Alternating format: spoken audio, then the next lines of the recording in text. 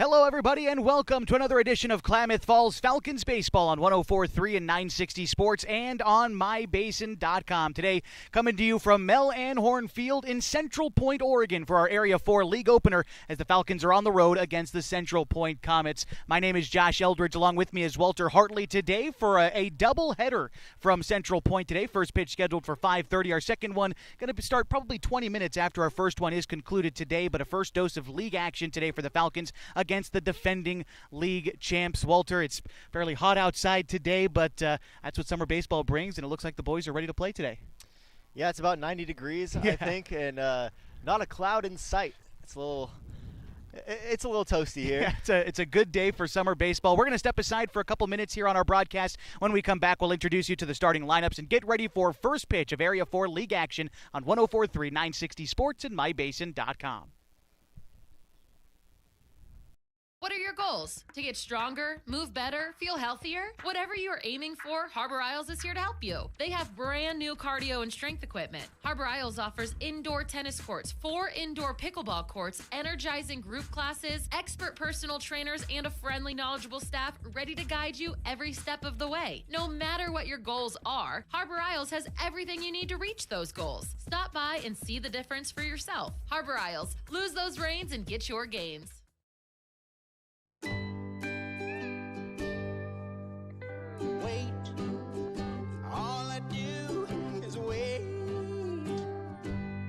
So lonely, I just sigh and moan.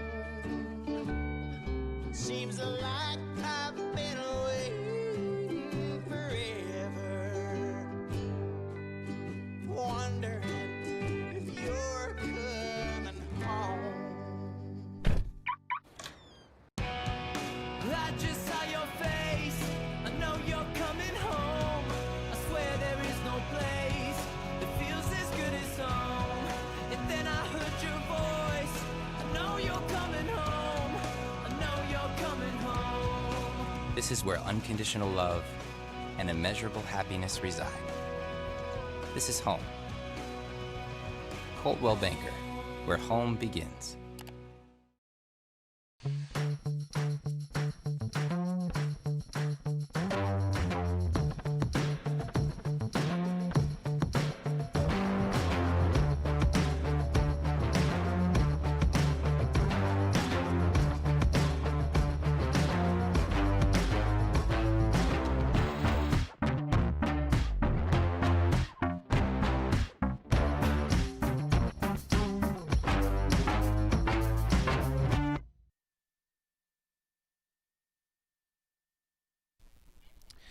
Josh Eldridge and Walter Hartley back with you here on 104.3 960 Sports and on mybasin.com. Our continuing coverage of Klamath Falls Falcons baseball this season brings us to Central Point, our Area 4 League opener. Of course, the Falcons are already 1-0 on the season, played back on Wednesday night against the Grants Pass Cavemen.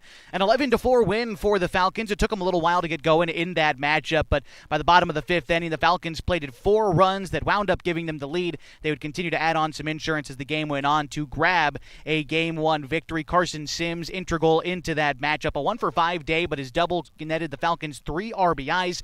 Ian Meyer was also 4 for 4 in that contest. Corbin Hamilton had a couple of RBIs as well in a 2 for 2 day. So overall, a good outing for the Falcons. Walter, we got to see a lot of different guys work on the mound as well. So while you had a chance to get a lot of guys into the lineup back on Wednesday, playing to win today against the Central Point Comets, who were the league champs last year, and an important one for the Falcons to try to win early in the season. It's always interesting, I think, when you play these league games early, because in the high school season, we play a bulk of non-league games, and then you get into the league season. But here in the summer, it's kind of sprinkled in throughout. So it makes it interesting as the season goes along, I think.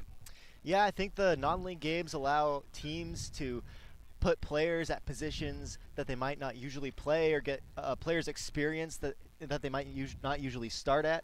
So that allows them to continue to grow throughout the season. And then, of course, the league games are what really matters. You know, a point that you brought up last game, which I thought was really interesting, is we're going to see Corbin Hamilton starting for us today on the mound. You were saying that it was good to get some pitchers experience last time, but Corbin Hamilton, he was able to play a lot late into the postseason as Henley made a run, and so hopefully he's going to still be fresh on the mound today. Yeah, certainly. You bring up Corbin Hamilton, our starting pitcher today for the Falcons. Let's go ahead and introduce you to today's starting lineups, and we'll start with our visiting team today, the Klamath Falls Falcons. Leading off for them, the shortstop, Carson Sims. Colin Takini is the second baseman. He bats second. Jacoby Takini, the catcher, hitting third. Ian Myers at first base, batting cleanup today, followed by the pitcher, Corbin Hamilton, batting fifth.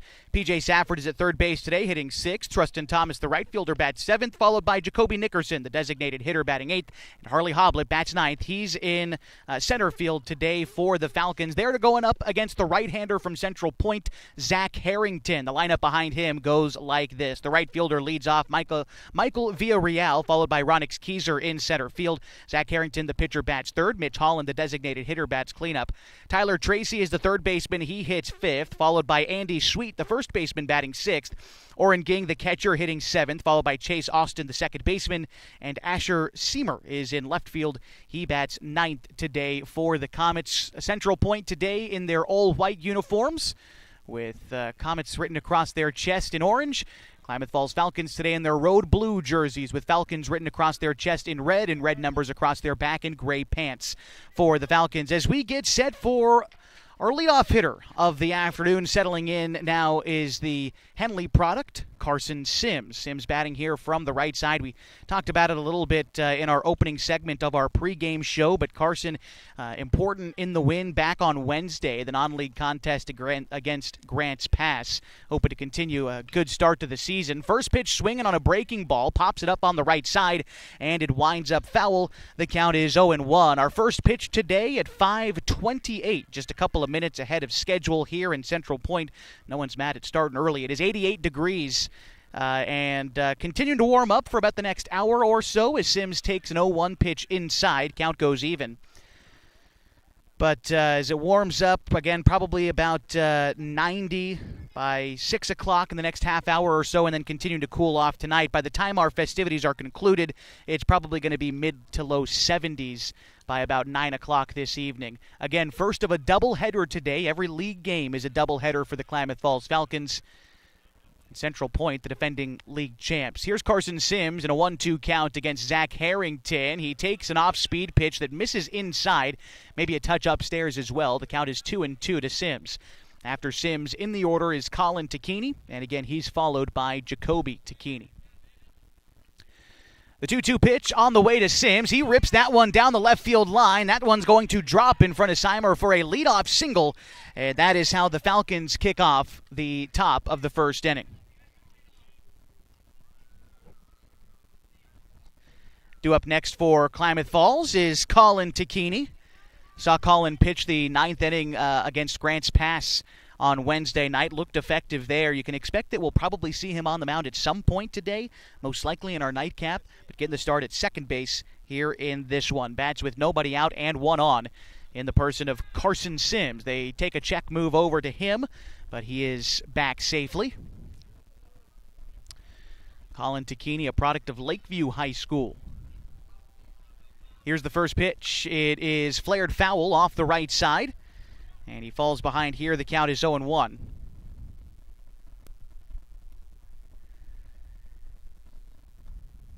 Taking a look at Colin's output back on Wednesday, a 1-for-5 day, had an RBI and a double in that contest. Move over to first. Again, back safely is Sims. Zach Harrington, the right-hander on the hill, certainly delivers some velocity out there and earned second-team all-conference honors in the Intermountain Conference, the 5A league, or the 5A classification. He was a second-team all-conference first baseman. Can certainly swing the stick as well, but here getting the start for Central Point on the mound. Central Point made up entirely of players from Crater High School. And a move over to Sims at first, winds up getting away from Sweet, and there's a lot of foul territory here, so Sims isn't only taking second, he's looking for third, and he's in there safely. And an error is going to allow Carson to move all the way around to third base. And now with nobody out, the opening run of the ball game just 90 feet away from scoring. Now Colin's job changes a little bit, not having to necessarily get on base to drive in that run. Just put a ball in play, and Sims, with his quickness in the infield not playing in, could help the Falcons to an early run. Here's Takini swinging and fouling off the 1-1 pitch. It goes off the right side behind a small contingent of Falcons fans here today. It is a warm one, so not blaming the folks who decided to stay home and watch our stream on mybasin.com. It is a warm one today here in Central Point. The good news is that down the first base side there is a little bit of shade, so our fans not just baking in the sun. Here's the 1-2 to Takini. It's rattled foul down the third base side. Count remains a ball and 2 strikes to Colin, with Jacoby Takini waiting on deck. Talked about the bulk of foul territory here at Central Point. There is quite a lot of it. Certainly a pitcher's ballpark in that respect, but hold that thought. The 1-2 pitch is hit into left field, and a base hit for Colin Takini drives in the first run of the ball game as Carson Sims touches home on the RBI single from Colin, and the Falcons lead early in this league contest. Brings up Jacoby Takini for the Klamath Falls Falcons.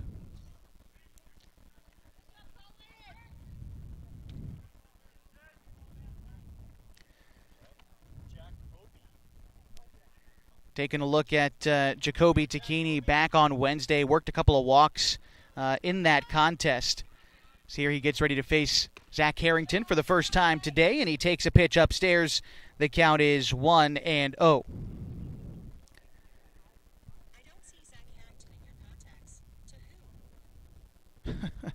Guess Siri thought I was talking to her. That's kind of silly there. Jacoby Takini, again, wanted to just wrap up my thought there. 1 walk back on Wednesday, otherwise finished 0 for 5 as he fouls that pitch off. Might have chased that one a little bit upstairs, but the count is even, 1-1.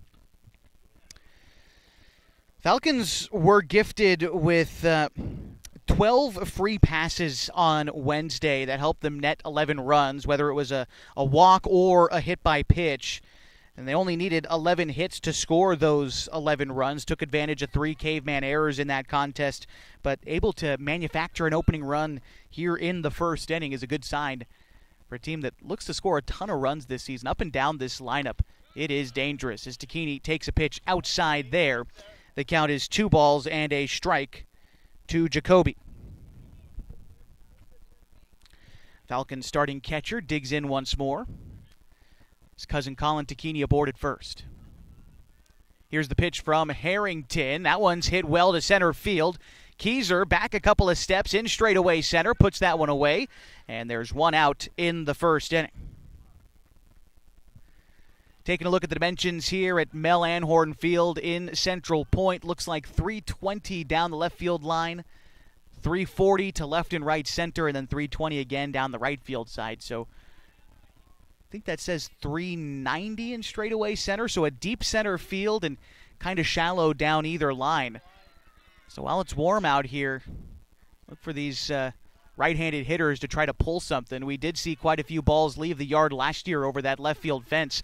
Another move over to first, and again, Colin Takini is back safely as Ian Meyer digs in. Meyer was, probably the player of the game back on Wednesday against Grants Pass. Finished 4 for 4 in that game. He scored 4 runs as well. Never came up to bat with a bunch of guys on base, but was able to start a number of rallies that helped the Falcons to that Game 1 win. And good to see Ian come out to play this year. There was rumors of no seniors from Henley High School coming out to play Falcons this year, but Ian, the only one who made the jump, and really glad to see him out here considering how he finished the prep season. The 0-1 pitch to Meyer is a roller out to second. Austin is up with it, but he misplays it and won't get anybody. And safe at second is Colin Takini. Ian Meyer is safe at first on the error. And a couple of defensive miscues for Central Point could wind up costing them here in the first inning. 2 men on, only 1 man out. And in steps the pitcher today, Corbin Hamilton. Hamilton with a hit back on Wednesday, got him a couple of RBI for his trouble.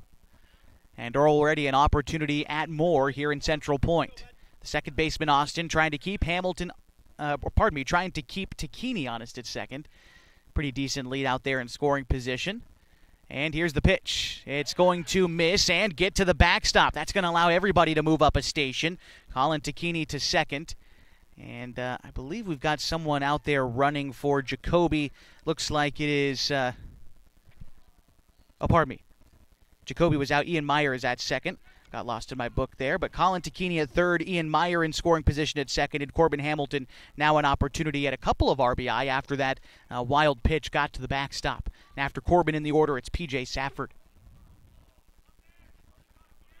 Pitch from Harrington is over the middle. Hamilton is going to foul that one off.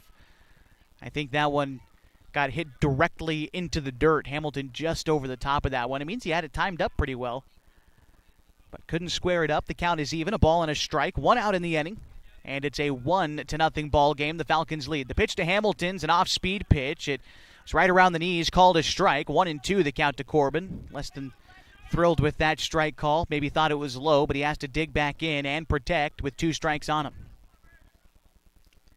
Harrington gets the sign in from Oren Ging as catcher. And the pitch, that one is low, and it gets the backstop once more, and that will allow Tacchini to score. The pass ball that time, allowing a run to come in. 2-0 Falcons. Meyer also advancing to third. And it's a 2-2 count to Corbin Hamilton. Falcons able to jump out to an early advantage.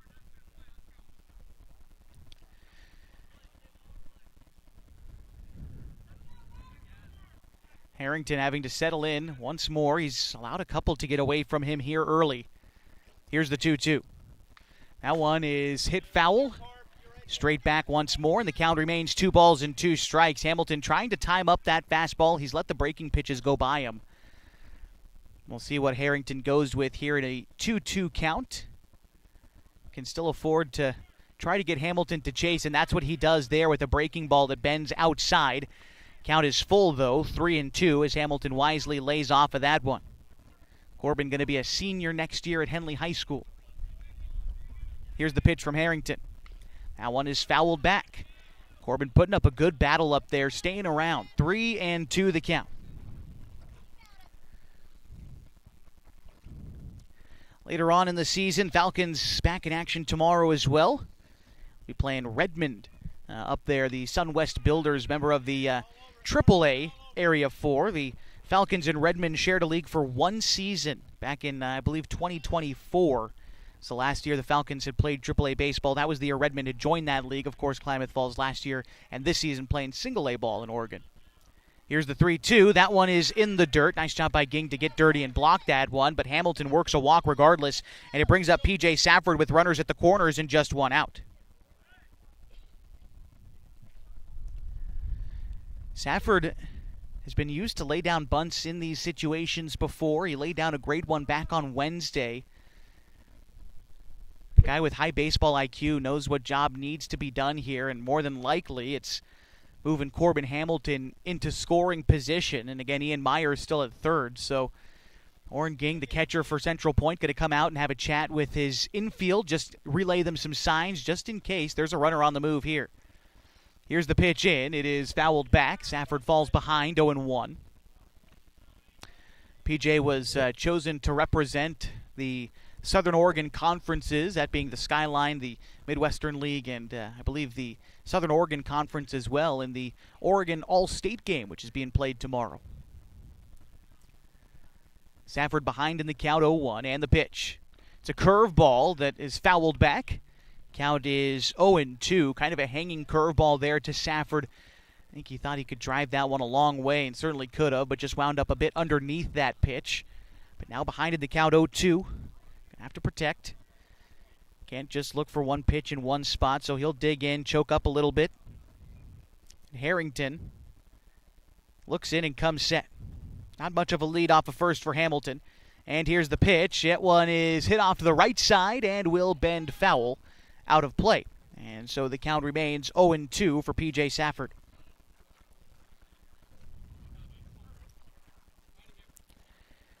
Wind blowing a little bit in from left field, although not much of a breeze. But the American flag that waves overhead of the scoreboard indicates that that wind is just lightly blowing in from the outfield. Here is the 0-2 pitch. Runner is on the move. That pitch gets away from the catcher. Not only is Hamilton on the move, but with the ball to the backstop, Meyer breaks for home and scores. And so it is a 3-0 Falcons lead in the top of the first inning. Hamilton advances into scoring position, and now the count is a ball and 2 strikes to P.J. Safford.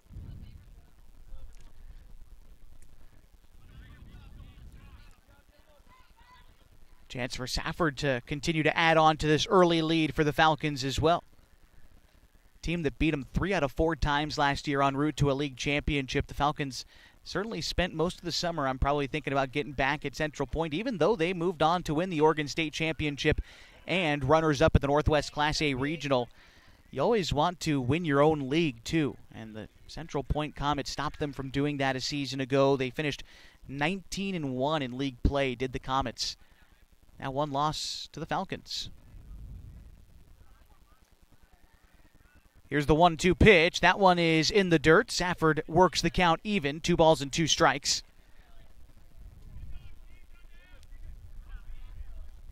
On deck after PJ is Trustin Thomas, the right fielder for Klamath Falls.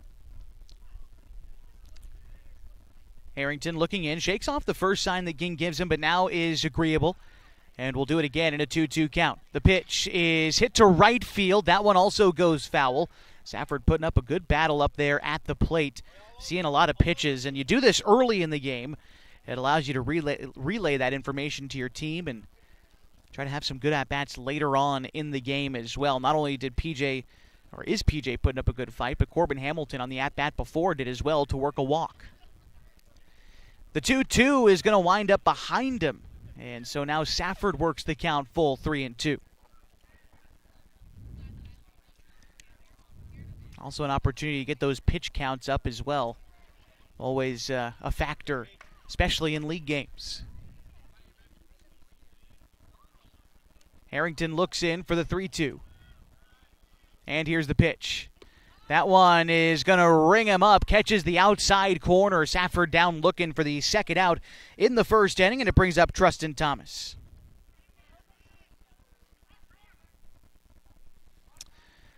Thomas from Alturas. He's a member of the Modoc Braves in the prep season. The team finished just a game over 500.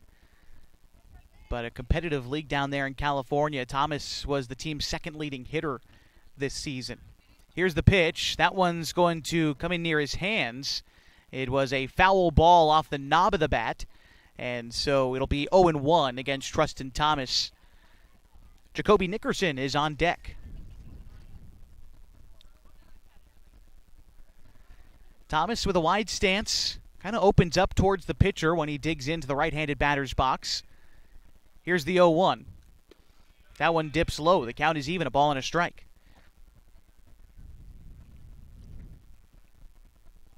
Thomas, a player that I hadn't really heard of before seeing the name on the tryout sheet for the Falcons a couple of weeks ago, but after having looked more into what he's done in the prep season, I think he'll fit right into this Falcons group as he lifts one into the air to left field.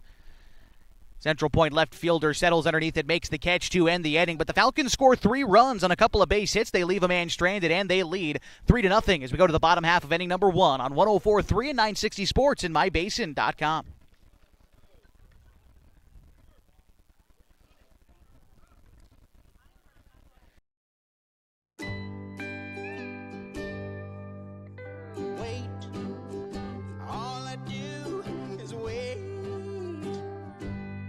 So lonely, I just sigh and moan.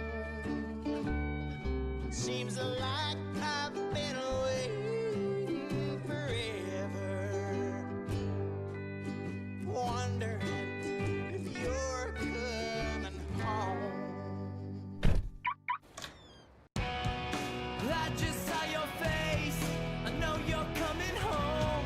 I swear there is no place that feels as good as home. And then I heard your voice, I know you're coming home. I know you're coming home. This is where unconditional love and immeasurable happiness reside. This is home. Coltwell Banker, where home begins.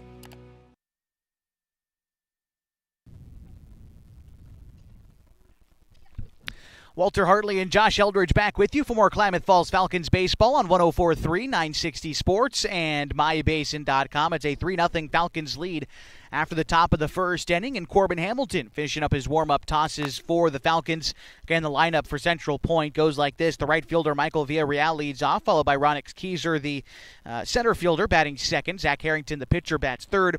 Mitch Holland, the designated hitter, bats fourth, followed by Tyler Tracy, the third baseman, batting fifth. Andy Sweet is the first baseman, batting sixth. Oren Ging is the catcher, batting seventh. Chase Austin at second base bats eighth, and batting ninth is Asher Seamer, the left fielder. Corbin Hamilton making his first start of the summer for the Falcons, was probably the only guy who will see pitch a ton of games this season who didn't pitch back on Wednesday. And Walter, you brought that up, is a lot of the guys who worked back on Wednesday, guys who hadn't thrown in a while, but Hamilton pitched 8 2/3 innings in the Hanley Hornets state semifinal appearance. He looked good, and he's one of those guys that only gets better as the game goes along, and so you want him in a situation to work deep into a ball game like this, I think. Stepping in now for the Comets is Michael Villarreal, batting from the left side here.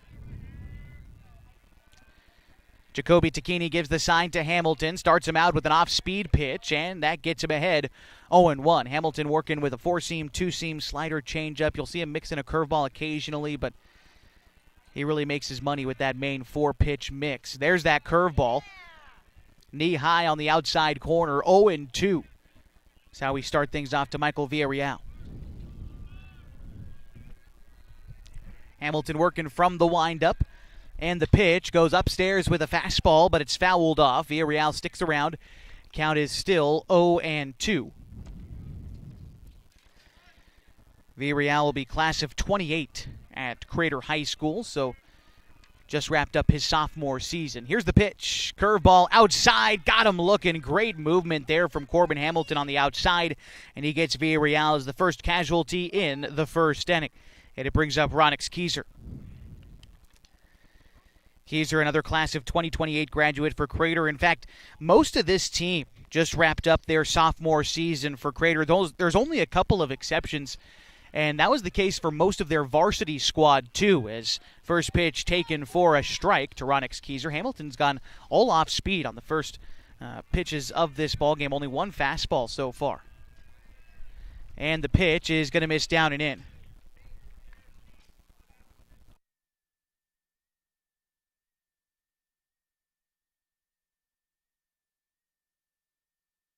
You want to?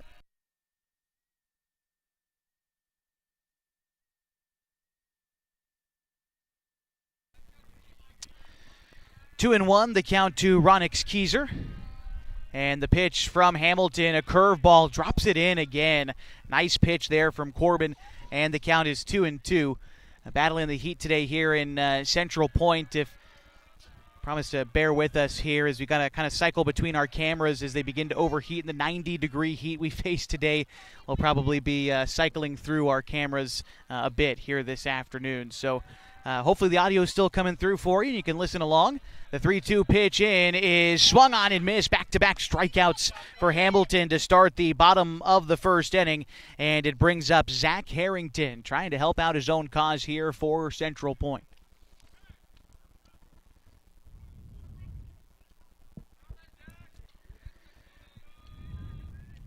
Harrington allowed a couple of runs to come across, 3 runs to be exact, to the top half of the first inning, including an error that was charged to him as well on a pickoff attempt, as the first pitch to him is swung on and missed, 0-1. Hamilton had Harrington well out in front of that curveball, and again, Corbin using a lot of off-speed stuff here early against Central Point. Pitch here from the windup, another one that's off-speed, misses outside. Count is even at a ball and a strike. After Harrington in the order, it is Mitch Holland. Here's the pitch. That one is flared foul. Count is a ball and 2 strikes to Harrington.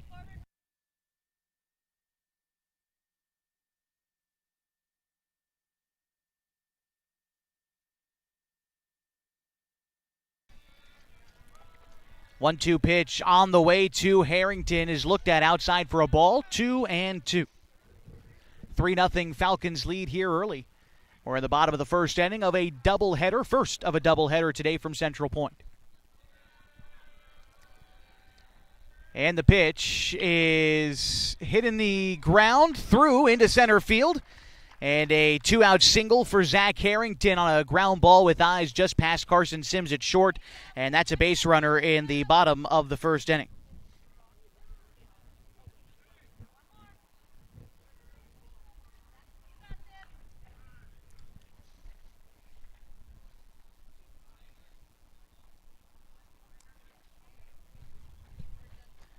Looks like we got a courtesy runner coming in for the pitcher Harrington. It's going to be Owen Brotzman over there at first.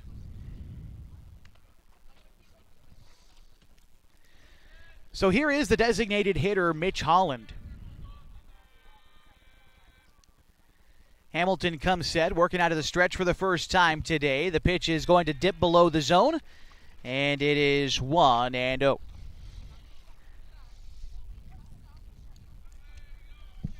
Holland, another guy, class of 28, a young team for Central Point this year.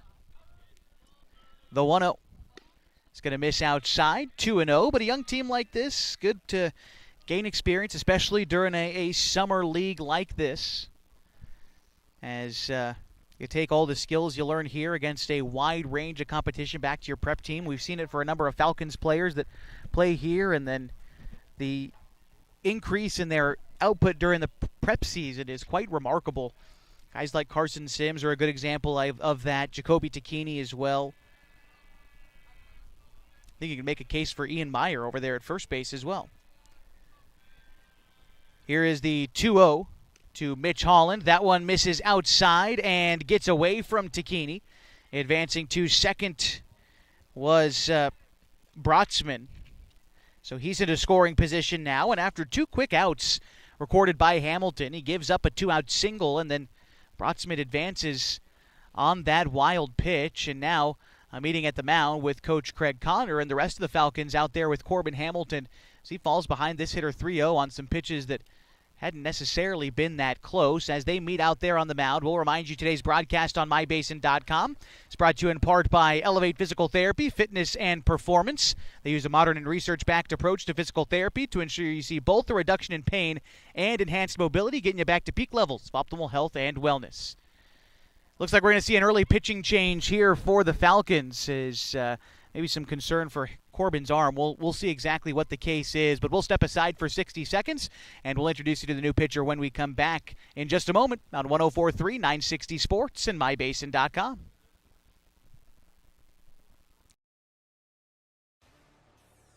Come on in.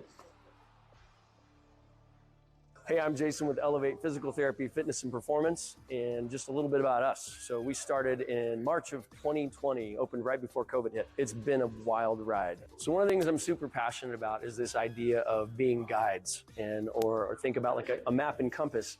If you think about our job as physical therapists is to take a person who's had an injury and help them kind of go from point A to point B. And everybody's journey is different. It's never a straight line. It's nice to have someone that's been there, that's walked that path before many times. And so we see it as our honor and privilege to be able to walk with patients through those little steps along the way of getting back to doing the things they love. So to get a hold of us at Elevate, you can call our number at 541-887-2030. Check out our website, elevateptfp.com. Or check us out on Instagram, shoot us a message.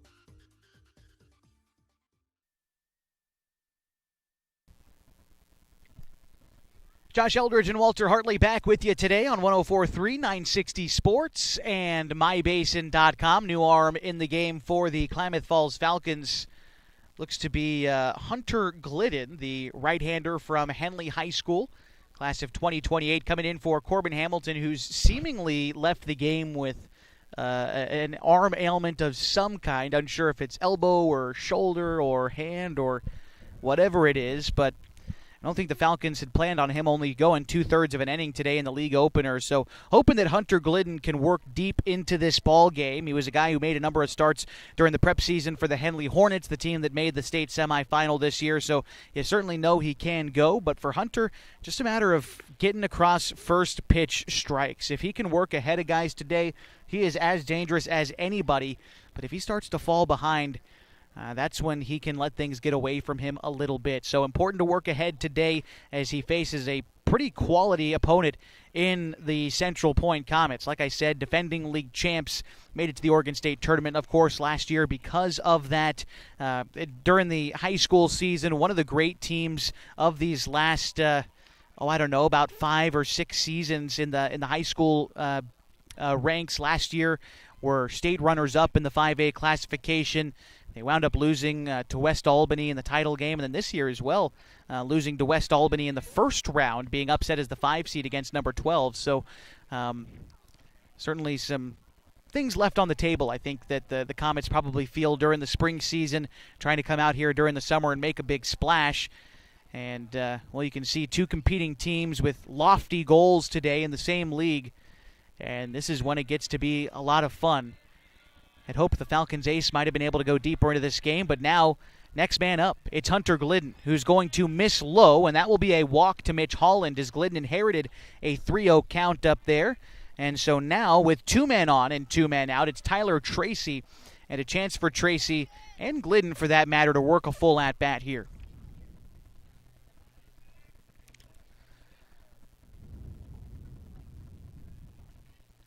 Glidden comes set. And now the pitch is going to miss inside. And the count is 1-0 to Tracy. Glidden works with a 2-seam, 4-seam, mixes in a slider as well as a changeup. Pretty classic pitch mix for a high school kid. But just wanted to try to find the zone here. The 1-0 is a chopper sent out to the left side of the infield. Sims is up with it. He throws to third in time. Force out made there. And Broxton is out, and that will end the inning.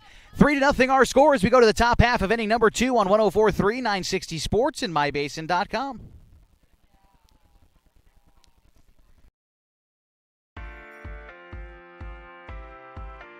At Geno's on East Main Street, we're always ready for sports season. And now is a perfect time to connect with us. We're open every morning at 6:30, serving simply good food For your breakfast, lunch, and dinner. We offer breakfast burritos and burgers all day, Italian family recipes, Monthly specials, amazing desserts, and of course, your choice of cold or hot beverages. Call 884-6474 right now to place a food order for pickup or use DoorDash delivery. Or best of all, come dine in with us. Geno's on East Main, simply good food. Check out our full menu and all our activities at ilovegenos.com. Geno's on East Main, simply good food.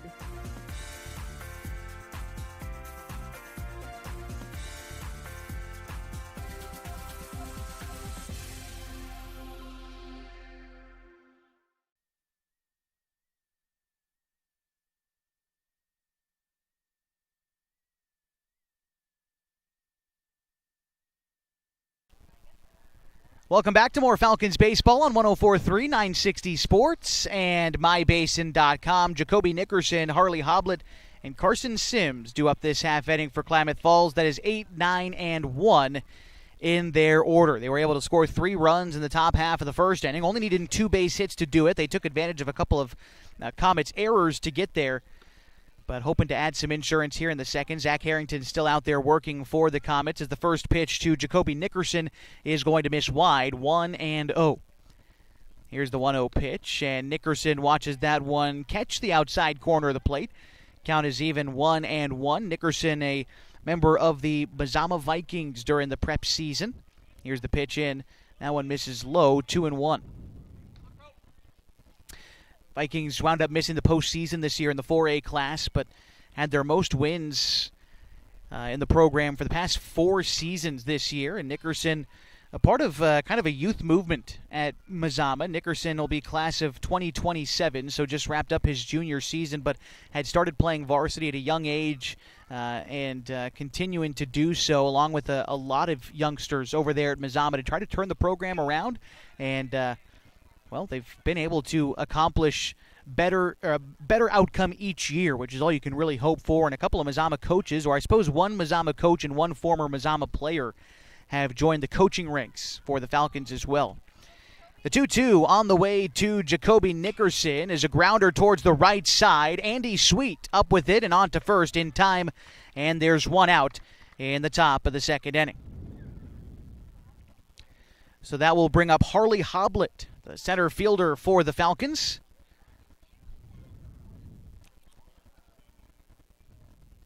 And just to finish my thought about the Falcons coaching staff, the Mazama assistant that's joined the coaching ranks, Caleb Keelan, along with former Mazama player Drew Rabel on this year's coaching staff. Other assistants include Joe Tacchini and Craig Connor. Of course, the head coach down the third base side is Sean Teeters. First pitch swinging and missing for Harley Hoblet.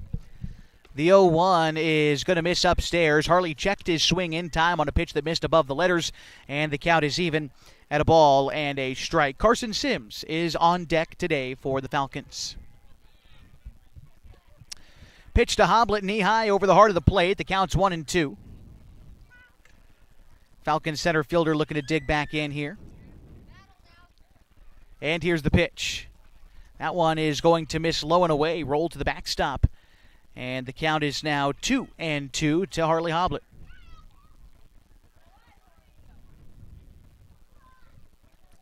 Harrington gets the ball back. Ging delivers the sign. Sets the target, and the pitch is ripped to left and down in front of the left fielder for a one-out single for Harley Hoblet. Good piece of hitting there will bring up Carson Sims with a runner on and one out.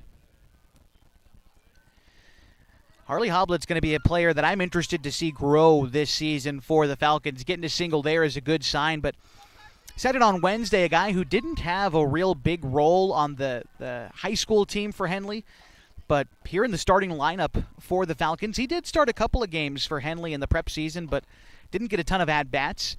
So good to see him take a good swing and come up with a base hit there. He's one of those guys I hope to see improve a lot this summer. Here's the pitch to Sims. It's a curveball that is called a strike. The count is 0-1. Sims today is 1 for 1. He singled in the first inning and would come in and score on a wild pitch.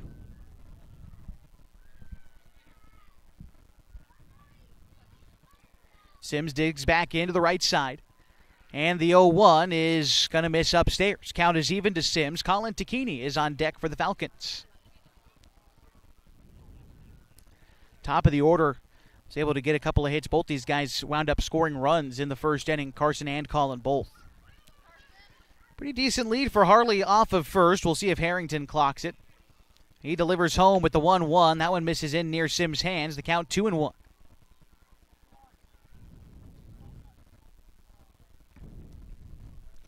Coach Teeters down the third base side, issuing his set of signs not only to Sims in the plate, but also to Hoblet over there at first. And the 2-1 on the way is lifted right side, bending foul and out of reach of the first baseman and the right fielder. So the count is 2-2 for Carson Sims.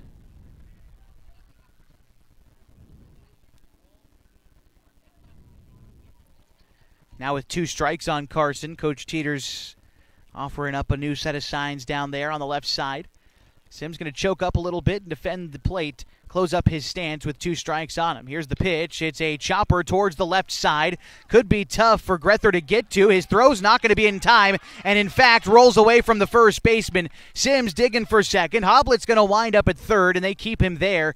But that'll wind up as a base hit for Sims, and then probably advancing on the error is how I think that would go. Sims had definitely beaten the throw, and so he's now 2 for 2 on the day. Advancing on the throwing error is Sims and Hoblet, so 2 men in scoring position here for Colin Tacchini.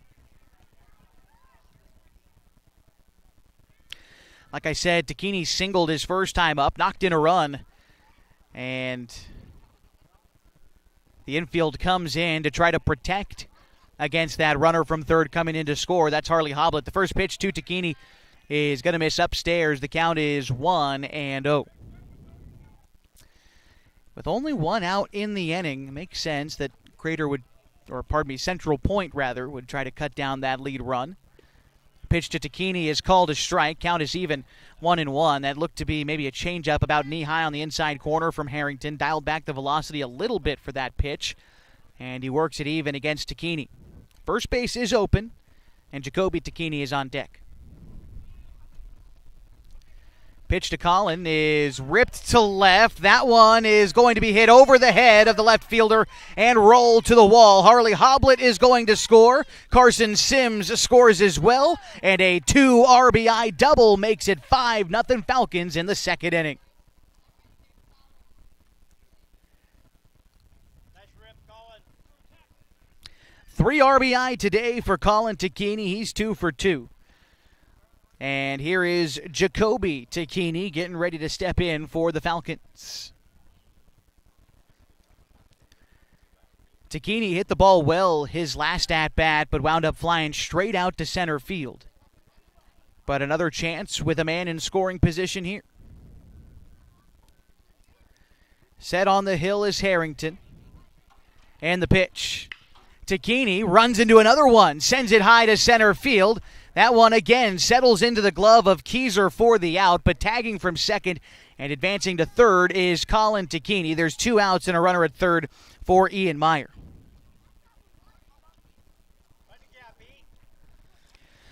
Meyer reached on an error his first time up. Roundup coming in to score. That was back in the first inning. Falcons already up 5-0 here in the top of the second inning.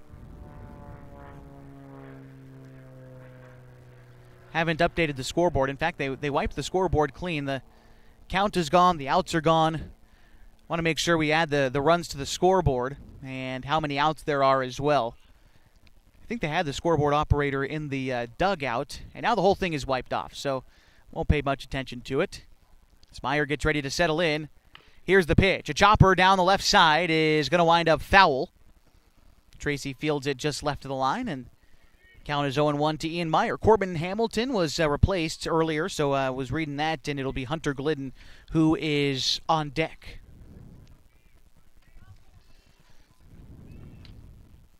Pitch to Meyer is going to miss away.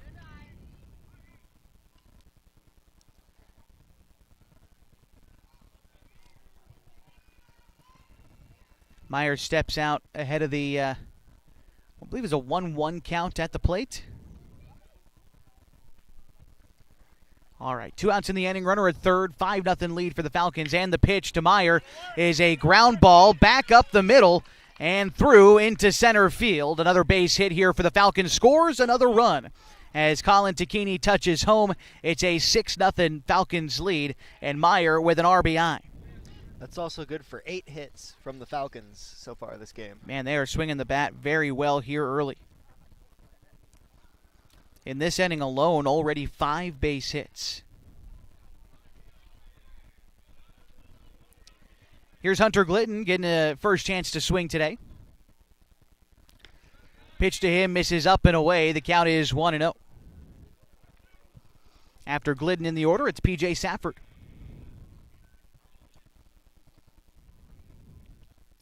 Set on the hill is Harrington. And the pitch to Glidden is going to miss low. 2-0. The throw to try to get the runner at first, but Meyer is back safely. They tried to back pick him over there with an aggressive secondary lead, but Meyer was able to get back safely. And again, the count at the plate to Hunter Glidden is 2-0.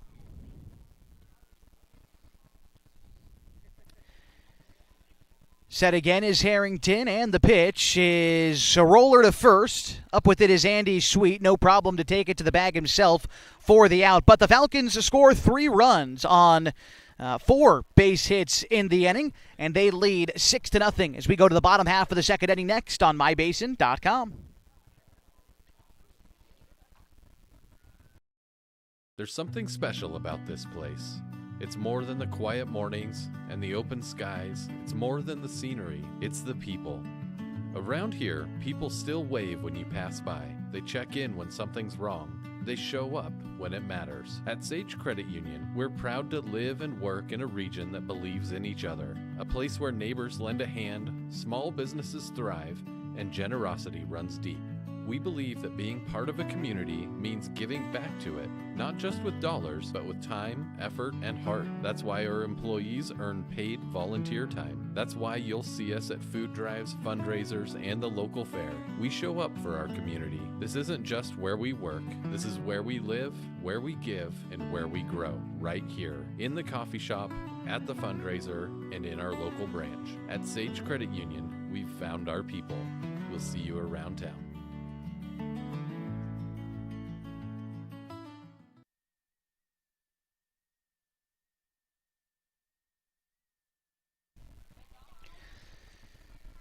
Getting set for the bottom half of the second inning on 104.3 and 960 Sports and MyBasin.com. It is 6, 7, and 8 in the Central Point lineup due up this half inning. That's Andy Sweet, Oren Ging, and Chase Austin. As, again, the Falcons built out a 6-0 lead to this point in the ballgame. 3 runs in each the top of the first and top of the second inning. But now Hunter Glidden going to be tasked with trying to eat up some innings here for the Falcons. He comes set, and the pitch is going to miss in. The count is 1-0.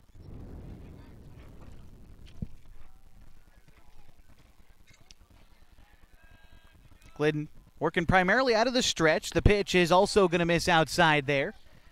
Count is now 2-0.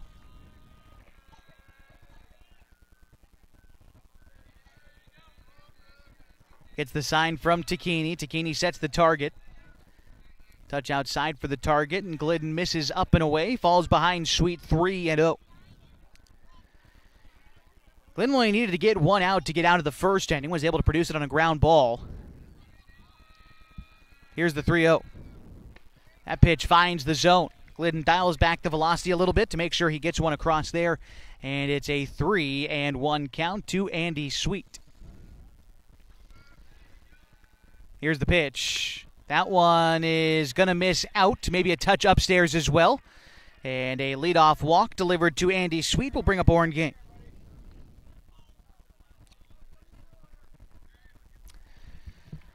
Ging batting here from the right side, or in another class of 2028.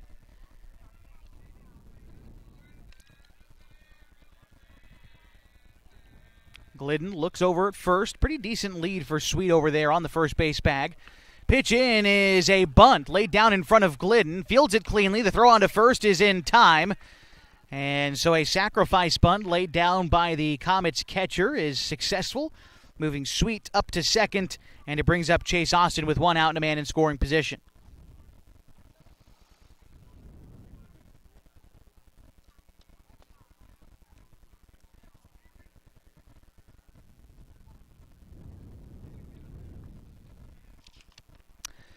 Austin, not class of 2028 for Central Point, not a sophomore. He just wrapped up his freshman season. So even another member of that youth movement at Central Point, class of 2029. Takes a first pitch ball upstairs, gets ahead 1-0. Now the pitch from Glidden also misses high and tight, 2-0 the count.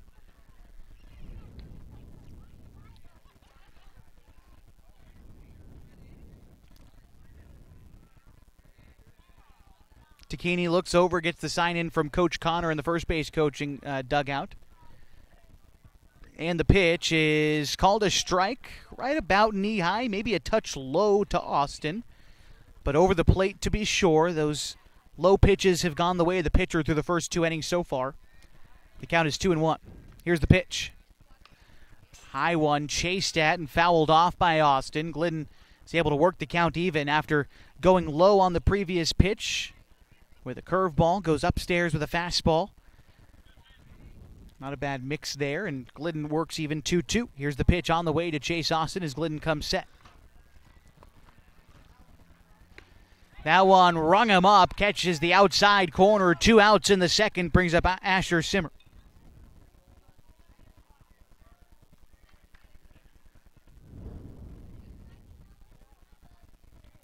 Simmer, another guy, class of 2029 for Central Point, just wrapped up his freshman season with the Comets. Glidden looking in, comes set, and ready to deliver the pitch. That one is swung on and missed. Simmer a little bit out in front of that one. Count is 0-1.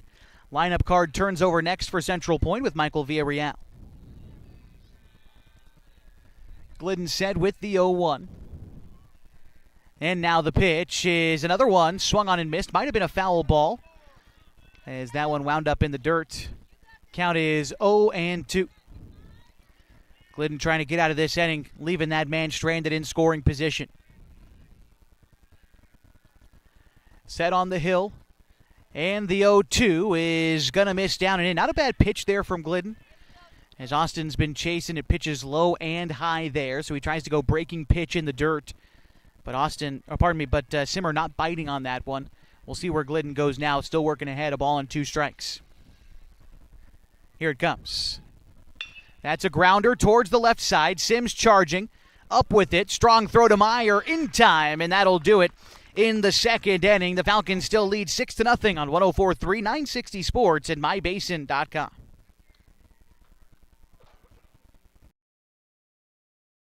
What are the best words you can hear tonight?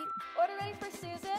And if you hear those words at Abby's, you know it's going to be a legendary meal. Your pizza is loaded with toppings to the edge, premium ingredients, and real cheese. Yeah, baby. Gather with friends, play some video games, and watch the big game on TV.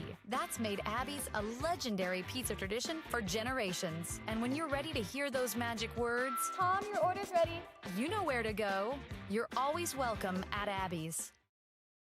Are you an enthusiastic sports fan? Want to have fun and get in on the action? Heck yes, that'd be awesome. Have great attention to detail? Want to stay active? Definitely. Want to give back to the student athletes in your community? Obviously, yes. Then you'd make an excellent high school sports official. We need more officials in Oregon, because with no high school officials, there are no high school sports. Sign up today at highschoolofficials.com.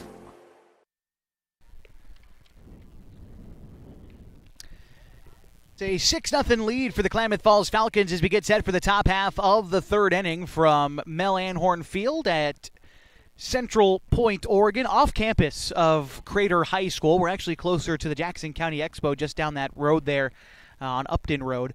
And so it's a beautiful ballpark here. The field is mostly covered in shade from the trees that we've got over in the sun setting behind us on the left. But here behind home plate, still strictly in the sun. And it is about 87 degrees here as we approach 6:20 local time in Jackson County. First pitch to P.J. Safford is going to dip below the zone. Count is 1-0. Safford 0 for 1 in the ball game when he struck out in the first inning. Pitch to Safford is going to miss low. Count is 2-0. First time this year that either of these teams more than likely have had to play in this kind of heat. And well, kind of entry level, too, for the summer and what we expect later on in the year. Safford pops one to the right side. Could be tough to get to, and in fact, it is going to wind up foul. Just bent past the foul line. Safford nearly had a quick base hit, but going to have to take the long jog back to home plate. Counts 2-1, and like I said, summer baseball, those temperatures start to rise. Most of these day games around Area 4 are going to be about this temperature, and so good to start to play in them now. At Kiger Stadium back on Wednesday, it was nice. It was about 80 degrees at first pitch. It just kept on cooling from there. Might have even been less than 80. Here's the pitch to Safford. That one is fisted in the infield. That one is going to be caught by the pitcher, Harrington. And, the second baseman, Austin, caught it. Couldn't quite tell. They were hiding it from me out there. But F4 in the book as Safford is the first out here in the third inning. Trustin Thomas getting ready to step in now. Thomas hit the ball well in his first at-bat, but hit it right to the Comets' left fielder. Hoping to get another good piece here in the third. Pitch from Harrington is called a strike. Catches the outside corner. 0-1 the count.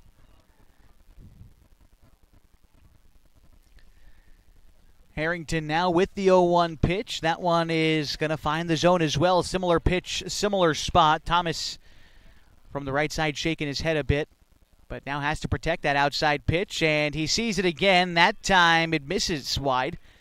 Must have just been a touch further off the plate that time, but a similar location. Harrington still has an opportunity to work this at-bat how he wants to ahead of Trustin Thomas. The pitch is going to miss low. Counts even, 2-2.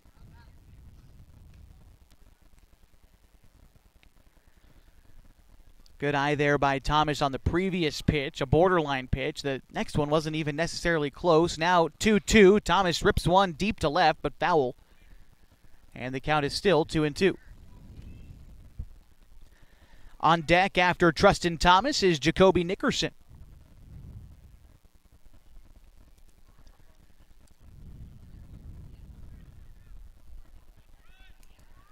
Here's the pitch. Chopper to third. Tough play for Tracy to make at the hot corner, but he does so successfully. The throw to Sweet is in time, and there's 2 outs in the third inning. Infield has kind of played awkward at times, especially on those hard hit balls. Infielders have had to kind of play the unpredictability a little bit. Tracy doing so well that time, and you expect the home players to be able to play their own infield well, but still haven't flashed the leather to pick that one off of an awkward hop to make the play in time, and it brings up Jacoby Nickerson. Here's the pitch. Nickerson this time gives a chance to Austin at second, and Austin makes the play in time. It's 3 up, 3 down for the Falcons in the third. We go to the top half of the fourth next in a 6-0 ball game on mybasin.com. Looking for insurance from someone who truly understands rural Klamath? Meet Gabby Haskins, a licensed agent for Country Financial, born and raised in Merrill, with deep roots in agriculture and the local way of life. Whether you're protecting your family farm, homes, vehicles, businesses, Gabby's here to help. She offers trusted, personalized insurance for farm, life, home, auto, commercial, and retirement needs at Gary Sheen's Country Financial office in Merrill. Stop by today and see why Merrill residents trust one of their own. Country Financial, here to help you experience more in Merrill. Introducing Smith Bates Marcom Solutions, your trusted partner in marketing and communication. We specialize in crafting compelling campaigns, eye-catching graphics, and impactful branding materials. Smith Bates is like working with dependable friends. They always help us build our professional image. Through the innovative strategies that the team at Smith Bates suggested, we've been able to give the brand at Calor the boost that it desperately needed. Unlock your potential with Smith Bates Marcom Solutions.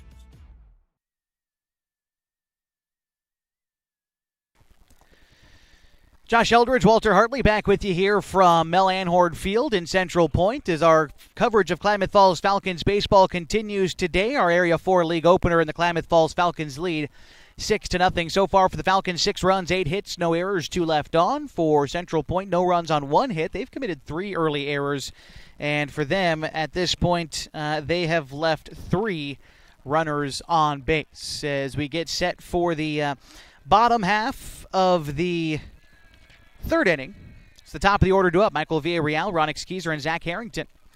First pitch called a strike to Michael Villarreal. He falls behind 0-1. Villarreal is 0 for 1 in the ball game. He struck out in the first inning. Pitch from Glidden. That one's going to miss low and away. Was the bender. Started off the plate and then dipped low. Count is even. A ball and a strike to Villarreal. Glidden set and the pitch. Fouled straight back. Count is 1-2. First time that Hunter has faced Michael Villarreal today, as it was Corbin Hamilton who got the start, punched out the first 2 batters of the game before having to be taken out. 1-2 misses low. Count is 2-2 now to Villarreal. Glidden has tried to go to the well a couple of times on that breaking pitch below the zone. See where he goes now in a 2-2. Goes curveball again. This time it's a swing and a miss, and that is 2 strikeouts today for Villarreal. For Glidden, 2 strikeouts on the hill as well. And there's 1 out in the bottom half of the third inning, bringing up Ronix Keyser. Keyser, again, struck out his first time up back in the first inning. Pitch here to Keyser, popped up right side. Meyer giving chase in foul territory. He overshoots the landing a little bit there. And count winds up 0-1.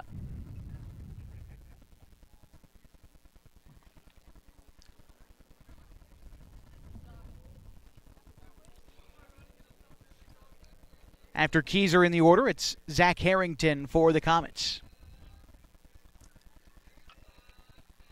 Set on the hill is Glidden, and the pitch is a curveball, catches the zone. Count is 0-2.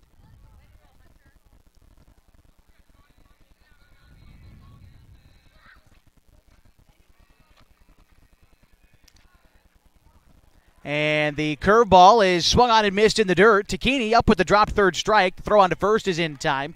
Back-to-back strikeouts for Glidden to start the third inning. And it brings up Zach Harrington.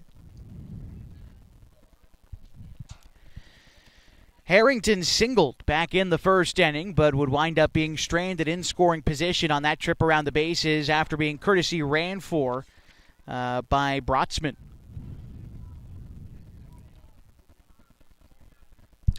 Here's the pitch from Hamilton. That one's going to miss away. The count is 1-0.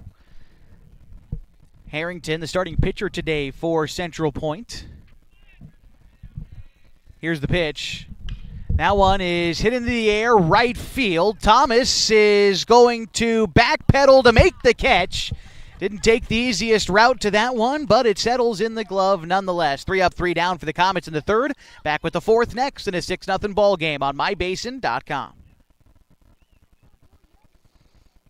What are your goals? To get stronger, move better, feel healthier? Whatever you are aiming for, Harbor Isles is here to help you. They have brand new cardio and strength equipment. Harbor Isles offers indoor tennis courts, 4 indoor pickleball courts, energizing group classes, expert personal trainers, and a friendly, knowledgeable staff ready to guide you every step of the way. No matter what your goals are, Harbor Isles has everything you need to reach those goals. Stop by and see the difference for yourself. Harbor Isles, lose those reins and get your gains.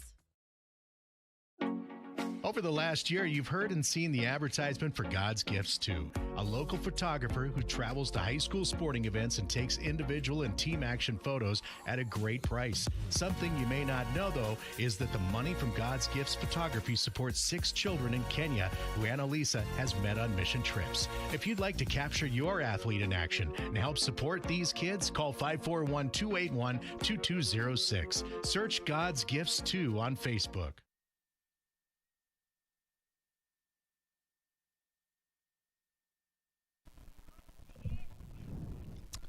9-1-2 for the Klamath Falls Falcons, due up in the top half of the fourth inning. That's Harley Hoblet, Carson Sims, and then Colin Takini against Zach Harrington out there for the Central Point Comets. It's a 6-0 Falcons lead as we get set for the top of the fourth inning. Falcons scored all their runs in the first and second innings, 3 in each. Here's the pitch to Hoblet. Grounder towards the left side. Shortstop, Grether up with it. The throw, short hop sweet at first, but he digs it out of the dirt. A nice play over there at first for the all-conference first baseman, and that'll be 1 out in the fourth inning. Going back to the top now for Carson Sims. Off to a good start today. 2 for 2 for Carson, and 2 runs scored as well. Again, back on Wednesday, important in the Falcons' 11-4 win against Grants Pass. Had a bases-clearing double in that contest. And again, off to a good start here today. He's fouled off the first pitch he sees and gets falls behind, 0-1.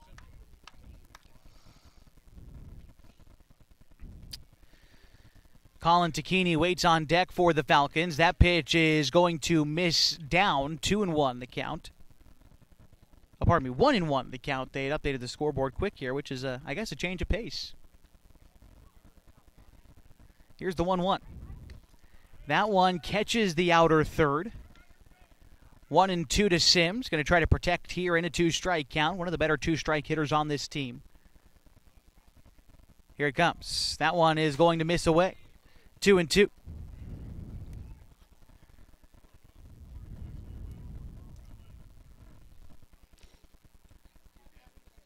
Sims digging back in, even in the count.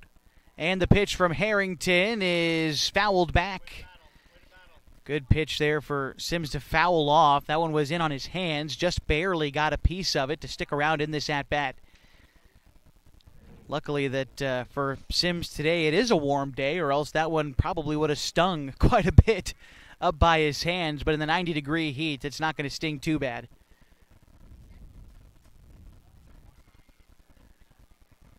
I think he might have fouled that one maybe into his leg a little bit too. Kind of walks that one off. Regardless, he's digging back in. 2-2 the count to leadoff hitter Sims, and the pitch is fouled off once more. Count remains 2-2.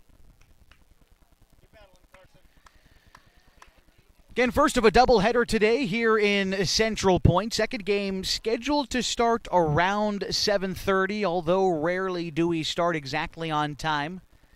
You can probably set a timer for 20 minutes or so after this game is concluded for when the next game will start. The 2-2 pitch is flared out to second base. Austin misplays it for a moment, and it allows Sims to beat it out.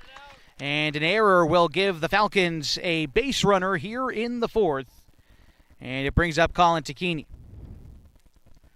4 errors today for the Comets. Uncharacteristic for a quality team here in this league. Falcons have been able to take advantage so far. We'll see if they're able to here again in the fourth. Move over. Sims is back safely. Pretty aggressive lead off of first for Carson as well. Harrington comes set. Sims takes off. Tacchini hits one hard to left field. That is caught by the left fielder, and Carson will have to move on back to first. Good jolt into that one from Colin, and Simmer had to go all the way back, but he made the catch on the run for the second out, bringing up Jacoby Tacchini. So 2 outs, runner at first for Jacoby, who's 0 for 2 today. A couple of flyouts to center field in his first 2 at-bats. Sims, a bit of a smaller lead off of first. Unlikely to steal in a situation like this with 2 outs, although it's not unheard of. They check over at him anyway. And he's back safely without even having to dive, just more of a step and a half back to the bag. Harrington set on the mound. And the pitch. Misses up high above the letters 1-0 to Jacoby, with Ian Meyer waiting on deck.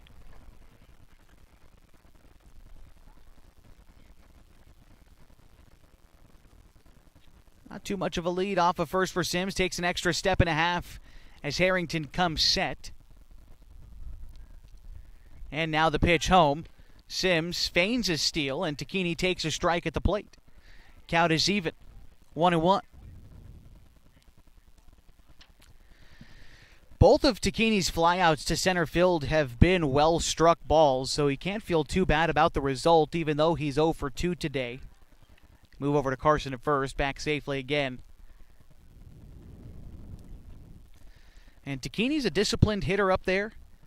Always pretty much looking for one pitch in one location. If it's not there for him with less than 2 strikes, he won't take a swing at it. That one nearly came in and got him. Sims takes off for second, and he is in there safely.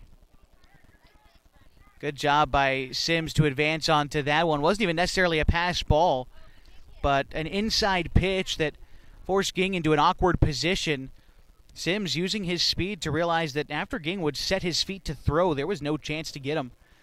And so aggressive base running, but smart base running puts him into scoring position. And a 2-1 count to Tacchini at the plate. Pitch is swung on and missed on a fastball middle. The count is 2-2.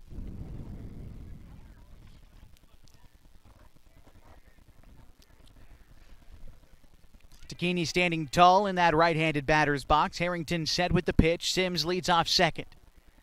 Delivery home, misses, and gets away from the catcher, allowing Sims to advance again all the way to third on that play. Tough gig today for both catchers, Oren and Jacoby, both out there on your screen right now. And I say that because of the heat. Like I said, it's going to be like this for a lot of the summer season around Southern Oregon, but that catcher's gear can make it tough to move around. And so seeing a lot of pass balls here in this contest as the 3-2 pitch fouled off. We'll do it again for Tacchini.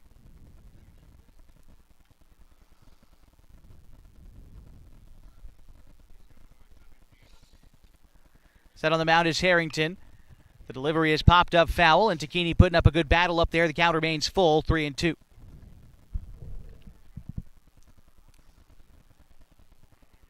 Sims, who reached on an error with one out of the inning, now stands at third. He stole second and then advanced to third on a pass ball. The 3-2 to Keeney belts one to left field, but another chance for the center fielder to range over and make the catch for the third out. The Falcons get a runner to third. They can't convert him. They still do lead 6-0 as we go to the bottom half of the fourth inning next on MyBasin.com.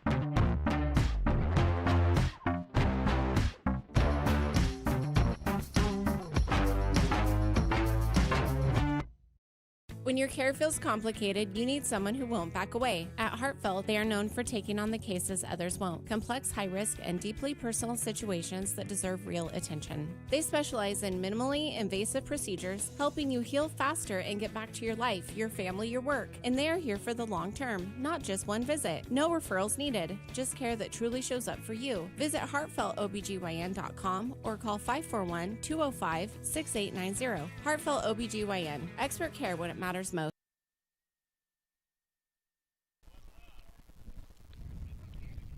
Six 0 the Falcons lead as we get set for the bottom half of the fourth inning here on 104.3 960 Sports and MyBasin.com. Thanks for joining us today for another edition of Falcons baseball. Back on the road again tomorrow, a 1 o'clock first pitch against Redmond. It's a single 9-inning affair against the Builders. And continue to take a look ahead for the Falcons. After the date on the 13th, the Falcons had the 14th and the 15th off before returning home on the 16th, where they will be playing North Medford. That's a game that got moved around a little bit. Initially, the Falcons were supposed to play North Medford in the opening game of the season on June 8th, as the first pitch from Glidden misses outside to Mitch Holland, a 1-0 count. The next pitch misses in as well, 2-0 to Mitch Holland. And so after the game on Monday that was supposed to be scheduled on the 8th got moved, it was then scheduled for the 22nd of June and then moved again to the 16th, which is where it stands right now. A home doubleheader. It's the Falcons' next home game, June the 16th. Count is 2-1 to Mitch Holland after he swung and missed at the 2-0 pitch. Now the 2-1 home is also waved at and missed, and the count's even. 2 balls and 2 strikes. Falcons head back out onto the road on the 18th, a league doubleheader against North Jackson. That team is the Eagle Point team in our league. The 2-2 is going to miss upstairs, 3-2. Then a long road trip at the end of June, 23rd, 24th, 25th, and 26th. The Falcons are on the road. That pitch is fouled back. Count remains full, 3-2. Falcons return home again on the 28th of June against Roseburg, and then another home doubleheader against North Jackson wraps up the season series with them on the final day of June. Here's the 3-2. That pitch misses upstairs. A walk delivered to Mitch Holland. Second time he's walked today, and it's how we lead off the bottom of the fourth inning. In steps Tyler Tracy. Tracy is 0 for 1 today. He grounded out in the first inning.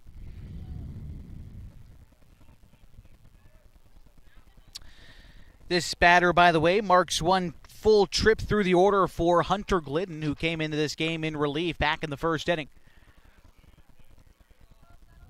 Count is 1-0 to Tyler Tracy. Andy Sweet is on deck for Central Point. Not much of a lead for Holland off of first. As Hunter Glidden comes set, kicks, and delivers. That pitch misses upstairs, 2-0. And looks like the Falcons have got an arm warming up out there in the bullpen as Colby Medeiros starts to get loose down there. Jacoby Takini makes his way out to the mound to have a quick chat there with Hunter Glidden, if not to give Medeiros a couple of extra warm-up tosses out there in the bullpen. We'll see if a move is made either this inning or potentially next inning. I think Glidden has thrown well, though, considering what's been asked of him. Didn't get a chance to warm up at all, really, being called on to replace an injury in the first inning. He's thrown well. He actually hasn't allowed a base hit. The only hit that was recorded today was against Hamilton back in the first inning. He has walked a couple of guys, but hasn't yet allowed a hit. But right now in danger of walking the first two guys here in the fourth. But the 3-0 finds the zone against Tyler Tracy. 3-1 the count.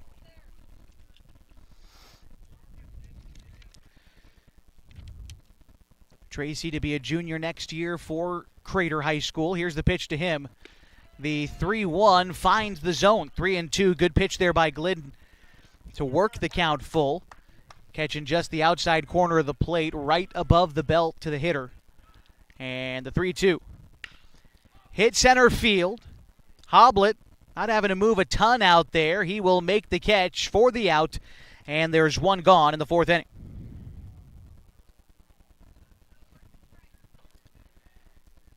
Andy Sweet getting ready to step in now for the Comets.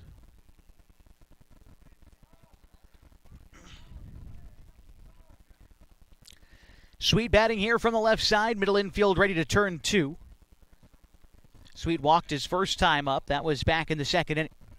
He would be left stranded in scoring position in that inning. The first pitch is going to be fouled off. Glidden going to try to work the lefty down and induce that ground ball to try to get him out of this inning. Middle infield, Sims and Tacchini cheating a little bit towards the bag.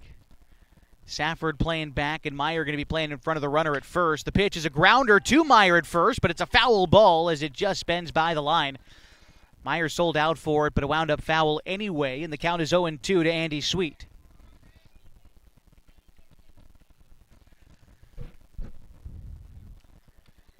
Good job by Glidden to work ahead of this hitter. You know, Sweet can certainly swing the stick.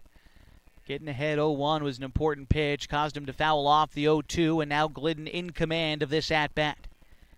Here's the 0-2 pitch. That one misses in. I think it was just below the letters. It was inside of where Tacchini had set the target.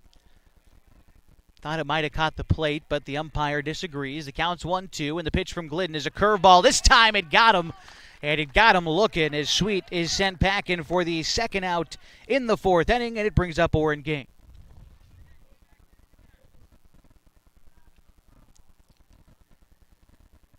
For Hunter today, that is 4 strikeouts for him since entering the game. Those are the kind of numbers you like to see for Hunter as he gets set to face Ging with 2 outs and a runner aboard at first. Bottom of the fourth inning, a 6-0 lead for the Klamath Falls Falcons here in the Area 4 league opener.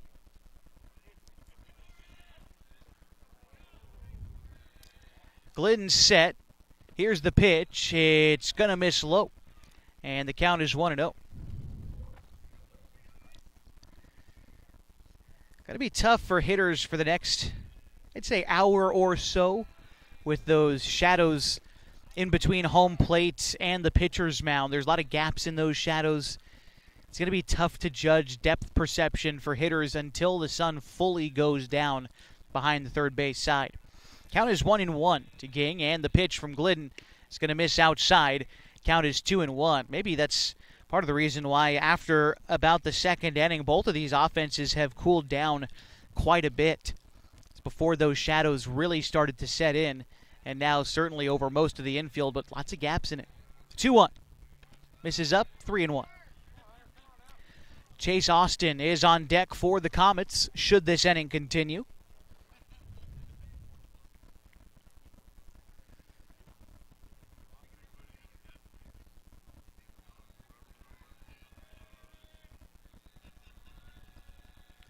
And the pitch.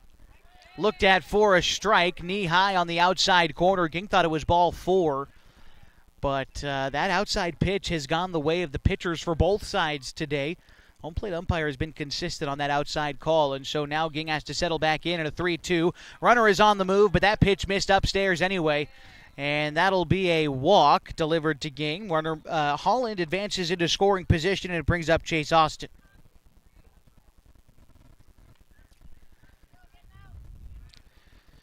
Going to have a runner come in for the catcher. Looks like it'll be number 7. I think that's Austin Jepson. So Jepson in at first, Holland over at second. There's 2 outs in the bottom of the 4th inning of a 6-0 ball game that Klamath Falls leads Central Point. And in steps Chase Austin. He is 0 for 1 today, a strikeout back in the 2nd inning. First pitch to him here misses inside, 1-0.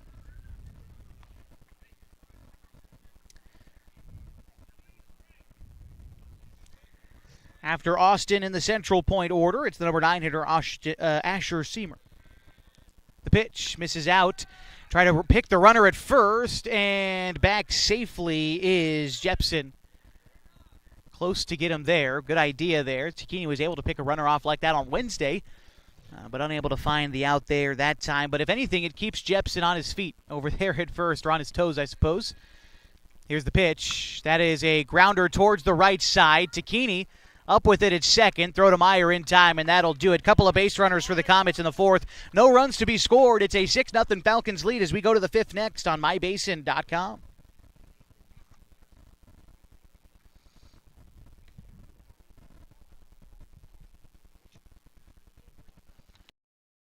Hi, I'm Jill with Klamath Falls Honda. If you live in Southern Oregon, you know the weather can keep you guessing. 1 minute it can be sunny, and the next something like this. That's why vehicles like the Honda Ridgeline just make sense. With available all-wheel drive and the capability to handle whatever rolls in, you're ready for it. And customers like Rob are ready too. Couldn't have picked a better day. So whether it's sunshine or snow, stop by and say hi. We'll keep you safe on the road. The Klamath Basin is beautiful, from shimmering Klamath Lake to rich farmlands to the historic downtown. And with an average of over 300 days of sunshine every year, the Klamath Basin is a great place to be. We here at Basin Media Active have been supporting this community for many years, keeping it entertained and informed with friendly faces and familiar voices. You can stay up to date with the latest news, weather, stream live local sports, and check out our community calendar, all on our website, mybasin.com. And you can download our app for free in your app store right now. Basin Media Active, local community engaged.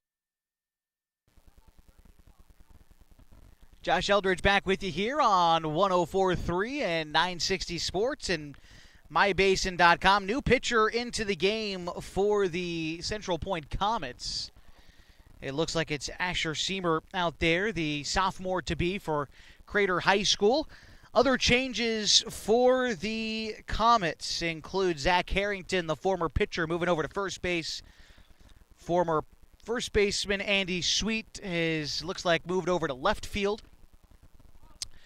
And those are all the changes for Central Point. We'll try to get you a final line score, pardon me, if we can, for Zach Harrington here in just a moment, who pitched the first 4 innings of the game. Let's pull this up here. So for Harrington, who pitched 4 innings, allowing 6 hits, 6 runs, 4 of them were earned. He walked 1 and struck out 1. Harrington finished at 92 pitches, which means he would be available to pitch, I believe, on Tuesday next for Central Point. And they do have a league game between now and then, I believe. It's a league game against Grants Pass on Monday the 15th. Just looking ahead at the schedule for them is Ian Meyer, then Hunter Glidden, and P.J. Safford do up this half inning for the Falcons. The count is 1-0 to Meyer. That one misses upstairs, 2-0. Meyer reached on an error in the first inning, came in to score then. He also singled in a run in the second, added an RBI, in that inning. 2-0 on the way to Meyer. That one is hit hard to left field. That is over the head of Sweet, the left fielder. Takes 1 hop over the short wall in left field. And a ground rule double for Ian Meyer has the Falcons in business in the top of the 5th inning. Meyer is on an absolute heater to start this season. He's been up to bat 8 times. He's reached base every single time so far this year. Small sample size, but if you can go any stretch of the season, 8 at-bats and 8 times on base, that's pretty darn good. Doesn't matter if it's here in June, if it's the second week in June, if it's late August. That's pretty remarkable. First pitch to Glidden, chopped down the third base line, and stays fair into left field. Meyer gets the green light. He will score, and Glidden slides safely into second. An RBI double for Hunter Glidden, and the Falcons lead 7-0.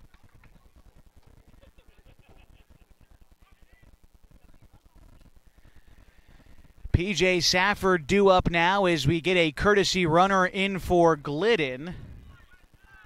Let's see, number 3 looks like Max Rogers out there on the base paths.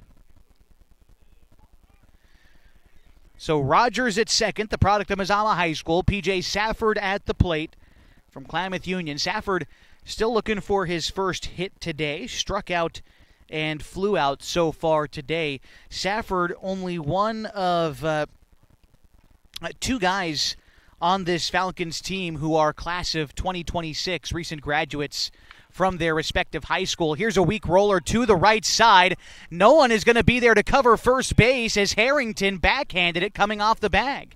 And so Safford reaches on the infield single, and Glidden advances to third on that play, as that was probably Austin's ball to field at second base, but Harrington came over and grabbed it. That left no one to cover the bag and allowed Safford to reach safely, putting runners at the corners here for Trustin Thomas. Thomas 0 for 2 today. He's flown out. That was in the first inning, and he also grounded out back in the third. And I think we had a something in the field of play down the left side, but it looks like we're ready to go here for this at-bat for Trustin Thomas. Pitch home is going to miss outside. Count is 1-0 to Thomas, with Jacoby Nickerson due up next for the Falcons.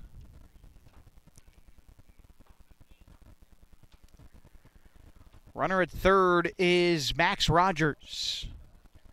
Aboard at first is PJ Safford, a fairly aggressive lead over at first. Simmer delivers home, and it is fouled off there by Hoblet.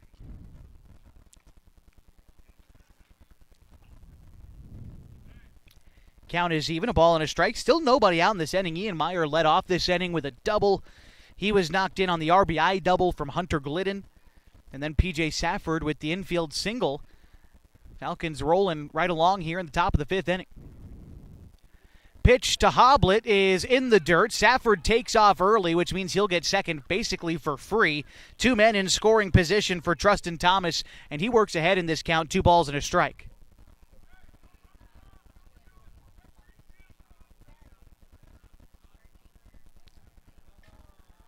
Thomas looking to make an impact here today. Had an RBI hit back on Wednesday.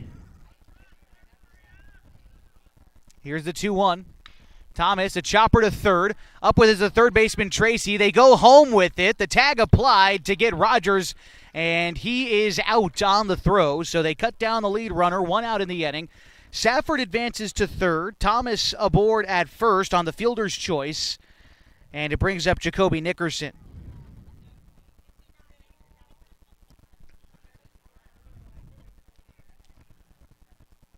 Smart play by Tracy to go home with that one, cut down that lead runner, keep it a 7-run ball game. Any run you can stop from scoring at this point is vital, especially when you consider the Falcons swinging the bat the way they are. Even though they're at the bottom of the order here, Nickerson does represent a potential mercy rule run if he's able to get on and come around to score, barring that guys who are also on base right now come in and score too. So these runs, although it seems like it's shaping up to be a blowout here early, still important if the Comets want to play a full 7-inning contest today, as the first pitch misses outside to Jacoby Nickerson. And again, this is a first of a doubleheader today, so regardless of the outcome here in the first one, second game to start about 20 minutes after the conclusion of this opening contest here today.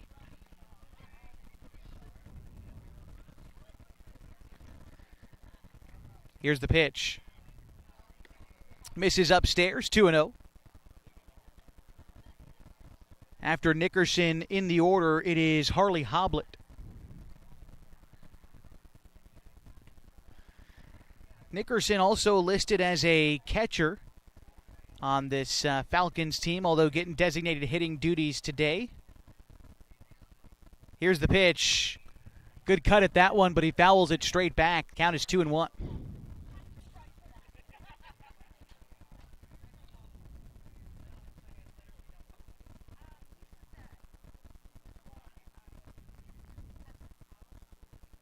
Nickerson ready to dig back in.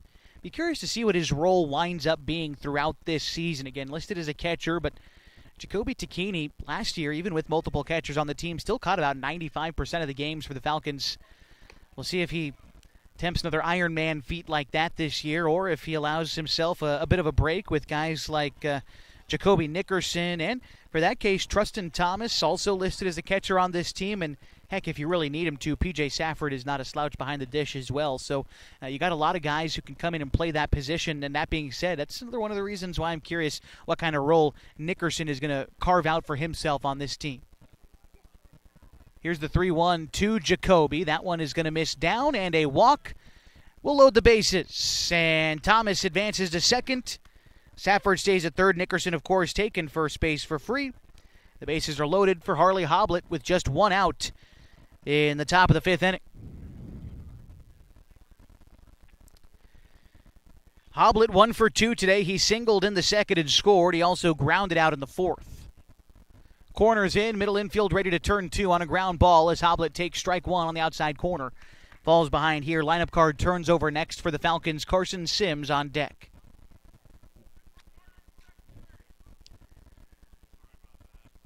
Hoblet awaits the 0-1. The pitch, a curveball, a big bender there from Simmer. That was a ton of break on that 0-1 pitch. Hoblet watched it go by, and the count is 0-2. Pitch on the way from Simmer. He can go just about anywhere he wants to on the 0-2. Goes down with a curveball again. This time Ging has to drop to his knee to block it. Does so well. No one is able to advance. Safford stays at third. Therefore, Thomas at second. Nickerson at first. 1 out. Top of the fifth inning. Falcons lead 7-0. Already 1 run home in this frame on the RBI from Hunter Glidden. And the pitch to Hoblet. A curveball is made contact with, grounded up the middle. Shortstop up with it. Throw on to first is going to be in time. Nice job there by Grether to at least get one. But a run does come in and score as Safford touches home. An RBI for Hoblet. And it is 8-0 Falcons. Nickerson advances to second. Thomas to third. And in steps Carson Sims.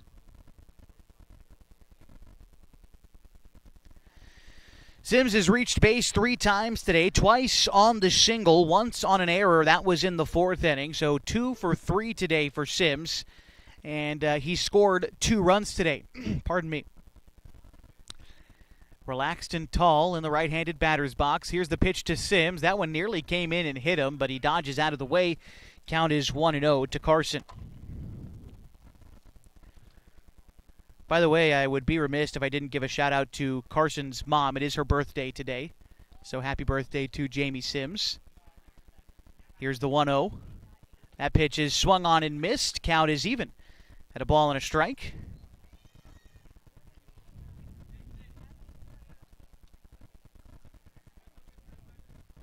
Sims having a chuckle, swinging at that inside pitch. I think he's way out in front of that one, knows he's got to time that pitch up a little bit better as he digs back in ahead of the 1-1. Here it comes. That one misses down, 2-1 as well. Sims watches that one bounce to the plate.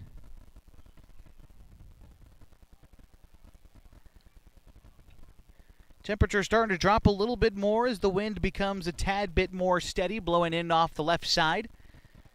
84 degrees here in Central Point. Sims ahead in the count, 2-1. Pitch is going to miss upstairs, just above the letters. Maybe a touch outside as well to Sims. The count is 3-1. Colin Tacchini is due up next for the Falcons if Sims is able to find a way on base here with 2 outs. And the pitch. Sims rips one foul. That one's back out towards the parking lot. Count is full, 3-2.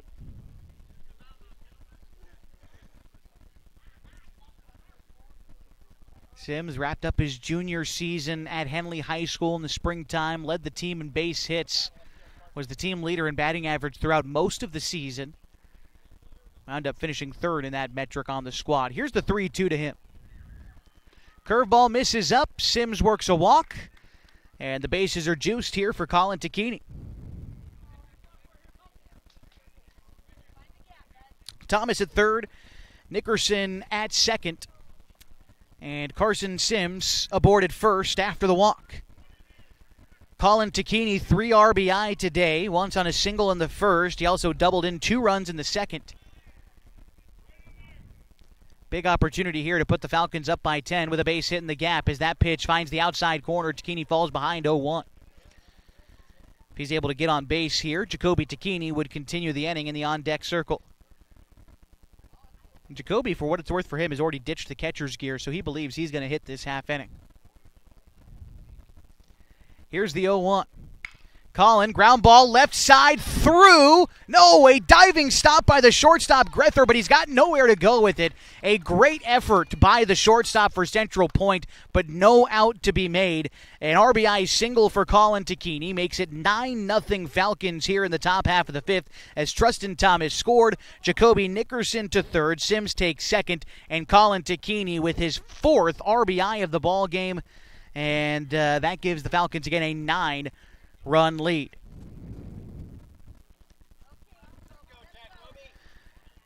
Tacchini looking for his first hit of the day. He's 0 for 3 so far. Here's the pitch. That one nearly came in and hit him. Count is 1-0. In fact, by my count today, Tacchini's the only Falcon who hasn't reached base yet, whether it be from a hit or an error or a walk.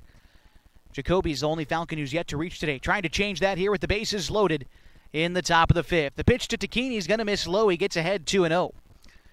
On deck is Ian Meyer, who started this 5th inning with a double.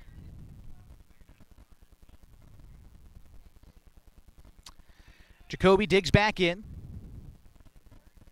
Simmer comes set. Ging sets the sign. Here's the 2-0 to Jacoby Tacchini. Misses upstairs. Good eye there for Jacoby. Off-speed pitch that misses up like that. Sometimes want to take a big hack at it, especially up ahead in the count. But like I said, Tacchini, he's a fastball hunter, man. He's not going to chase that off-speed stuff, especially out of the zone like that. And now in a real hitter's count, the 3-0 is going to miss low. A walk will score a run, and the Falcons lead 10-0. Nickerson scores, Sims to third, Colin Tacchini to second. Aboard at first is Jacoby Tacchini. And we've got a runner coming out for him. Let's see, it looks like Chase Barrett on the base paths here for Jacoby.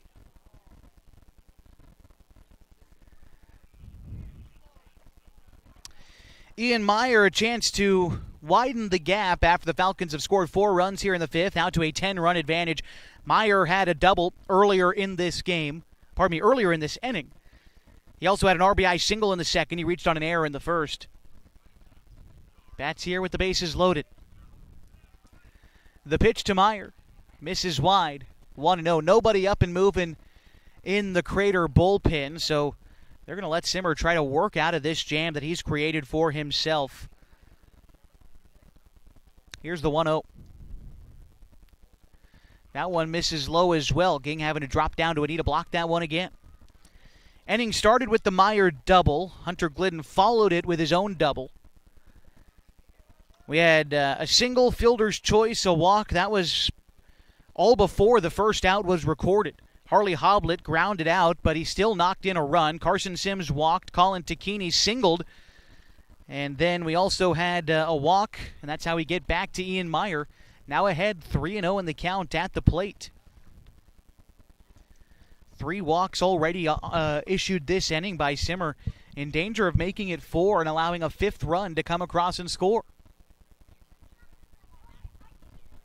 Here's the pitch. Misses up and away, and he does just that. Another run is in.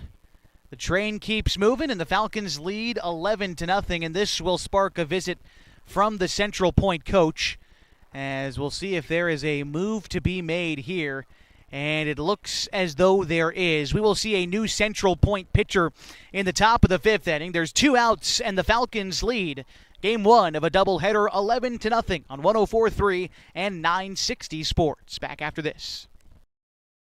Hi, I'm Jill with Klamath Falls Honda. If you live in Southern Oregon, you know the weather can keep you guessing. 1 minute it can be sunny, and the next something like this. That's why vehicles like the Honda Ridgeline just make sense. With available all-wheel drive and the capability to handle whatever rolls in, you're ready for it. And customers like Rob are ready too. Couldn't have picked a better day. So whether it's sunshine or snow, stop by and say hi. We'll keep you safe on the road. The Klamath Basin is beautiful, from shimmering Klamath Lake to rich farmlands to the historic downtown. And with an average of over 300 days of sunshine every year, the Klamath Basin is a great place to be. We here at Basin Media Active have been supporting this community for many years, keeping it entertained and informed with friendly faces and familiar voices. You can stay up to date with the latest news, weather, stream live local sports, and check out our community calendar, all on our website, mybasin.com. And you can download our app for free in your app store right now. Basin Media Active, local community engaged.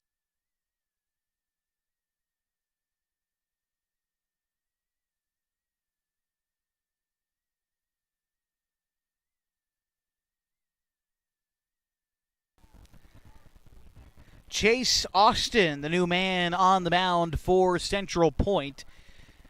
He comes in from second base. We'll get you the rest of the changes around the diamond coming up here in just a moment for Central Point, as he will take over in a situation that no one really wants to take over in. Meyer aboard at first. You'll have Chase Barrett aboard at second and Colin Tacchini over at third. Bases loaded in a game which is 11-0 in the Falcons' lead. So what happens in a doubleheader if you go through all of your opposing team's pitchers?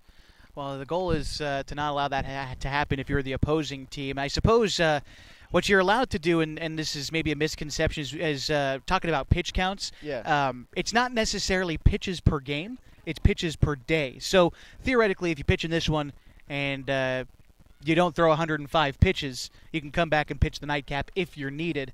I have a feeling Central Point is saving a starter for the nightcap, although I'm unfamiliar with who it might be. But guys you're seeing come in relief, like if Chase Austin can get out of this inning quick, keep his pitch count low, could see him again later on tonight too.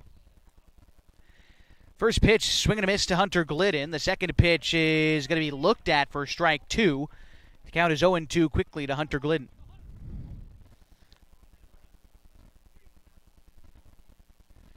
And the offering is rolled down the first base side, and up with it is Harrington. He touches the bag for the out, and that will end the inning, but the Falcons score 5, and they go up by 11, and that's their lead heading to the bottom half of the fifth on 104.3 and 960 Sports.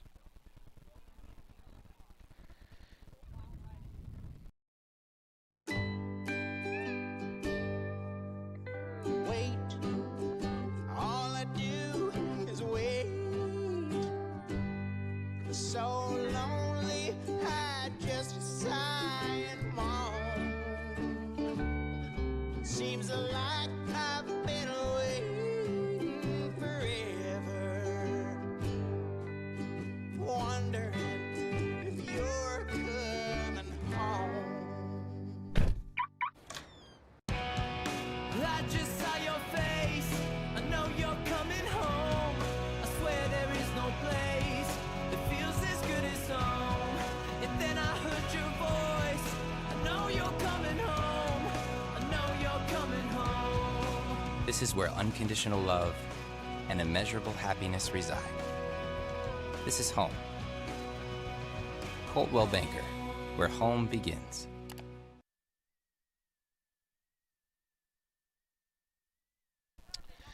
Nine, 1-2 for the Comets, due up in the bottom half of the fifth inning, a game in which they trail 11-0.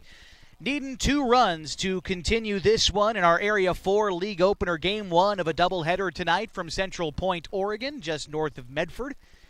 So glad to be with you this evening on mybasin.com and 104.3 and 960 Sports. We're going to be with you for every single game of the Falcons season, including our road trip, which continues tomorrow.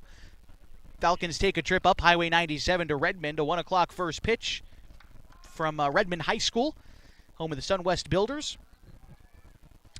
And again, we'll be with you then as well. But here we go, back for the bottom of the fifth inning. Here's Asher Simmer. He takes strike one. Simmer was called on in relief in the fifth inning for the Comets, but he wound up allowing the Falcons' lead to balloon to where it is, 11-0, and he falls behind here 0-2. And try to give you the final line score for him on the mound. as he finished after pitching 2/3 of an inning, giving up 4 hits, 5 runs, and 4 walks. It was really that walks number that was the thorn in his side. He swings and misses at a pitch in the dirt, jogged about 2 steps down the line before figuring, you know what, probably should head back the other way anyway. So 1 gone in the 5th inning, and that brings up Michael Villarreal. Villarreal has been set down on strikes twice today in the 1st and 3rd innings. Only 1 hit today for Central Point. Game all the way back in the 1st inning. Since Glidden has entered the game, he hasn't allowed a hit as that pitch misses low and away, 1-0. He's walked a couple. In fact, 3 batters Glidden has walked. The 1-0. That one misses upstairs, 2-0. The good thing about those walks, though, is they've been spread out for the most part. 1 in the 2nd inning and 2 in the 4th. And he just hasn't allowed them to stack up, and that's a good sign for Hunter here throwing today. The 2-0 pitch is swung on and missed, and the count is 2-1. Might have been fouled back into the glove of Tack behind the plate, but regardless, the count remains the same. 2 balls and a strike. The lefty, Villarreal, looks in. He pops one up to the left side. That one is going to be out of play. Safford gives a good chase, loses his hat in the progress, but there was no chance to get to that one, and the count's 2-2. Ronix Keyser is on deck for the Comets of Central Point. And we got baseballs? All right, there it is. Okay.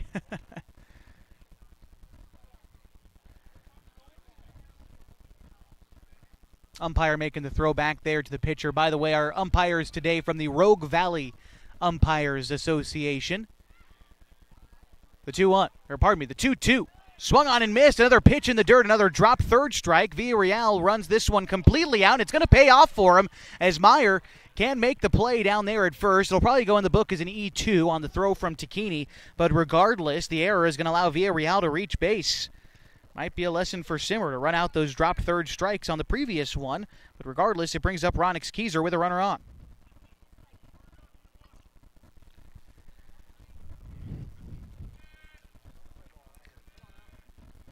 Here's the pitch to Keyser. That one misses low.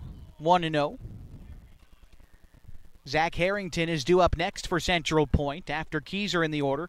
He struck out a pair of times today. The 1-0 is hit foul. Count is even at a ball and a strike.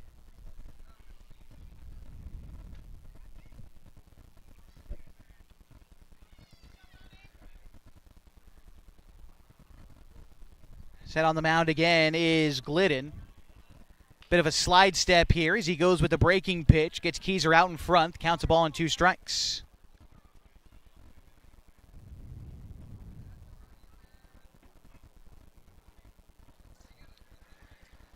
Tacchini behind the plate gives the sign ahead of the 1-2 pitch. That's a curveball that dips below the zone, but Tacchini a good job of knocking that one down, not allowing Villarreal to get anywhere. Again, he reached on the drop 3rd strike a moment ago.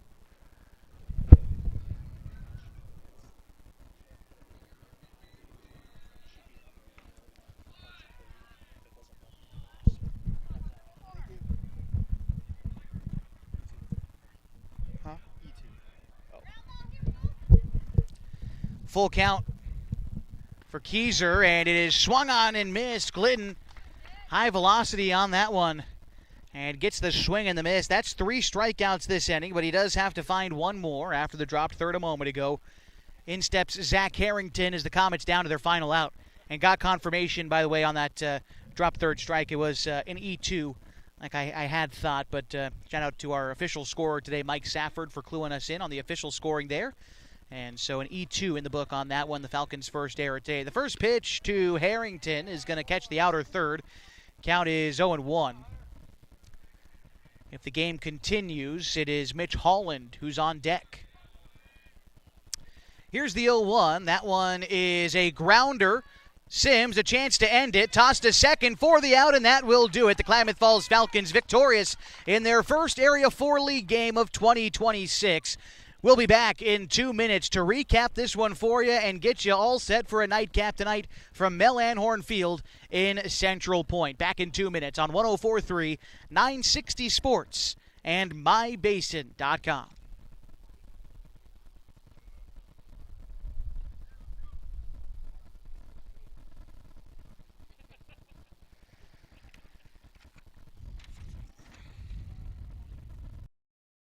Hi, I'm Jill with Klamath Falls Honda. If you live in Southern Oregon, you know the weather can keep you guessing. 1 minute it can be sunny, and the next, something like this. That's why vehicles like the Honda Ridgeline just make sense. With available all-wheel drive and the capability to handle whatever rolls in, you're ready for it. And customers like Rob are ready too. Couldn't have picked a better day.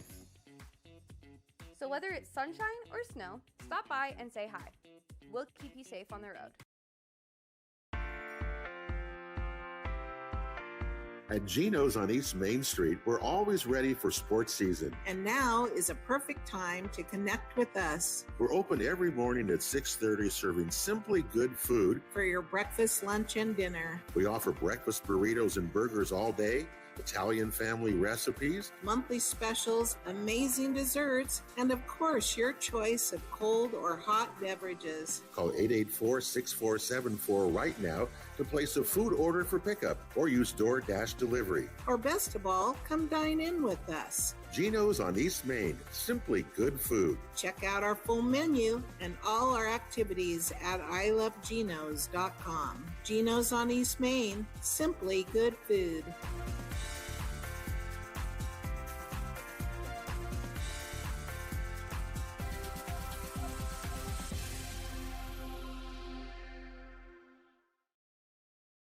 The Klamath Basin is beautiful, from shimmering Klamath Lake to rich farmlands to the historic downtown. And with an average of over 300 days of sunshine every year, the Klamath Basin is a great place to be. We here at Basin Media Active have been supporting this community for many years, keeping it entertained and informed with friendly faces and familiar voices. You can stay up to date with the latest news, weather, stream live local sports, and check out our community calendar, all on our website, mybasin.com. And you can download our app for free in your app store right now. Basin Media Active, local, community, engaged.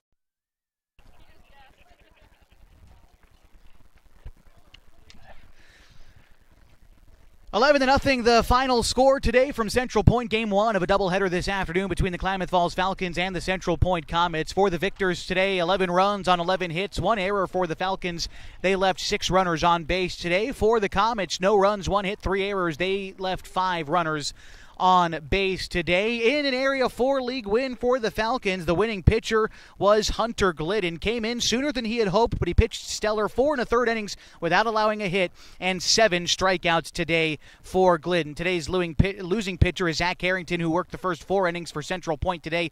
7 hits, 6 runs, 4 of them earned. He struck out 1. Some offensive notables today for the Falcons, a 3-for-3 day for Carson Sims. He also scored 3 runs today. Colin Takini was 3-for-4, 2 runs scored and 4 RBI. Takini also with a double today. Ian Meyer 2-for-3 with 2 runs scored and 2 RBI and a double. And the Falcons are winners in their first area league game of the year, 11-0 against Central Point. We've still got the second of a doubleheader set to begin in probably 20 or 25 minutes or so. If you're listening on the radio on 104.3 and 960 Sports, we're going to turn you back over to Fox Sports Radio for our break. If you're watching online on the live stream on mybasin.com, don't go anywhere. We're just going to put back up our game opening graphic there and be back in 20 minutes. You don't have to go anywhere. We'll be back live on this same link. Again, an 11-0 win for the Falcons here in Game 1. Game 2 in just a bit. For Walter Hartley, I'm Josh Eldridge. We'll see you soon.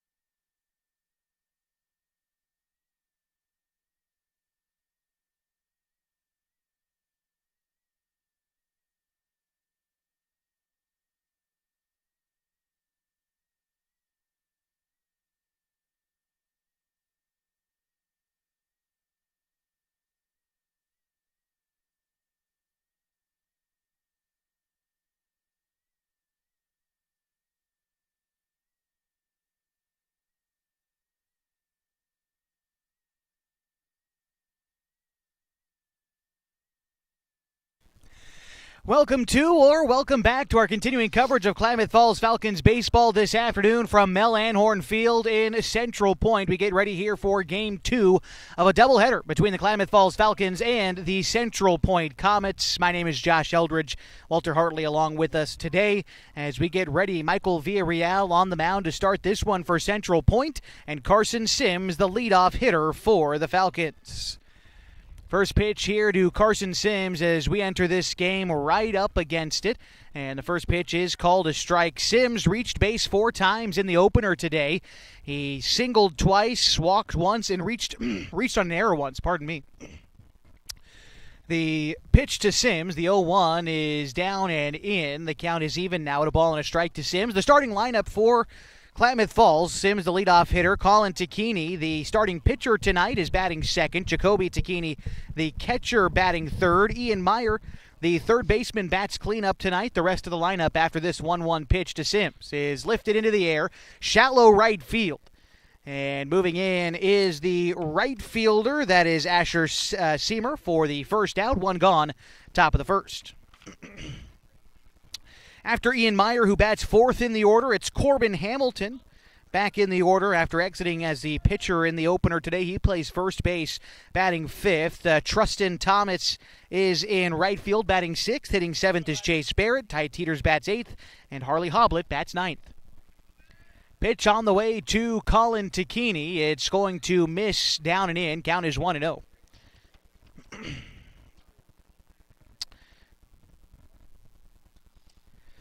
Temperature here at first pitch tonight in Central Point is 84 degrees.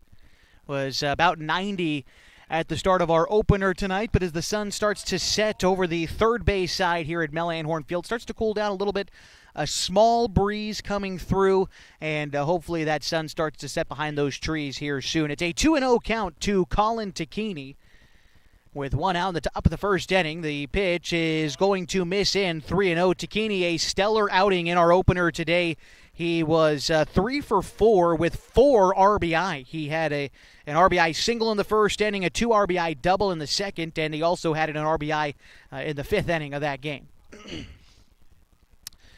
Pitch on the way to Colin. The 3-0 is going to miss up and away. A 4-pitch walk delivered to Colin Takini, and a base runner for the Falcons here in the bottom of the first inning. Walks were important for the Falcons in the opener today. A handful of free passes and clutch hitting allowed them to score a bulk of their runs, but it was the fifth inning that saw 2 runs come in to score on walks, and the Falcons were able to take advantage of that, obviously, into an 11-run victory. Trying to pull up the number exactly how many it was as Jacoby Takini gets ready to step in now. Have 5 walks issued and 4 in one inning that the Falcons were able to take advantage of in that contest. As that pitch misses up and away, count is 1-0 to Jacoby Takini. In the opener, Jacoby was hitless, but he did walk in the fifth inning, was left stranded at second base in that inning. Bats here with the runner aboard at first. And 1 out. Michael Villarreal, the pitcher, delivers and misses outside. And the count is 2-0. Villarreal, that was a borderline pitch, not a bad pitch to throw at all, as he steps off here, and we're going to have a meeting on the mound as the Central Point coach comes out to talk to Villarreal, maybe trying to instill some confidence in him. Central Point might be a little bit rattled here in this game after having been beat 11-0 in the opener, something they're not necessarily accustomed to. This is the first time that Villarreal has got the ball this season. I'm assuming, based on where they've put him here in his first outing this year, that they've kind of had this game circled for him on the calendar, saying, look, we need you to throw what'll wind up being under the lights against the team that is probably going to rival us for a league championship. Remember, Central Point went 19-1 in league play last year. They won Area 4, the conference championship. They went on to the state tournament.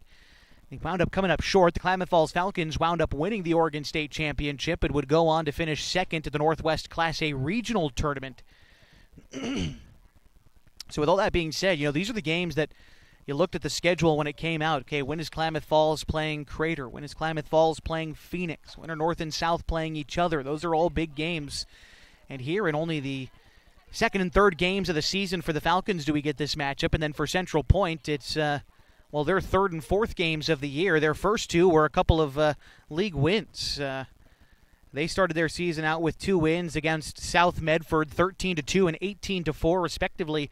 And then they get beat up by the Falcons in game 1. So after a 4-pitch walk to Colin Takini and back-to-back misses for Jacoby Takini, a meeting on the mound to try to straighten some things out for Michael Villarreal. And we're back and ready for baseball. The 2-0 pitch. Here it comes. Misses upstairs, 3-0.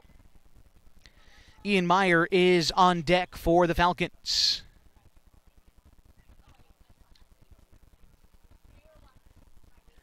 Villarreal the pitch from the left side, misses upstairs, and back-to-back walks here in the first inning.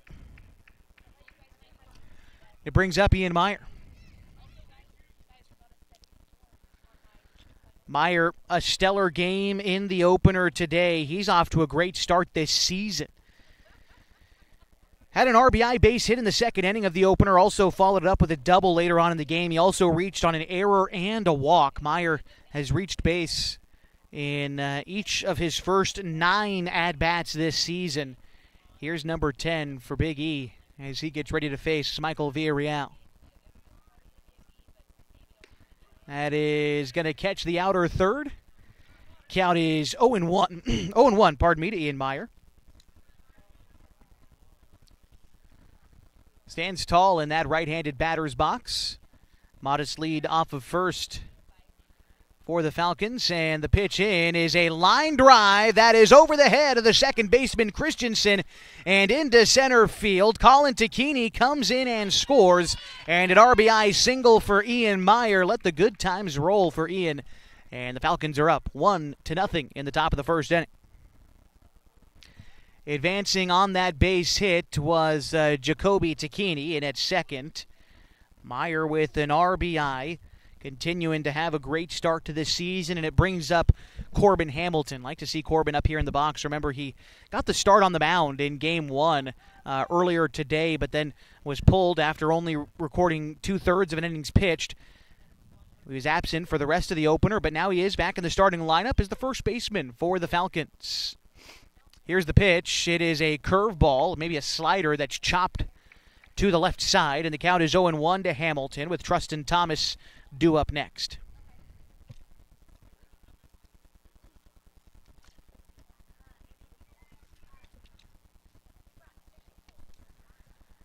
Hamilton relaxed, batting from the right side here. Behind in the count, 0-1. And the pitch to Corbin. That one's going to miss in. Count is 1-1 to Corbin Hamilton.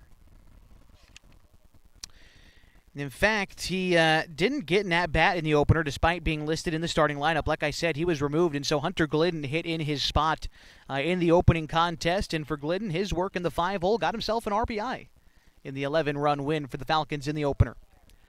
The 1-1 pitch to Corbin is swung on and missed. A two-seam fastball elevated in the zone. Hamilton might have gotten a piece of that, fouling it back into the glove of Oren Ging behind the plate. But regardless, count is 1-2 anyway. Hamilton going to have to get defensive here with 2 strikes on him. Set on the hill is Villarreal. And the pitch is popped up shallow center field. Second baseman Christensen called off by the shortstop Grether. He makes the catch, and there's 2 outs in the first. Trustin Thomas getting ready to step in now for the Falcons.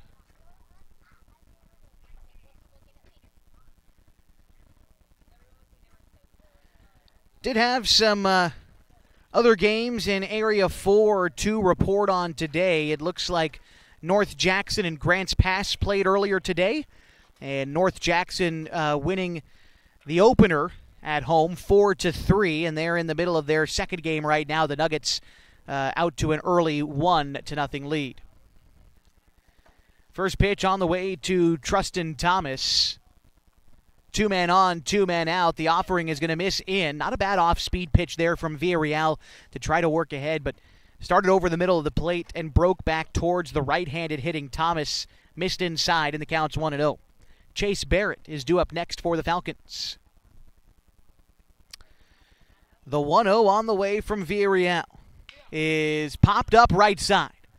Harrington giving chase. He's not able to get to the ball, I should say. He gave a good chase for it, but that was well out of his reach. Count as a ball and a strike to Trustin Thomas. In the opener today, Thomas was 0 for 3, although he did reach base and score a run in the 5th inning when he reached on a fielder's choice. Otherwise, he flew out and grounded out in that game.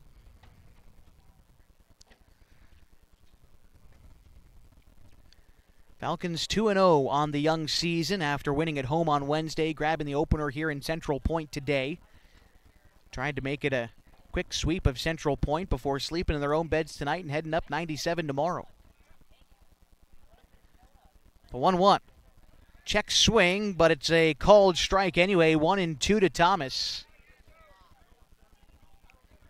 And he'll have to dig back in here ahead of the 1-2 pitch. Keeps his hands just a bit lower.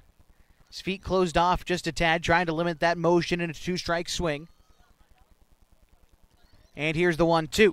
That one's hit high to center field. Keyser has to move over in the gap a little bit, but has plenty of room and plenty of time to put that one away for the third out.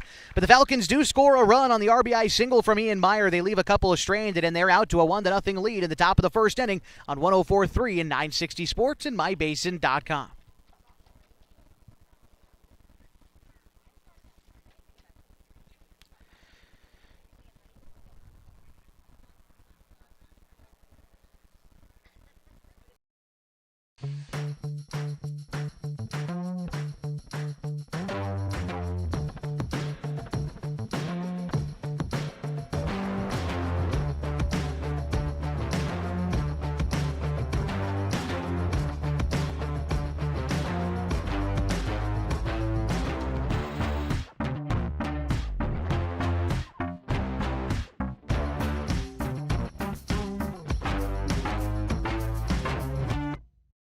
When your care feels complicated, you need someone who won't back away. At Heartfelt, they are known for taking on the cases others won't. Complex, high-risk, and deeply personal situations that deserve real attention. They specialize in minimally invasive procedures, helping you heal faster and get back to your life, your family, your work. And they are here for the long term, not just one visit. No referrals needed, just care that truly shows up for you. Visit heartfeltobgyn.com or call 541-205-6890. Heartfelt OBGYN. Expert care when it matters most.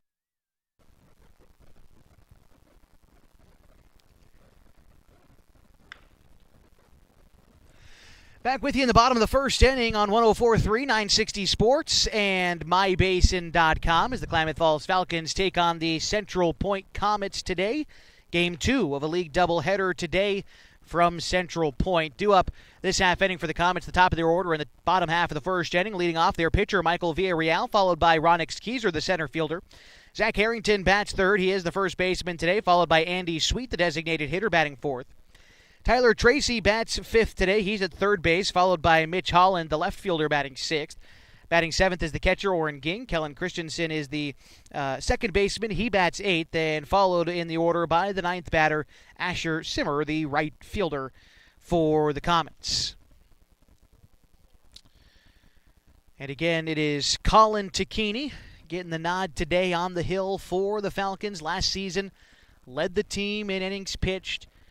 The guy you want throwing the late game more often than not, I think, this season for the Falcons. And so good to see him get some work here in a league contest against a quality opponent in Area 4, the defending league champs. Yeah, it's interesting. You got Colin Tacchini on the mound and Jacoby Tacchini behind the plate. It's a cousin-to-cousin connection there. I think definitely some real chemistry there. You'd at least hope so anyway. Count is 0-1 to Michael Villarreal. Bats here from the left side. The pitch on the way from Colin Tacchini. Curveball rolled to the left side. Corbin Hamilton backhands it. Colin comes off the hill nicely, covers the bag for the out, and that is a 3-1 put out to start things here in the first. So we'll bring up Ronix Keyser.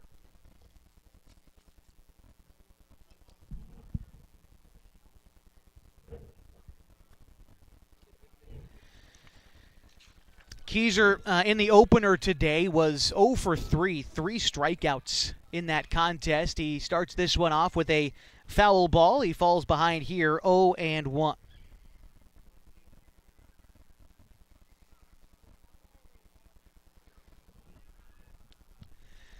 Pitch on the way to Keyser. The 0-1 is going to miss low and in the dirt. Count is even now, a ball and a strike.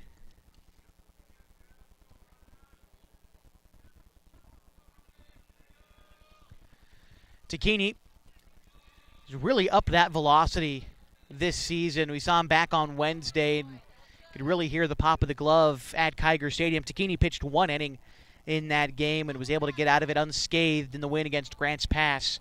Right now he falls behind, though, 2-1. Here's the pitch. That one is another grounder towards the right side, but it is through and into right field. A one-out single for Ronix Keyser. It's a base runner for the Comets in the bottom of the first inning, and it brings up Zach Harrington.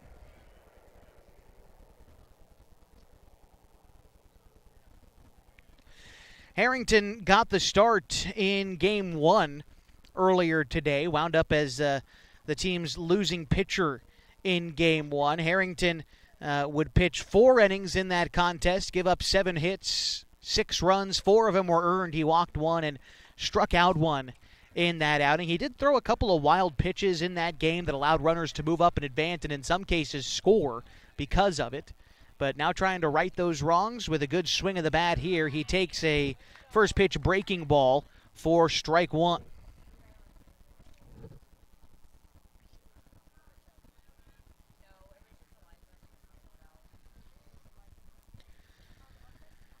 Stands tall on the right side. Harrington will have to wait a moment as Colin Takini steps off. Ready to get back in now. And from the stretch, here's the 0-1. Hit foul the opposite way. Count is 0-2 to Zach Harrington.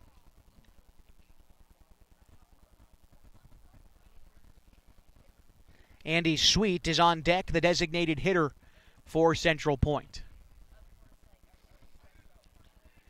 Takini takes a look at the runner over at first before coming set. Now the pitch is swung on and missed. Got Harrington swinging at strike 3 for the second out in the first inning. And here comes the aforementioned Andy Sweet, the left-handed hitting designated hitter for Central Point. Sweet in the opener today was 0 for 1 in the contest. His one official at-bat was a strikeout in the 4th inning. The game was ended in mercy rule in the 5th. 11-0 the Falcons with that win. So unsurprising that a couple of the guys middle bottom of the order only got 2 at-bats in that game. In fact, Central Point in that contest only had 1 hit, and it was in the first inning. They've got their first inning hit today as well. Ronix Keyser is aboard at first, although the Comets would like a heck of a lot more moving forward against Colin Takini. The right-hander from Lakeview comes set. Now the pitch. It's going to miss up. Runner is on the move. The throw is going to wind up in center field. And Keyser is going to advance all the way to third. And count is 1-1. Now with a runner in scoring position in Ronix Keyser.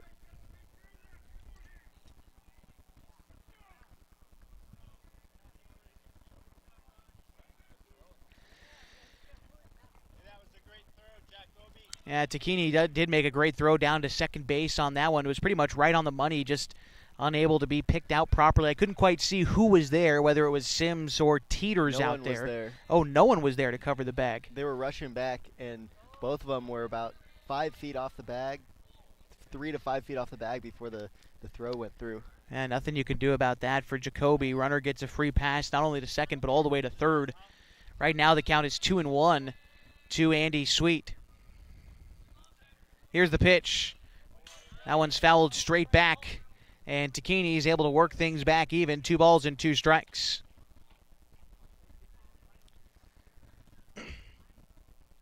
Tyler Tracy is on deck for the Comets. If the inning continues, 2 strikes here on Andy Sweet.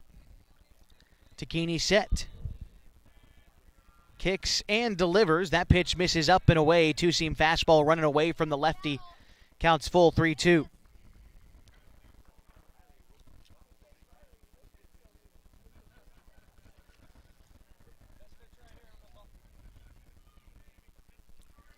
Tacchini said once more, gets the sign in from his cousin Jacoby behind the plate. Here's the pitch, curveball, misses up. And you can hear the groans from the Falcons supporters here in Central Point today. That was over the plate, about letter high. The Falcons coaches asking for clarification there. That looked to be a pretty good pitch, borderline, but I think if that was a fastball, unfortunately probably called strike 3. Because that thing started out of the zone, it takes a lot more for it to break into the zone. And so there you go. That's going to be a walk delivered to Andy Sweet, and it brings up Tyler Tracy.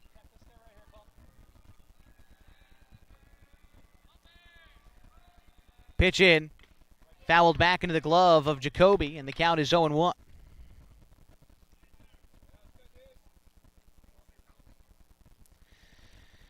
Tyler Tracy in the opener today was 0 for 2, grounded out and flew out in that contest. But a chance to try to tie up the ball game. Tying run stands at third. Go ahead run at first here, bottom of the first inning. Game 2 of a doubleheader tonight in Central Point. The 0-1. Nice curveball from Colin Tacchini. Started up near the hands of Tyler Tracy. Broke right down the middle. That's a tough one to anticipate. First time seeing it, and Tracy's down 0-2 in the count. Huge lead off of first for Andy Sweet, and they're going to have Colin step off. I mean, he was like a quarter of the way to second base taking that lead. So Colin steps off. He'll regather himself. Going to try to find the put-away pitch against Tyler Tracy. Here it comes.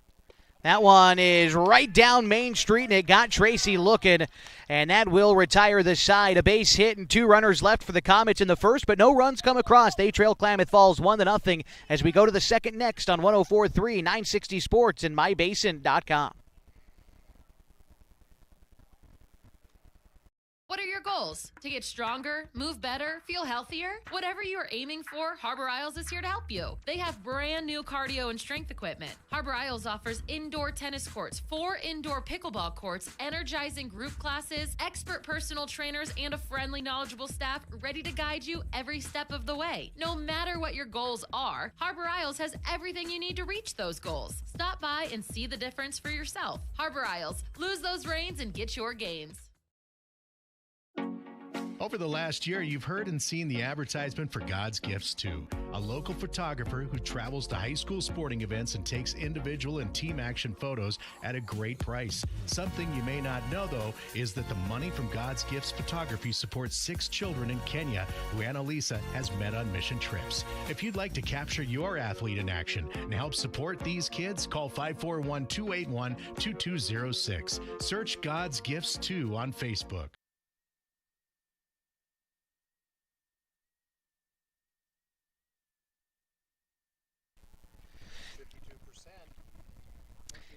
Getting up to the top of the second inning here in Central Point. The Klamath Falls Falcons lead 1-0. Due up this half inning is the bottom third of the order. Chase Barrett, Ty Teeters, and Harley Hoblet.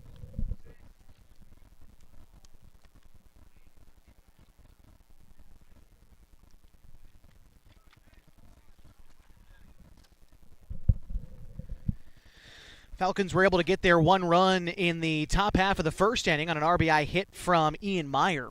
Looking for more of the same here from the bottom third of the order as Chase Barrett takes ball 1 low, works ahead of Michael Villarreal. Barrett was absent from the starting lineup in the opener today, but he did get some work around the base paths as a courtesy runner.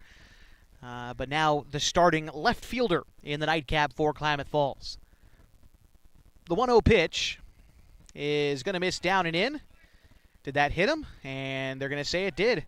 Hit off the top of his shoe, and first base awarded to Chase Barrett, and that'll bring up Ty Teeters. Trying to ask, I think the Central Point coach is trying to ask where it hit him. The home plate umpire is going to go out and have a discussion with the base umpire. I didn't have a really great view of it with the catcher and the home plate umpire blocking my vision. Barrett immediately started walking down to first base once that pitch had bounced in the dirt, though, so he had immediately thought that it hit him and then started walking. Home plate umpire then, I think, just kind of gave him the base, confident enough in Barrett's ability to judge whether or not he was hit. And so, well, they're going to give him first base. And now here comes Central Point's head coach to argue his case. And not much sure what there is to talk about exactly, trying to ask maybe where he got hit, although it won't change the result of the play necessarily. I mean, how can you see what happened from that angle, or how can you argue it better than the umpire can? Yeah, I would probably agree with you too. And especially after the umpires, usually you come out to talk about this to get the umpires together to discuss it amongst themselves. They had already done that. And now we get more of a pause in the action. In the meantime, I'll remind you today's broadcast on mybasin.com is brought to you in part by Harbor Isles Tennis and Fitness Club. They exist to provide a clean, multi-use facility for the advancement of health, wellness, and longevity to their members and the community. We invite you to join Harbor Isles, where they feature top-of-the-line equipment, full-service personal training, and an array of group exercise classes. Well, it would seem the deliberation is over, and Ty Teeters is ready to step in, getting his first at-bat of the day. Scoring update, the United States beat Paraguay 4-1 in the World Cup. All right, how about it? Did you see that the Jordan national team is staying in Portland? No. Yeah, so they've got Ty Teeters shows bunt. The ball goes to the backstop, and advancing to second on the wild pitch is Chase Barrett. It's not just one city hosting the World Cup. It's the whole country, right? They're playing all over the place. So you've got all these different countries stationed across the nation. So I believe it's the Jordan national team is holed up in Portland. The one that struck me and I had to laugh was the Japan national team staying in Nashville, Tennessee. I thought that might be a culture shock, but you know what? That's what the World Cup is about. I think that could be pretty cool. Actually, many Japanese culture, they really tend to adore Southern American culture. They have Southern American restaurants themed in Japan all over the place. I mean, I'm sure it's a treat for them. I don't know. So maybe that was intentional. The Japanese national team said, we got to go to the most American country city we can, and they picked Nashville, Tennessee. Well, not far off. Count is 1-0 to Ty Teeters. The pitch misses low and away, 2-0 to Teeters. Harley Hoblet is on deck, 8-9 due up here for the Falcons. Top of the second inning. It's a 1-0 Klamath Falls lead. Runner in scoring position is Chase Barrett. Michael Villarreal on the mound for Central Point. He moves over to second. The throw was a bit high, but Christensen able to rein it in. Back safely is Chase Barrett, of course.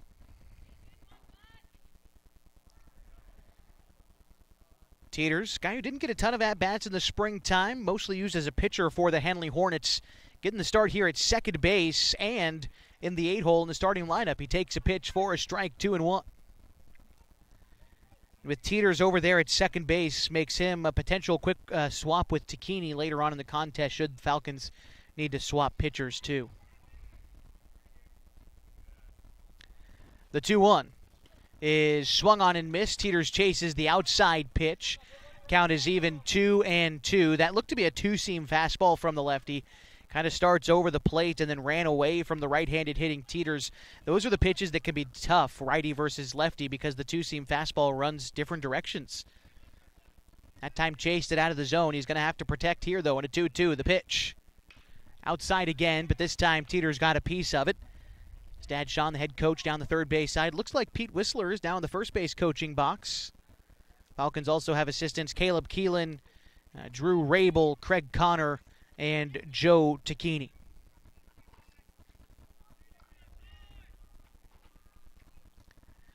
Two balls, two strikes, the count to Ty Teeters. Nobody out here in the second inning, and Teeters nearly got hit by that one. Had to dance out of the way of it. And the count is full, 3-2. Now, you've seen a lot of baseball over the years. You've called a lot of baseball over the years. In softball, they have a play where they line up in the left-handed batter's box and just try to tip it and see if they can get to first base and beat out the ground ball. A lot less movement swinging in baseball for sure, because that ball gets on you so much quicker.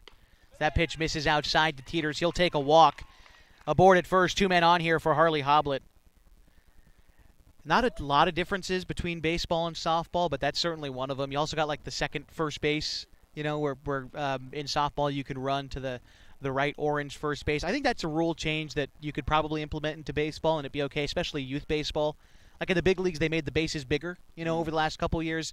So there are some things that could be the same or a little bit different. But yeah, softball, those slap hitters on the left-handed batter's box, that's kind of a specialty thing. I think the only guy in baseball I can ever think who's come close to doing anything like that is Ichiro. He was like kind of a weird breed of hitter where he could do just about everything, including slap hit. But you won't see that very much. And he was a right-handed hitter, by the way, I think. So that pitch misses outside. Well, I guess I'm wondering why, if you're going to lay down a bunt, why wouldn't you just lay down a bunt from the left-handed batter's box? I mean, it's a similar concept, right? Running start. I mean, I suppose, but if you see a right-handed guy go up, line up in the left-handed batter's box, you pretty much know it's coming. That sells the secret right there. Sure. Count is 1-0 to Harley Hoblet as he watches one miss. Corners come in here protecting the bunt as Hoblet might be looking to lay one down here, and he does show bunt, but that pitch misses in the dirt, and he gets ahead here 2-0. Trying to move a couple of guys into scoring position. The top of the lineup is due up next. Carson Sims on deck.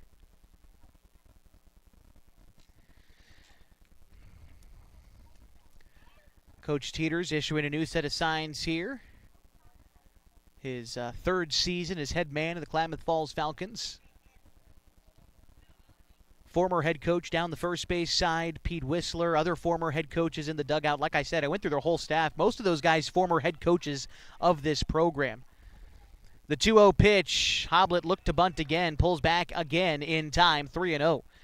Pete Whistler, a former head coach of the Falcons. I believe he was the most recent before Coach Teeters took over. And then, of course, Craig Connor was a coach in the late 90s, early 2000s. Joe Tacchini was mixed in there, I think, in the early 2010s, perhaps late 2000s. So a lot of baseball knowledge in that first base dugout for the Falcons.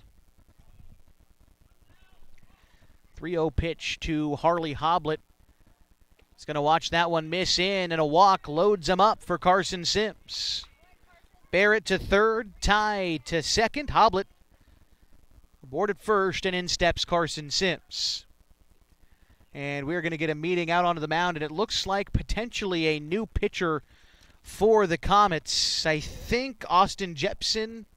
No, he looks like he's running out some foul balls. Regardless, coach for Central Point makes his way out of the dugout. We'll remind you today's broadcast on mybasin.com is brought to you in part by Abby's Legendary Pizza. If you're looking for a great place to eat in the Klamath Basin, Abby's Legendary Pizza is a great place to eat, whether you're up by campus or down by the DMV. Abby's Legendary Pizza is a proud supporter of high school sports. And coach has taken the ball from Michael Villarreal. It looks like we are going to get a new arm into this one for Central Point. We'll step aside, give the new one time to warm up. It's a 1-0 ball game, nobody out, bases loaded, top of the second inning. The Falcons lead the Comets. Back after this on 104.3 960 Sports and mybasin.com. Looking for insurance from someone who truly understands rural Klamath? Meet Gabby Haskins, a licensed agent for Country Financial, born and raised in Merrill, with deep roots in agriculture and the local way of life. Whether you're protecting your family farm, homes, vehicles, businesses, Gabby's here to help. She offers trusted, personalized insurance for farm, life, home, auto, commercial, and retirement needs at Gary Sheen's Country Financial office in Merrill. Stop by today and see why Merrill residents trust one of their own. Country Financial, here to help you experience more in Merrill. Introducing Smith Bates Marcom Solutions, your trusted partner in marketing and communication. We specialize in crafting compelling campaigns, eye-catching graphics, and impactful branding materials. Smith Bates is like working with dependable friends. They always help us build our professional image. Through the innovative strategies that the team at Smith Bates suggested, we've been able to give the brand at Calor the boost that it desperately needed. Unlock your potential with Smith Bates Marcom Solutions.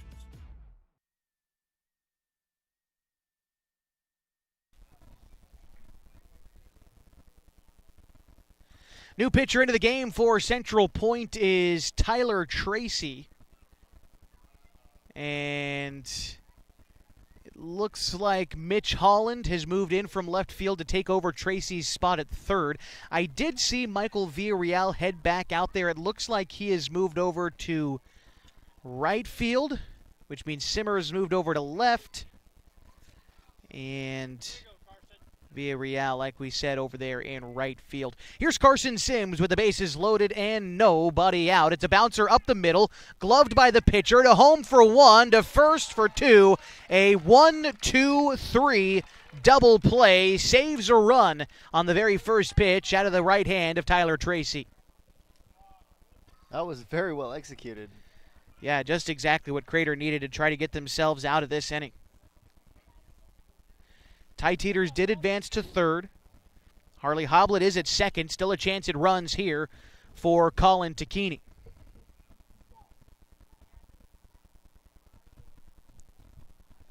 First pitch to Colin is a curveball. Misses in the dirt. Count is 1-0. And finally that sun's starting to set a little bit behind those trees and starting to make the shadows a little bit less of a hurdle, I suppose, for the hitters to deal with, and also providing us some shade of our broadcast spot right behind home plate today. 2-0 the count to Colin Takini. Colin walked, came around to score earlier today. One is fouled off, and the count is 2-1. Looks like I was slightly wrong on those changes, by the way. They put Andy Sweet over in left field. And Villarreal is still in right, Holland at third, and Tracy on the hill. Counts 2 balls and a strike here to Colin, with Jacoby Takini due up next on deck. 2-1, here it comes. Curveball ripped to the left side of the infield. Holland is up with it. The throw on to first is dug out by Harrington. A nice play by the Crater first baseman to stop a run from scoring here in the second, but the Falcons still lead 1-0. We go to the bottom half next on 104.3, 960 Sports, and MyBasin.com.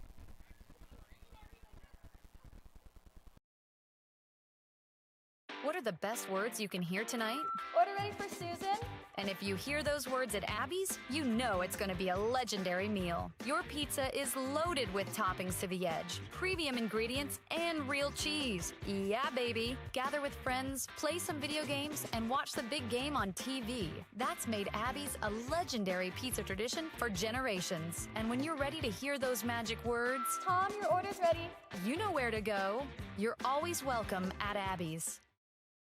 Are you an enthusiastic sports fan? Want to have fun and get in on the action? Heck yes, that'd be awesome. Have great attention to detail? Want to stay active? Definitely. Want to give back to the student athletes in your community? Obviously, yes. Then you'd make an excellent high school sports official.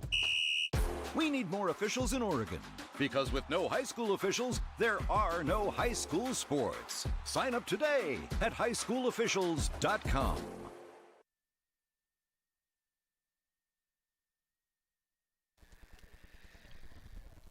Getting set for the bottom half of the second inning on 104.3, 960 Sports, and MyBasin.com. Mitch Holland, Oren King, Kellen Christensen do up this half inning for the Comets, who find themselves trailing the Falcons by a single run. Colin Takini still out there working, getting ready for his second inning in this start. Try to grab you a score update from our other Area 4 League game going on tonight between North Jackson and Grants Pass. Top of the third inning in Eagle Point, and Grants Pass leads North Jackson 1-0. The first game went the way of the Royals of North Jackson 4-3. Our first game today went the way of the Klamath Falls Falcons, an 11-0 win. First pitch to Mitch Holland. Swung on and missed, and the count is 0-1. Holland started the game in left field, has since migrated over to play third base for the Comets ever since Tyler Tracy has taken over the pitching duties. Colin Takini, goes back to fastball over the heart of the plate, produces another swing and a miss from Holland, and quickly the third baseman for Central Point falls behind 0-2. Here's the pitch. It is fouled back. Count remains 0-2. Oren Ging on deck. Catcher for Central Point. Colin Takini all ready to go out of the windup. He works at a brisk pace out there. The whole Falcons team really does. Here's the pitch in. Nice curveball from Takini. Dropped the hammer and got Holland looking for the first out in the second inning. Beautiful curveball there from Colin Takini, and a really great view for us from behind home plate to see the movement on that pitch. A little bit different from our vantage point up at Kiger Stadium where we're elevated, looking down on everything. We get to see it eye level here, and you can see that looked like a foot and a half of movement on that last curveball. Orngang is going to take a look at strike one, falls behind here against Colin Takini. Calls timeout, got to tuck in the shoelaces. Got to get those New Balances right. Those are the same cleats I wore when I played. The 0-1, 0-2 as that pitch found the outer third. Nice firm fastball there from Colin, and when you can work ahead of guys like this, we'll have an okay day out there on the hill. Takini ahead, 0-2. The pitch is swung on and missed. Back-to-back strikeouts here in the second inning. Brings up Kellen Christensen.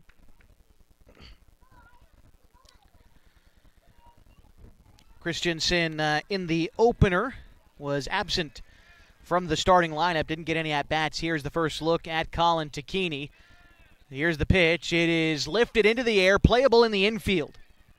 Ian Meyer at third base makes the call and makes the catch, and that'll retire the side in the second. 3 up, 3 down.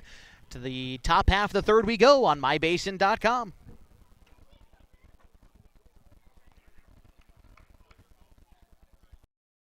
There's something special about this place. It's more than the quiet mornings and the open skies. It's more than the scenery. It's the people. Around here, people still wave when you pass by. They check in when something's wrong. They show up when it matters. At Sage Credit Union, we're proud to live and work in a region that believes in each other. A place where neighbors lend a hand, small businesses thrive, and generosity runs deep. We believe that being part of a community means giving back to it, not just with dollars, but with time, effort, and heart. That's why our employees earn paid volunteer time. That's why you'll see us at food drives, fundraisers, and the local fair. We show up for our community. This isn't just where we work. This is where we live, where we give, and where we grow. Right here, in the coffee shop, at the fundraiser, and in our local branch. At Sage Credit Union, we've found our people. We'll see you around town.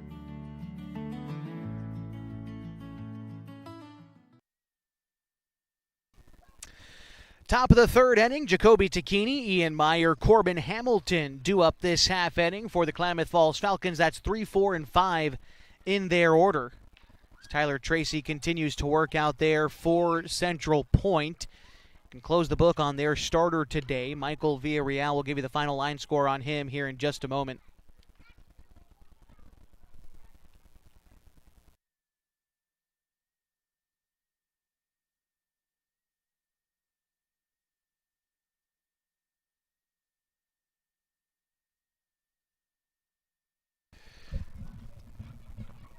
Final line score today for Michael Villarreal on the hill. 1 innings pitched. He gave up 1 hit. He walked 4 and gave up that earned run earlier in the game. But those 4 walks were enough to get pulled from the game in favor of Tyler Tracy. Tracy was able to produce 3 outs on about 3 pitches once he came into the game. Got a 1-2-3 double play and then a ground out from Colin Takini when he inherited a bases-loaded situation with no outs.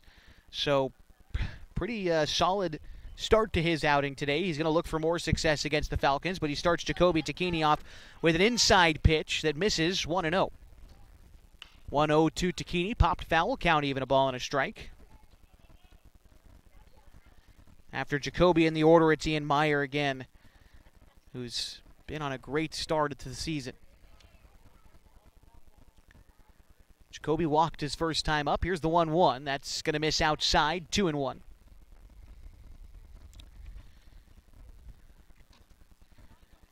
Jacoby listed 6 foot tall in the right-handed batter's box. Here's the 2-1.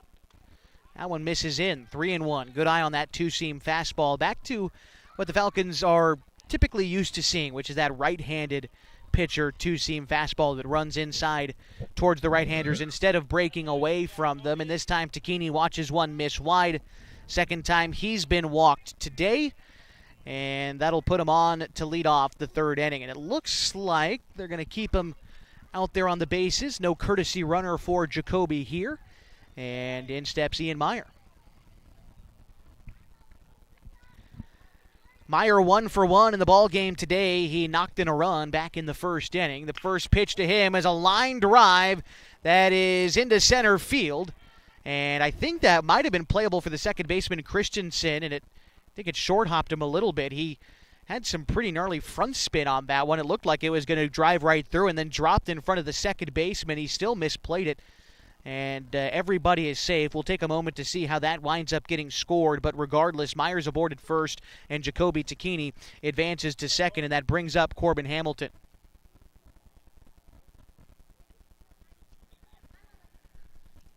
Hamilton relaxed from the right side. He flew out in his first at-bat. That was in the first inning. That pitch is looked at for a ball. 1-0. Hamilton will be followed in the order by Trustin Thomas. And they ruled that ball an error, by the way, that allowed Meyer to reach. So E4 on that one. And although Meyer didn't record a hit that time, he still keeps his on-base streak alive. And Hamilton is ahead in the count, a ball and no strikes. Put the ball in play and good things happen. Ian Meyer learning that one, getting on base on the error. The 1-0 hit foul the opposite way. And the count is 1-1 to Corbin Hamilton. Coach Teeters issuing some signs down there on the left side. Hamilton's been swinging away here.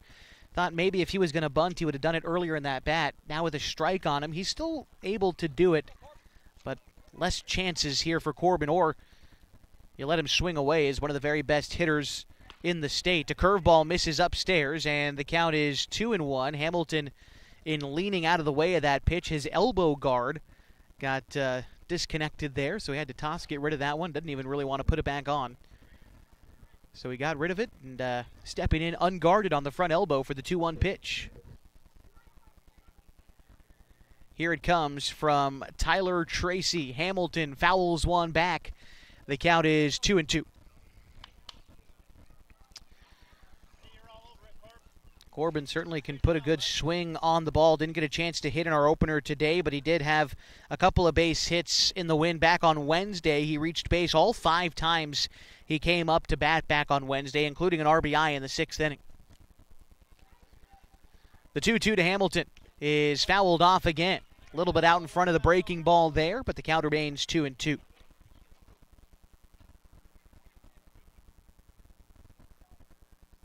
Got to return the baseballs to the home plate umpire today. Our umpires from the Rogue Valley Umpires Association. If you want to get involved in becoming a baseball umpire, or really any sport for that reason, you visit osaa.org/officials. That's the high school outfit for all Oregon sports, and they'll get you connected with the right umpiring association.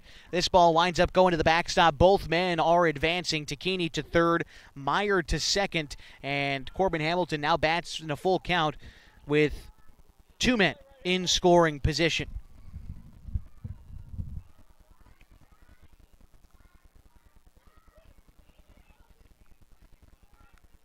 Golden opportunity for Hamilton to try to add some insurance here for the Falcons. Tracy agreeable with the pitch offering. And here it comes. It's going to miss wide. And our scoreboard here reads 3-2, but I suppose that was the 2-2 pitch. Now the count, nope, that was the walk. Okay, so Hamilton aboard at first. Meyer at second, Tacchini at third. Here's Trustin Thomas.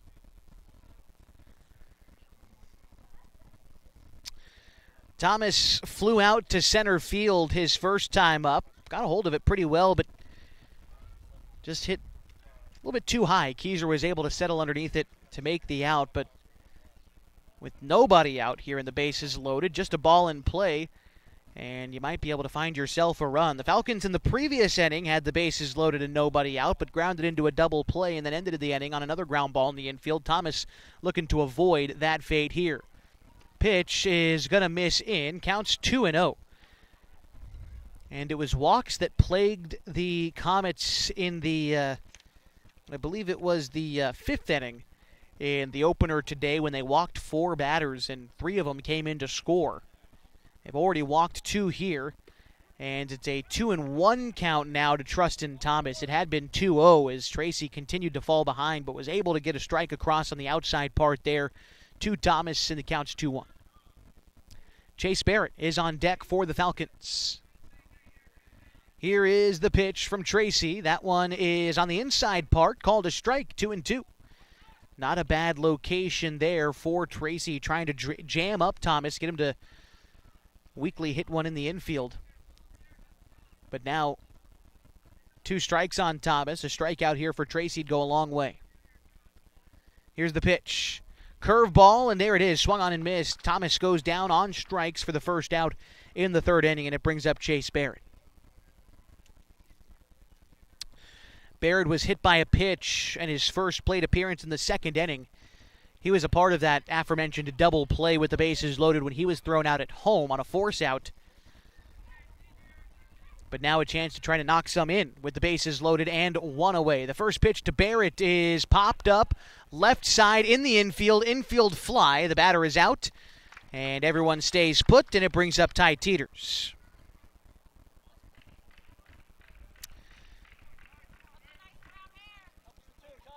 Ty Teeters is without an at-bat today. He walked.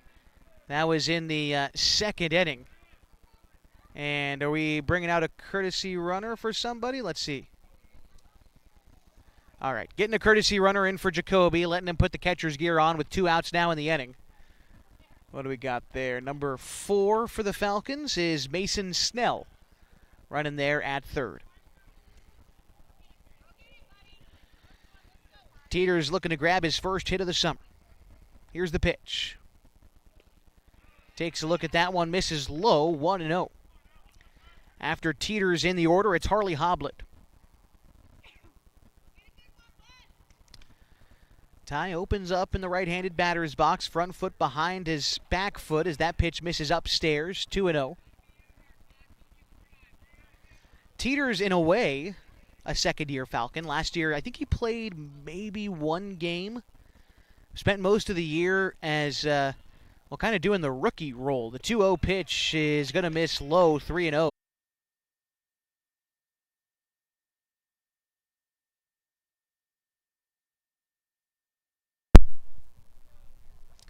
Sorry about that. Lost a bit of power here for a moment. We're running on mobile battery packs, so had to switch it out for the backup here. We're ready to go. By the way, that was a walk delivered to Ty Teeters. A run came in and scored. It's a 2-0 Falcons lead as Mason Snell touched home. Ian Meyer advanced to 3rd. Corbin Hamilton's at 2nd. Now Ty Teeters at 1st. Here's Harley Hoblet at the plate, ahead in the count, 1-0.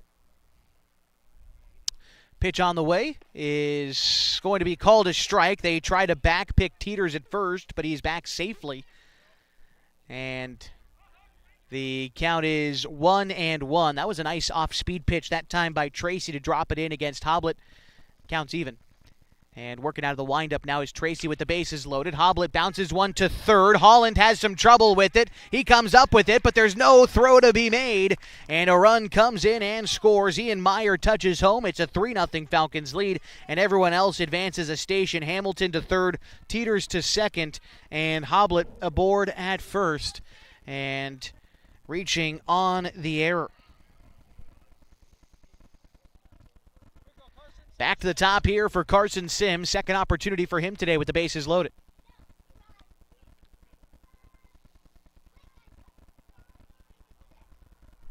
First pitch to Sims. A curveball dips beneath the zone.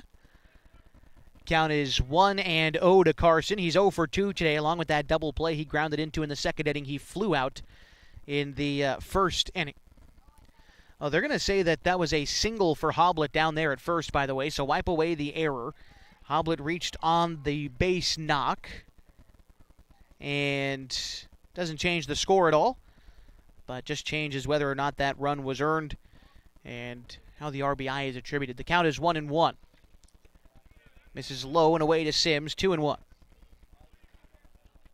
That was a hard hit ball to Holland at third. I suppose that's why it goes in as a base hit.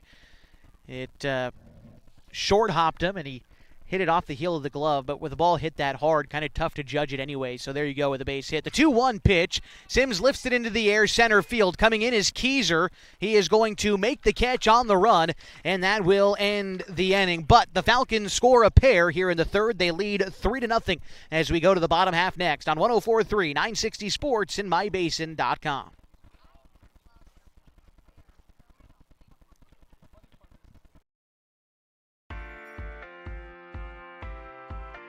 At Geno's on East Main Street, we're always ready for sports season. And now is a perfect time to connect with us. We're open every morning at 6:30, serving simply good food for your breakfast, lunch, and dinner. We offer breakfast burritos and burgers all day, Italian family recipes, monthly specials, amazing desserts, and of course, your choice of cold or hot beverages. Call 884-6474 right now to place a food order for pickup or use DoorDash delivery. Or best of all, come dine in with us. Geno's on East Main, simply good food. Check out our full menu and all our activities at ilovegenos.com. Geno's on East Main, simply good food.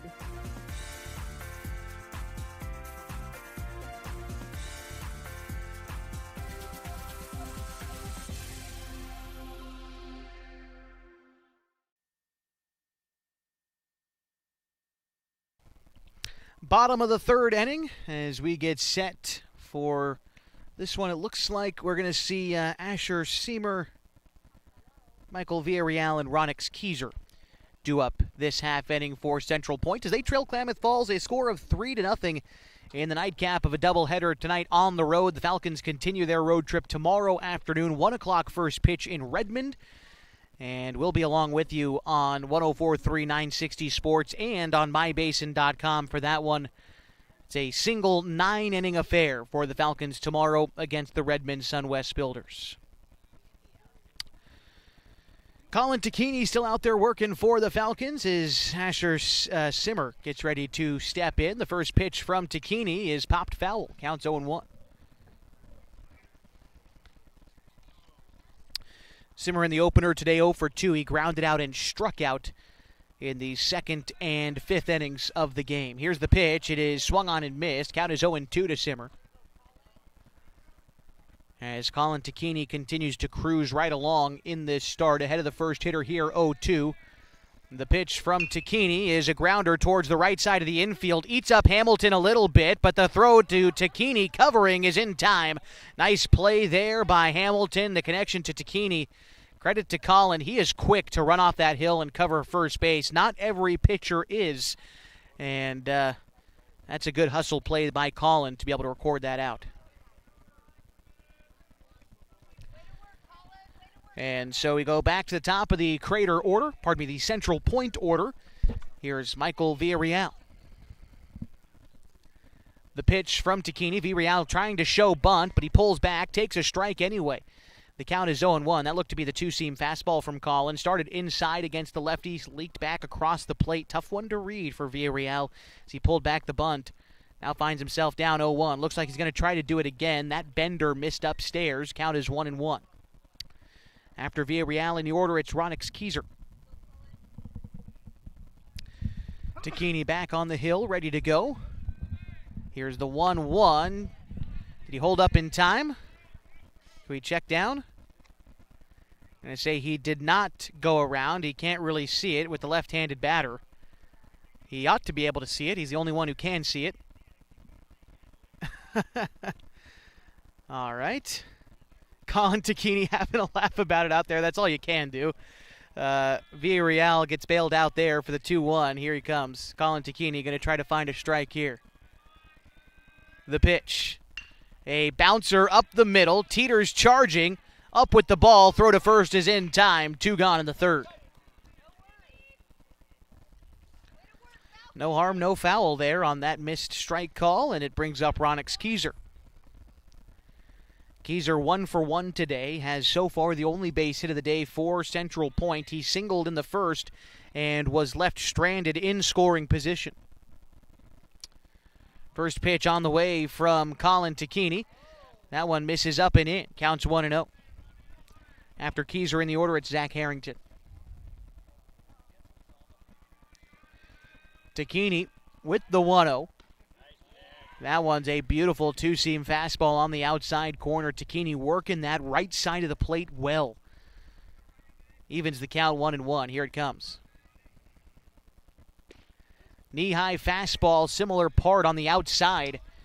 And Takini using the heat to get ahead 1-2. We'll see where he goes now out of the windup. Steps, kicks, delivers, curveball chased, swung on and missed for strike 3. Takini sets down the Comets in order in the third. Back with more American Legion baseball action next on 104.3 960 Sports and MyBasin.com.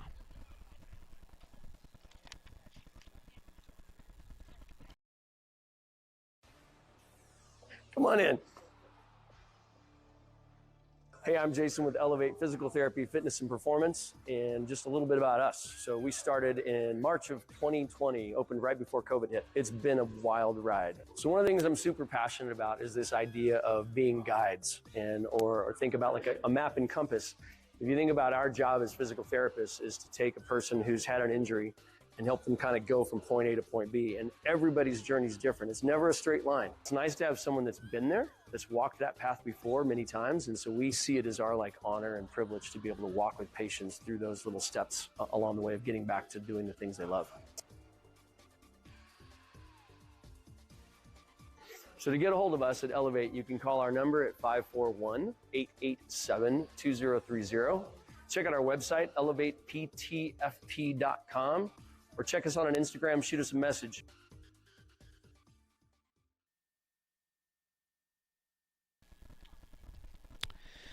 Getting set now for the top half of inning number 4 on 104.3 960 Sports and MyBasin.com.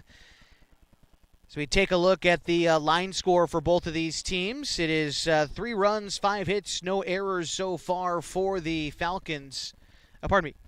3 runs, 2 hits, 1 error for Central Point. No runs, 1 hit, 1 error this point in the game for the Comets. And so it'll be Colin Takini, Jacoby Takini, and Ian Meyer do up this half inning. That's 2, 3, and 4 in the Falcons' order as they lead Central Point in the nightcap of a doubleheader this evening. Pitch on the way from Tyler Tracy is hit in the air to right field. That is over the head of the right fielder Villarreal and will roll to the fence. Takini burning around second, headed for third, and he will get in standing. A leadoff triple for Colin Takini in the top of the 4th inning.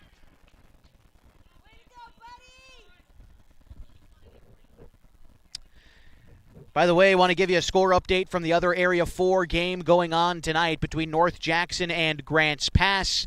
Top of the 4th inning, Grants Pass leads North Jackson 4-0.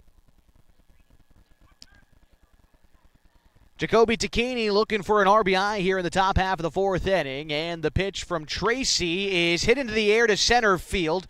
Keyser having to come in, and he makes a diving catch. Colin Takini will score, tagging up from third, but a nice play in center by Ronix Keyser, laying out to take away a base hit from Jacoby Takini. He will get the RBI and the sacrifice fly, and the Falcons lead 4-0.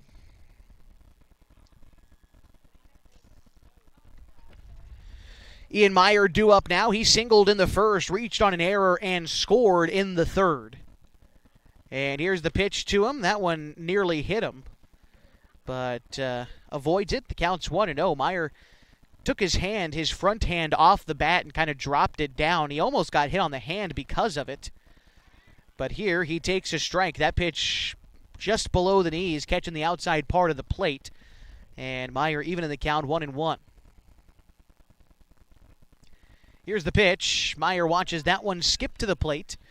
The count is 2-1. And as the lights come on here in Central Point over the field and the sun begins to set even more behind us, it's 8:42 here local time and 78 degrees. Meyer line drive center field, base hit. A scorching hot start to the season for Ian Meyer. Brings up Corbin Hamilton. Hamilton 0 for 1 today. He he flew out in the first, and then he walked in the third. Hamilton ready for the first pitch. Curveball, nice bender there from Tracy to freeze up Hamilton on the first offering. Now Corbin's seen it. We'll see what he's able to do here in an 0-1 count. 1 out and a runner on, and Ian Meyer at first. After Corbin in the order, it's Trustin Thomas. The pitch from Tracy, that's another curveball. This time it dips below the zone, and the count is 1-1 to Hamilton. Corbin will be a senior next year at Henley High School, posted probably his best season yet in his junior season. You expect that guys to get better as they go along, but came out as the undisputed ace on the hill for a Henley team that made the semifinal. Hamilton pitched his absolute heart out in the state semifinal. I can't give him enough credit. 8 2/3 innings. The only reason he was pulled was due to pitch count, and even despite all that, it wasn't enough as the Henley Hornets were defeated by Tillamook 2-1 in the semifinal game. But you can't take anything away from the way that Hamilton pitched that afternoon at Henley. Count is 2-2 right now to Corbin.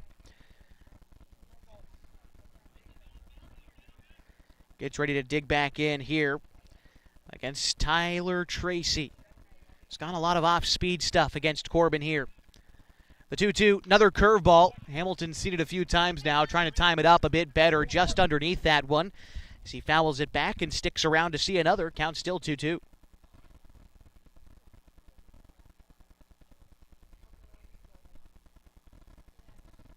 Set on the hill again is Tracy.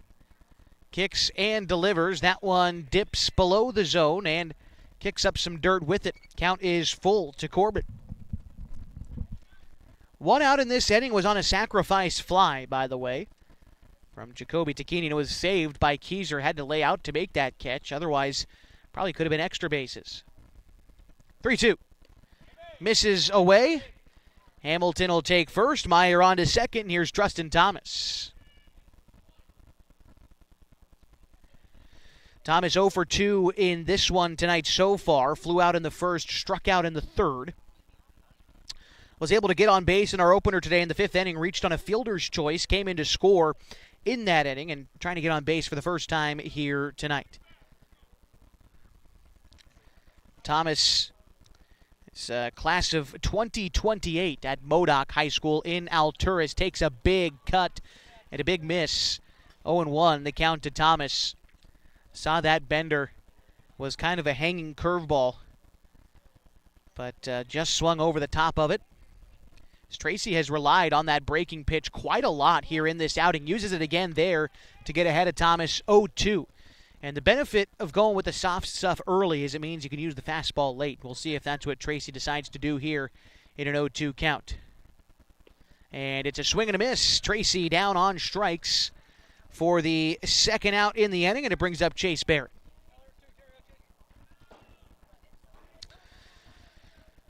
Barrett was hit by a pitch his first time up in the second inning, and then he hit an infield fly in the third, was out on that play.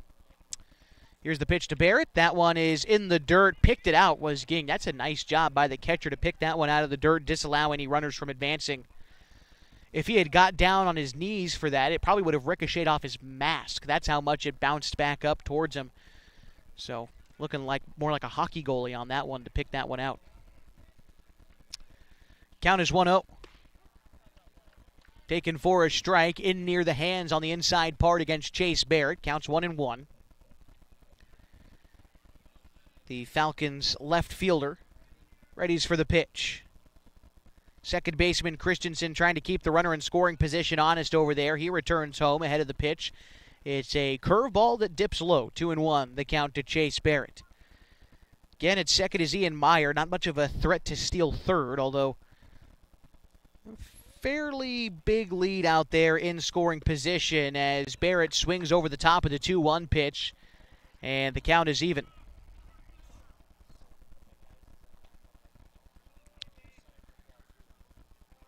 Not much of a lead off of first for Hamilton, despite Meyer being off the bag quite a bit.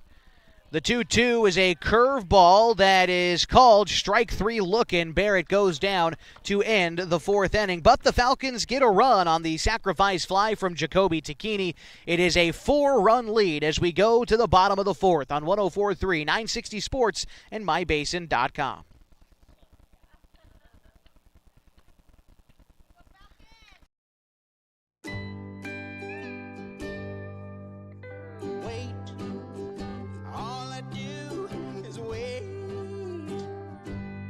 So lonely, I just sigh and moan.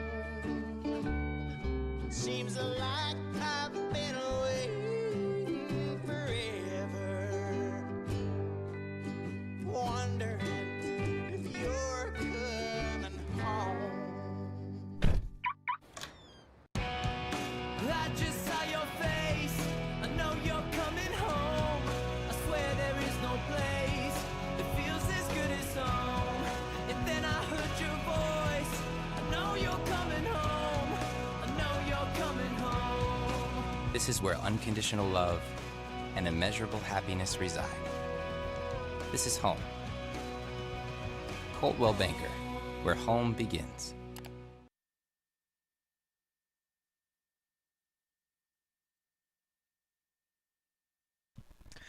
Bottom of the fourth inning, the Klamath Falls Falcons lead the Central Point Comets, a score of 4-0.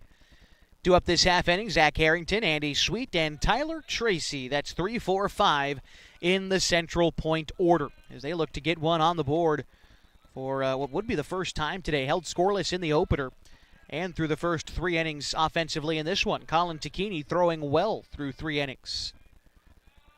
Here's the first offering to Harrington. A chopper sent out towards short. Took a wicked hop off the cut of the grass and over the head of Sims. Nothing you can do there. That'll be a base hit for Harrington, and he leads off the fourth inning with a knock. Brings up Andy Sweet. And I took a walk out in the infield in between games, and that left side of the infield is fairly uneven. There is a pretty good cut of that grass out there that ate up that ball and launched it over the head of Sims. Like I said, not much you can do on that play. Just got to move on to the next as here's Andy Sweet. The pitch from Tacchini is a line drive to Sims. Has a chance at that one. The throw over to first is not going to get him. And it'll be a fly out to Sims for Sweet, and it brings up Tyler Tracy.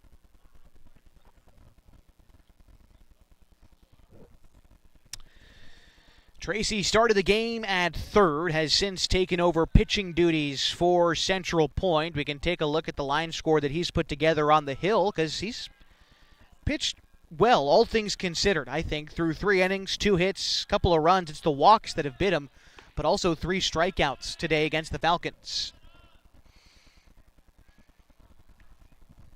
Count is 1-0. That pitch missed upstairs. Mitch Holland is on deck. Tacchini checks the runner at first before coming set.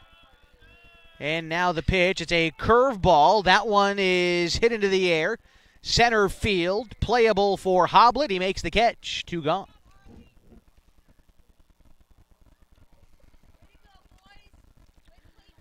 Good defense there for the Falcons. Able to pick up their pitcher behind him after that tough base hit to start the inning. Couple of clean plays to record 2 quick outs, and here is Mitch Holland.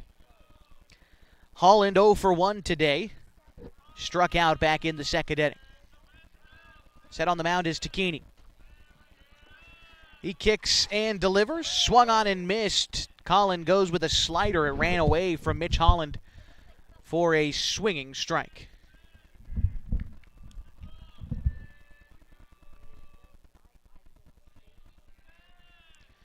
Another curveball misses upstairs. The count is now 1-1. Oren Ging on deck should the inning continue. Leading off of first is Harrington. And the 1-1 from Tacchini is a knee-high fastball called a strike, and Colin works ahead, a ball and 2 strikes. 4-0, the Falcons lead here in the nightcap. Tacchini set with the 1-2. Here it is. Curveball, hit hard, center field, and that'll get down in front of Hoblet for a single. And it advances Harrington to second. Holland aboard with his first hit of the day, and it brings up Oren Ging.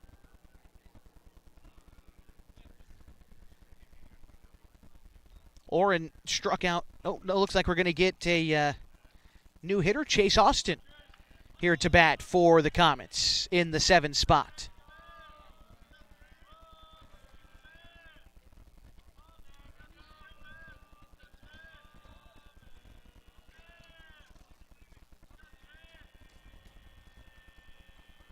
Pitch on the way is a chopper to the left side. Meyer tries to charge and ate him up.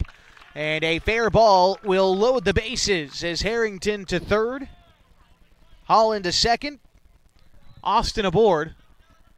And that'll be an error to Meyer at third. And it brings up Kellen Christensen. Had some catcher's gear on, so you can assume he's going to be taking over the catching duties. There is a right-hander warming up in the Central Point bullpen. That might be Oren Ging out there. Hard to tell. We'll find out soon enough. His base is loaded, tying run at the plate. Here's the pitch. Curveball. They try to throw down to first, and back safely is the runner at first, Austin. Thought they got him over there, but to no avail. Counts 0-1 at the plate.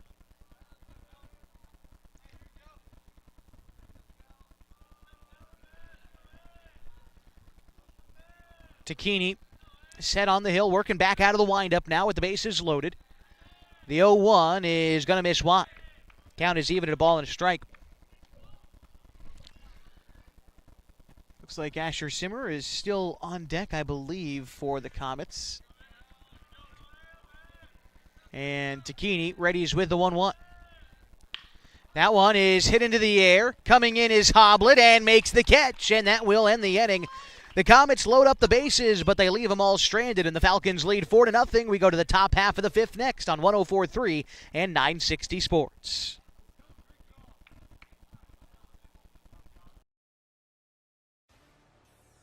Come on in. Hey, I'm Jason with Elevate Physical Therapy, Fitness, and Performance, and just a little bit about us. So we started in March of 2020, opened right before COVID hit. It's been a wild ride. So one of the things I'm super passionate about is this idea of being guides, and or think about like a map and compass. If you think about our job as physical therapists is to take a person who's had an injury and help them kind of go from point A to point B. And everybody's journey is different. It's never a straight line. It's nice to have someone that's been there, that's walked that path before many times. And so we see it as our honor and privilege to be able to walk with patients through those little steps along the way of getting back to doing the things they love. So to get a hold of us at Elevate, you can call our number at 541-887-2030. Check out our website, elevateptfp.com. Or check us out on Instagram, shoot us a message.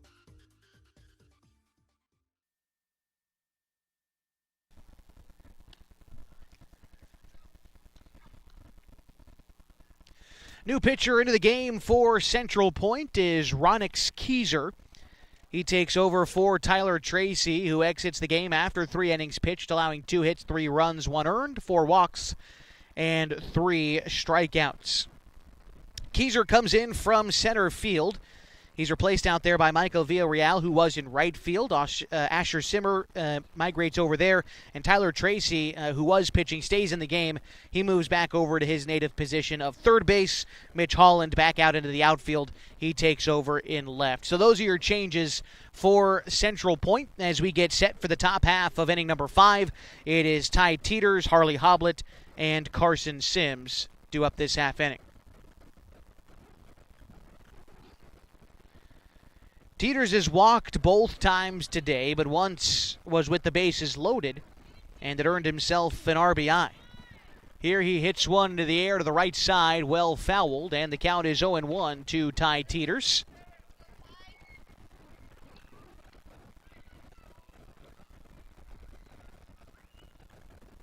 Ty batting here from the right side.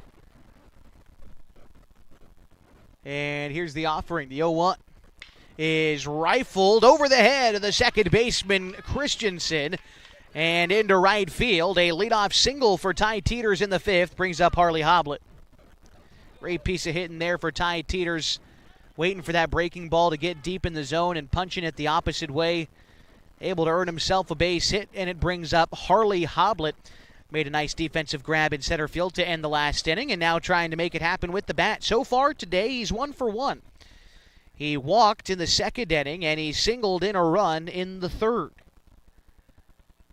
Looking to keep a rally going here for the Falcons that was started by the leadoff single from Ty Teeters. If the bottom of the lineup can set the table for the top, that is what makes a baseball team dangerous. It's what the Falcons were able to do last season en route to, again, not only an Oregon State championship, but a runner-up finish at the Northwest Class A Regional Tournament. The bottom of that order really hit the ball well, and it set up guys at the top to knock them all in. The pitch here to Hoblet. Ground ball right side, and that is through into right field. And that is exactly what you wanted. Back-to-back singles from your 8 and 9 hitters to set up the top of the order. In comes Carson Sims. Sims 0 for 3 today. He's flown out twice and grounded into a double play. We'll see exactly what they have Sims doing here. He's got good speed coming out of the right-handed batter's box. The third baseman, Tracy, playing in on the cut of the grass. Harrington will likely play in front of the runner. He's behind the runner right now. He might want to think about getting in front of him. With 2 men on and nobody out, Sims liable to lay down a bunt, although he's taking a look at strike one here. A slider catches the outside part, counts 0-1. Suppose when you got yourself a 4-run lead, not every run is vital. They might let Sims, suppose they're just going to let him swing away here and try to drive in some of these runs as that pitch is fouled off. The count to Carson's 0-2. After Carson in the order, it's Colin Tacchini. Sims digs back in. Set on the mound is Keyser. And he delivers home. A bouncer to third. Up with it is Tracy. He will apply the tag for one, but the throw is not going to be in time to third. And to first, and he is safe. And I think they missed the tag on Teeters as well. He dodged it, and so everybody is safe. Teeters to third, Hoblet to second, Sims on first. Beautifully done there. And be curious how that winds up being scored with the attempt of a play over there at third. They're going to say Sims reached on the fielder's choice. I thought that's what it would be, but just wanted to make sure. Reaching base there and setting up bases loaded and nobody out for Colin Tacchini, the pitcher for the Falcons, looking to help himself out a little bit.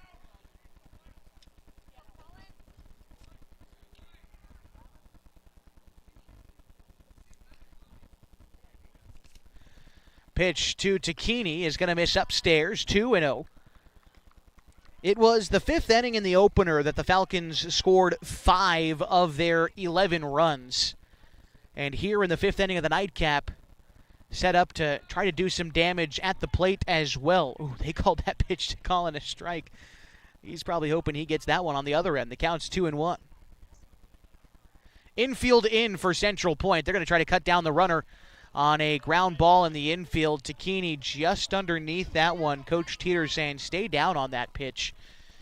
But easier said than done as Tacchini digs back in. Count is even, 2 balls and 2 strikes. The pitch from Keyser, curveball, checked his swing, but he went around. And there's one out in the inning, and it brings up Jacoby Tacchini. Tacchini is without an official at-bat today. He has walked a pair of times and had a sacrifice fly with an RBI. That was in the 4th inning. Bases loaded. Pitch to Tacchini. Misses upstairs, 1-0. After Jacoby in the order, it's Ian Meyer. Tacchini, the guy who led the Henley Hornets in RBI this season. The 1-0 pitch. Dropped in for a strike, 1-1. Nice curveball there from Keyser. Hasn't had a lot of opportunities yet to drive in a ton of runs for the Falcons so far, but a golden one here in the nightcap. A league doubleheader against Central Point. Pitch to Tacchini is a bouncer in the infield. They're going to throw home, and the play is not going to be made. It gets away from the catcher. Teeters scores. Hoblet scores. Sims advances to third, and Tacchini advances to second on the throwing error. Tracy fielded it running down the line, threw it from his back foot, and it got away from the catcher. An error is going to allow 2 runs to score, and the Falcons lead 6-0.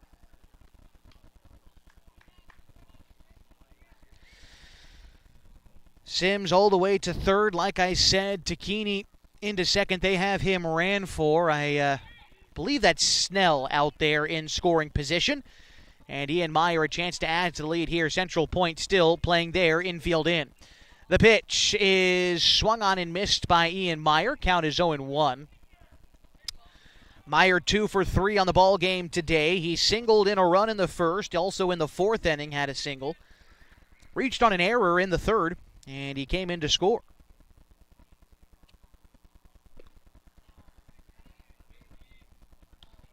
Pitch there misses. 1-1.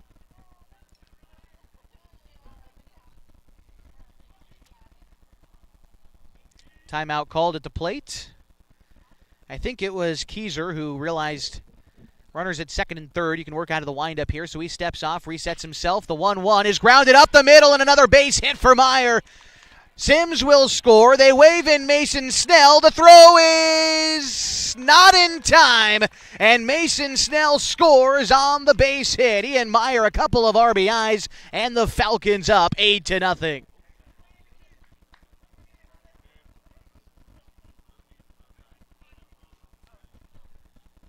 Corbin Hamilton due up now for Klamath Falls. Meyer, by the way, advancing to second on the throw. And the Falcons have added 4 runs here in the 5th inning. Hamilton looking for his first hit today. He has walked twice. A pitch in the dirt gets away from Christensen for just a moment. Enough time for Meyer to advance to third, just 90 feet away from scoring. Trustin Thomas is on deck for the Falcons. Up 8-0 here in the top of the 5th inning. Pitch to Hamilton, catches the inside corner. The count is 1-1. Nice two-seam fastball there from from Ronix Keyser. The 1-1 to Hamilton is waved at and missed. Hamilton just over the top of that off-speed pitch. Count is 1-2. Now's got to protect with 2 strikes on him. Here's the pitch. Curveball, line drive, center field, base hit. Meyer scores and the Falcons lead 9-0. Great piece of hitting there for Corbin Hamilton, his first base hit of the day. And it gets the Falcons their 9th run. He also represents the mercy rule run. He does, now on base. If they're able to get him across with 1 out here, that would put you at 10, which line you up for a mercy rule finish in the 5th. The Falcons would love to get him across. Here's Trustin Thomas, move over to first. Hamilton back safely. 5 runs here in the 5th for Klamath Falls. Thomas looking for his first hit today. Couple of strikeouts and a flyout on the day for him. Takes a look at a first pitch strike on the inside corner, about belt high. And the count is 0-1 to Trustin Thomas. Small lead off of first for Hamilton, not much to speak of. And the pitch into Thomas is going to miss outside. Maybe a touch up as well. Count is a ball and a strike to Thomas. Only 1 out in the inning. It came when Takini struck out. Otherwise, it's been all base hits and 1 error in the inning so far. That one misses low to Thomas, just below the knees. The count is 2 balls and a strike. Chase Barrett is on deck for the Falcons. Set on the mound. And this one is hit to right field. Coming in is Simmer. He will make the catch. 2 gone in the inning.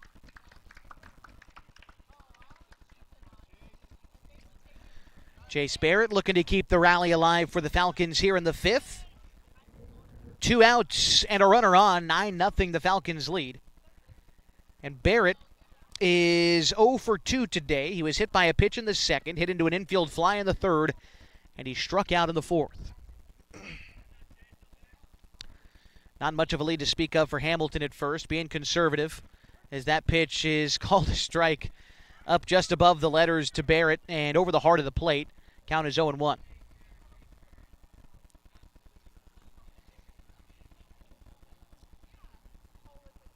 Keyser comes set, and now the pitch. That one is going to miss low. And the count is 1-1 as the off-speed pitch kicked up some dirt as well. Barrett working the count even. Takes a look down to Coach Teeters, the third base side. Not sure if there's much on for Barrett here, but maybe just a second to catch his breath and dig back in. The 1-1 is going to miss low. The count is 2-1.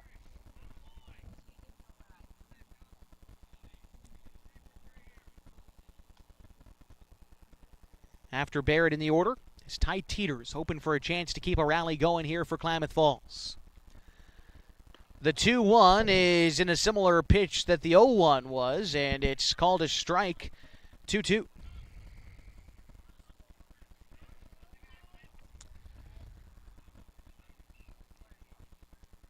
Pitch to Barrett. That one's in the dirt. Count is full. Barrett putting together a good at-bat here in the fifth. He is the ninth batter to hit this inning for the Falcons. 1 in the first, 2 in the third, 1 in the fourth, and 5 here in the fifth. The pitch, runner on the move. The pitch misses up and in to Barrett, and a walk is worked. It moves Corbin up to second, Barrett aboard at first, and it brings up Ty Teeters. Ty singled to lead off this inning. Was able to come in and score, just as we had kind of talked about. You set the table at the bottom third of the order, and the top starts to drive guys in, and that's exactly what the Falcons have done here in the fifth inning, and Teeters started it all. Takes a pitch inside as it misses. 1-0. Set on the mound is Keyser. Takes a look around and delivers. That pitch misses high and away. 2-0 the count. After Ty Teeters in the order, it's Harley Hoblet.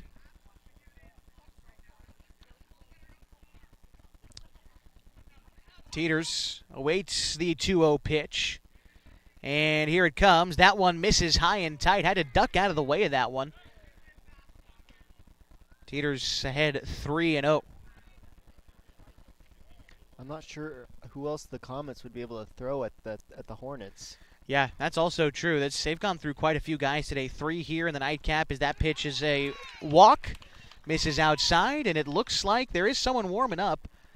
And looks like we may have a pitching change right here, Walter. There's been 3 in this game and 3 in the opener, 6 different guys have thrown today for Central Point. They just haven't had an answer for Klamath Falls yet tonight. And for Keyser, looks like they're not taking the ball quite yet from him. He does have 2 outs here in this inning. He only needs 1 more, but now the bases are loaded for Harley Hoblet and a chance to try to push across that Mercy Rule win. Again, we are on the road tonight, of course, so have to try to go through the bottom half of the fifth if you can even get that run across. But kind of just playing the speculation game there. Is Harley Hoblet going to try to come up with a big hit? Could change this game in a big way. Keyser's at 35 pitches, by the way. They're going to try to keep him probably under 45, so that way he can throw on Monday. Their next game against Grants Pass. I believe that's their next opponent. Grants Pass on Monday the 15th. And so now the home plate umpire is out to break up the party, if not passively. Okay, looks like we're all set. Hoblet has had a good day today, 2 for 2. He has walked in the second. He singled in the third, knocked in a run there. He also singled earlier this inning and scored a run as well. Bases loaded and 2 outs. Ronix Keyser working out of the windup, and the pitch popped up right side, playable, and a diving attempt by Christensen, a great attempt, but he comes up empty.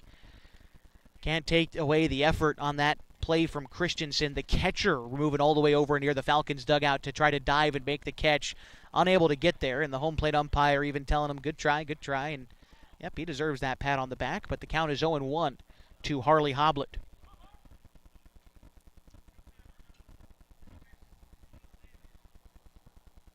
Pitch on the way from Keyser. Hoblet hits one the opposite way again, and again, well fouled. The count is 0-2 to Harley.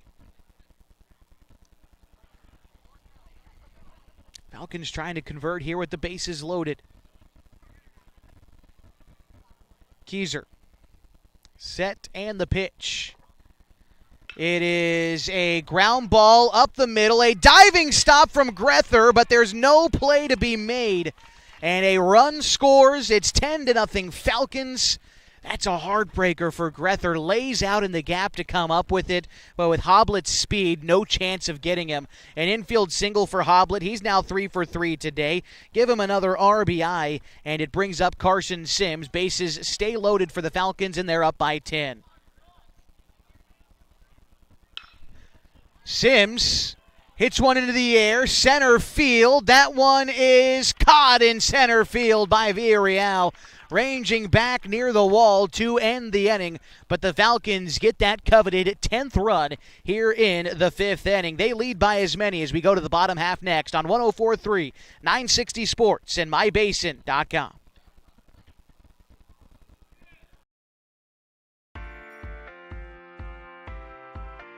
At Geno's on East Main Street, we're always ready for sports season. And now is a perfect time to connect with us. We're open every morning at 6:30, serving simply good food for your breakfast, lunch, and dinner. We offer breakfast burritos and burgers all day, Italian family recipes, monthly specials, amazing desserts, and of course, your choice of cold or hot beverages. Call 884-6474 right now to place a food order for pickup or use DoorDash delivery. Or best of all, come dine in with us. Geno's on East Main, simply good food. Check out our full menu and all our activities at ilovegenos.com. Geno's on East Main, simply good food.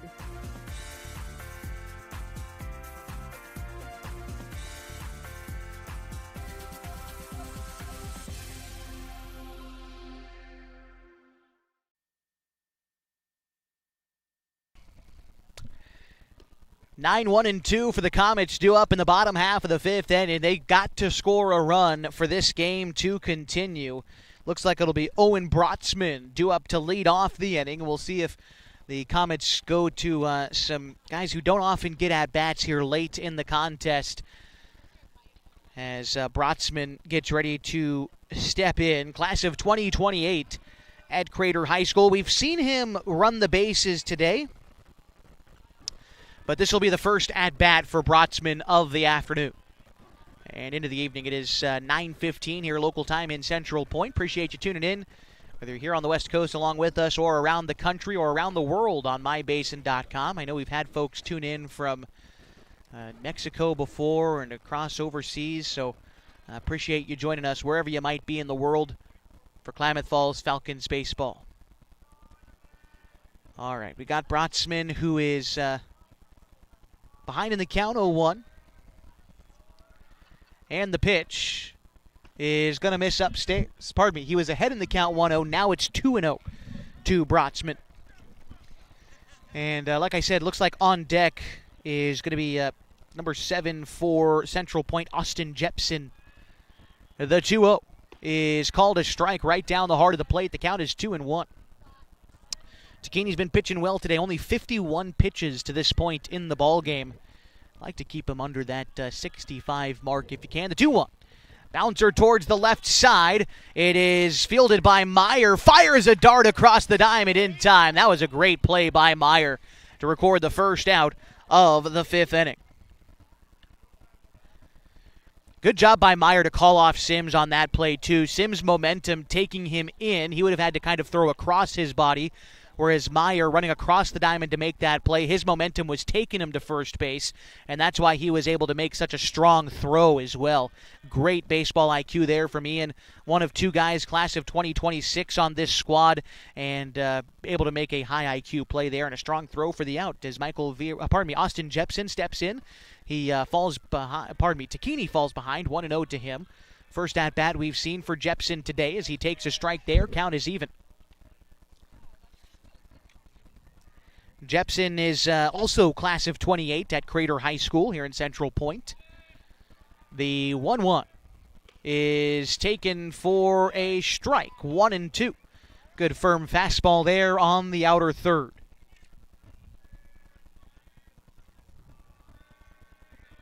Here is the 1-2 to Jepson. It is ripped foul towards the right side. Count remains a ball and 2 strikes to Jepson. On deck is still Ronix Keyser, the typical two-hole hitter for the Comets.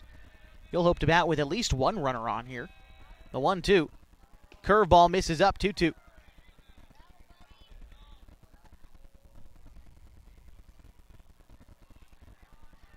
Jepson digging back in. Here's the 2-2 pitch. It is swung on and missed. Takini with another strikeout. For him, that is strikeout number 6 in the contest, and it puts the Comets to their final out of the night.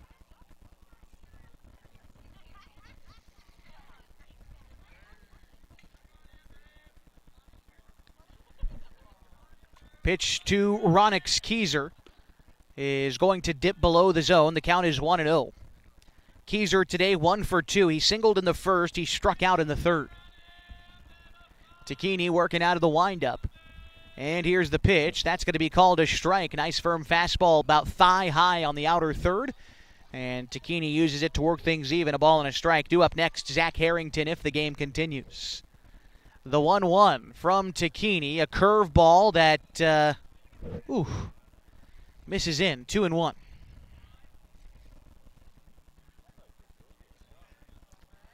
Here's Colin for the 2-1.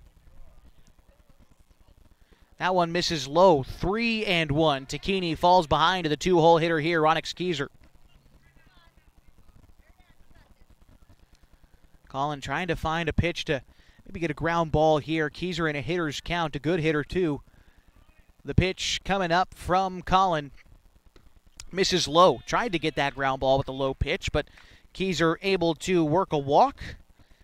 And the run on base that would negate a mercy rule here in the 5th inning is there in the person of Ronix Keyser at first. And here is Zach Harrington.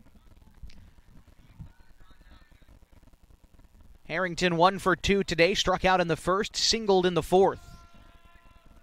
Bats here against Colin Takini. The pitch is swung on and missed. Count is 0-1. That was a big breaking curveball. Harrington chased it out. He knows he's mostly going to get curveballs here. I had a chance to chat with him just between games very briefly. So he knows how guys want to pitch him. He knows he's going to see a lot of breaking pitches. Tries to find fastballs when he can, but that time chases the curveball out and gets another breaking ball here. Swung over the top of it, 0-2.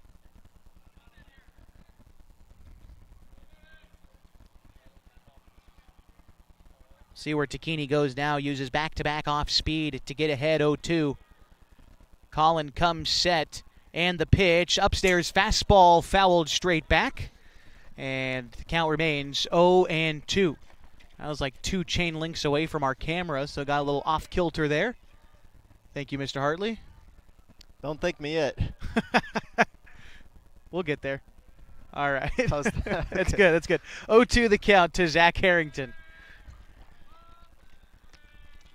The pitch from Takini. Curveball ripped into center field and down for a base hit. Takini left that one hanging up there a little bit too long, and Harrington takes advantage. It brings up Andy Sweet. Sweet 0 for 1 today. He walked in the first, flew out in the 4th. That was just a good hit. Squared that one up nicely for Harrington. That's his second hit of the night.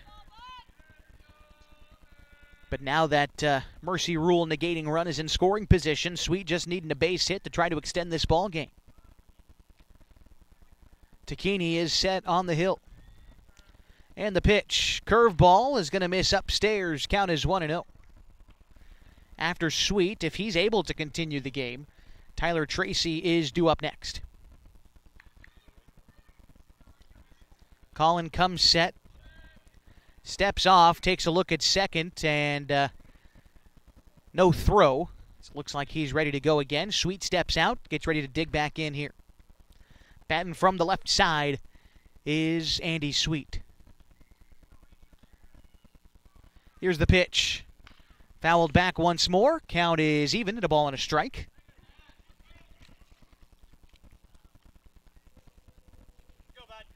Andy Sweet will be a senior next year at Central Point, one of 2 elevating seniors for Central Point and Crater High School next year. The other stands at first base in Zach Harrington. Here's the 1-1. That one misses up and away, 2-1. 70 pitches here for Colin Takini. So that pitch count's getting up there a little bit, but just trying to finish out this game for Colin as he comes set on the hill, ready for pitch number 71. Here is the 2-1. That one is fouled straight back, and the count is 2 balls and 2 strikes to Andy Sweet.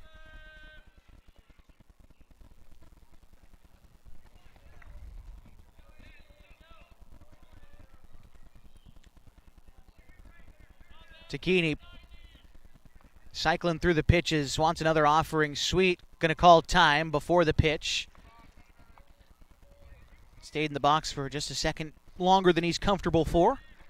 And now digs back in ahead of the 2-2 pitch. 2 balls, 2 strikes, 2 outs, 2 on. And the Comets down to their final strike. The 2-2 ground ball right side through into right field. They are going to wave in Keyser. The throw is not going to be in time. A run scores. The throw to second is in time, but a run scores and the ball game continues. It is 10-1. The Falcons still lead as we go to the top of the 6th inning on 104.3 960 Sports and MyBasin.com. There's something special about this place. It's more than the quiet mornings and the open skies. It's more than the scenery. It's the people.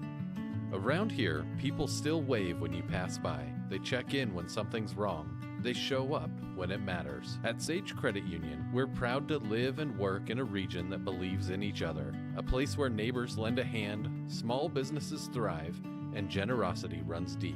We believe that being part of a community means giving back to it, not just with dollars, but with time, effort, and heart. That's why our employees earn paid volunteer time. That's why you'll see us at food drives, fundraisers, and the local fair. We show up for our community. This isn't just where we work. This is where we live, where we give, and where we grow. Right here, in the coffee shop, at the fundraiser, and in our local branch. At Sage Credit Union, we've found our people. We'll see you around town.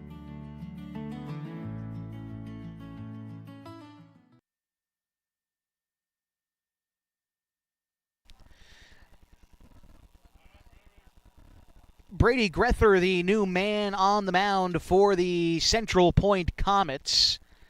It looks like Tracy has moved over to the shortstop position. Harrington is now over at third.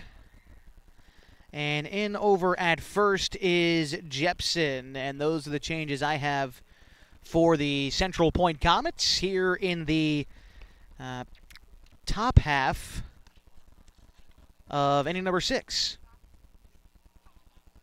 How many pitchers is that? That is fourth pitcher tonight for Central Point. That's 7 total for the game. All different guys, too. Wow, they got a deep roster when it comes to pitchers. Yeah, it's guys who probably play multiple positions. It's got to be nice for them in the prep season to have this many guys who can throw, too, because, for the Falcons, for our sake, probably go 7 deep as well, but all made up from different high schools. Klamath Union, Lakeview is our starter tonight. Of course, Henley was our starter in the opener, and so got some guys who could maybe throw from Mazama too. So the fact that these guys all got it at one school is pretty nice for them during the prep season. But Falcons have been able to hit pretty much everybody that Central Point has thrown their way tonight. Colin Takini going to get things started here in the top of the 6th inning, a 10-1 ball game. Here's the pitch, misses up. 1-0. It's Colin, then Jacoby, and then Ian Meyer. Pitch on the way. Here it comes. That one misses up. Counts 2-0 to Colin Takini.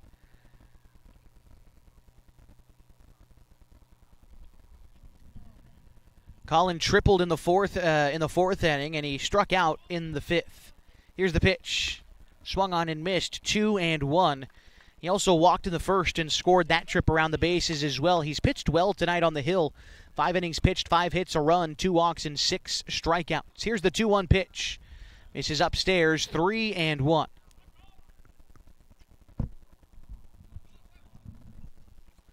Colin working way ahead here. Here's the pitch. That one is going to hit him.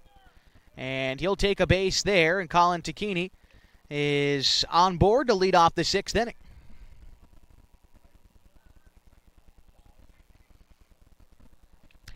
In steps Jacoby Tacchini, still looking for his first hit today. He's 0 for 1 in the contest. He's walked twice and has a sacrifice fly with an RBI, but he reached on an error and scored in the 5th inning.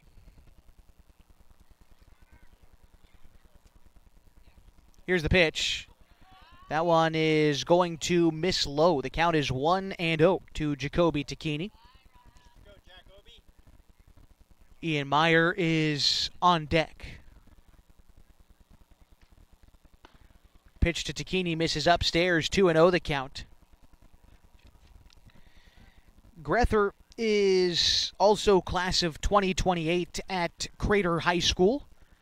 Be a junior next season for the Comets.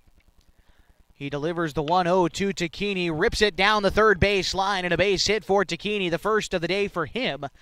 And it moves Colin into scoring position here for Ian Meyer.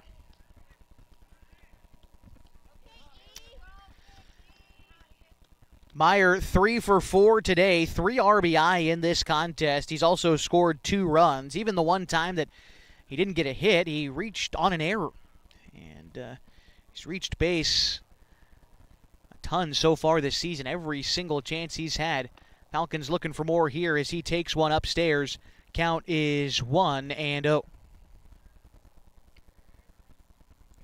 Pretty impressive to be able to reach base every single time you've had a chance so far this season. That pitch misses in. Count is 2-0. It's been, 11 chances for him so far this season? Let's see, going to do some quick math. 5 in the opener. There was 4 earlier today and 4 today, so what's that, 13? Oh, my goodness.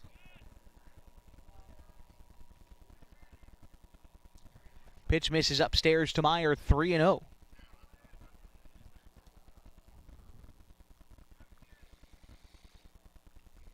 Here's the pitch. That one is called a strike. Count is 3-1 to Ian Meyer. Corbin Hamilton waits on deck for the Falcons. Nobody out, 2 men on. 10-1 the score, top of the 6th inning. Pitch to Meyer is going to miss, and another trip to first base for Ian. Did they call that a strike? Yep. Oh, no. Yep. Oh, man, that was up above his letters. That was chin high, but it's called strike 2. He stopped to think about it, too. 3-2 pitch. Meyer chases strike 3, and Meyer just got robbed. That's a strikeout, and Hamilton is due up next. Can you give an EU? That's unfortunate. Corbin Hamilton has walked twice today, singled once. When he singled, it was in the 5th inning, added an RBI there. Here's the pitch to Hamilton. It is called a strike, 0-1. Trustin Thomas due up next for the Falcons.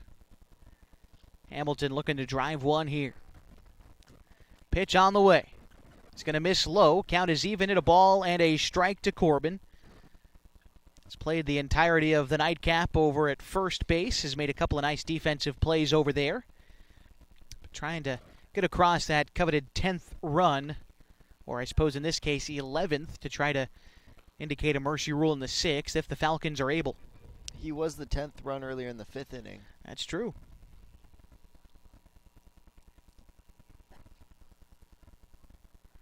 The 2-1 pitch to Hamilton. Finds the inside corner. 2 balls, 2 strikes to Corbin.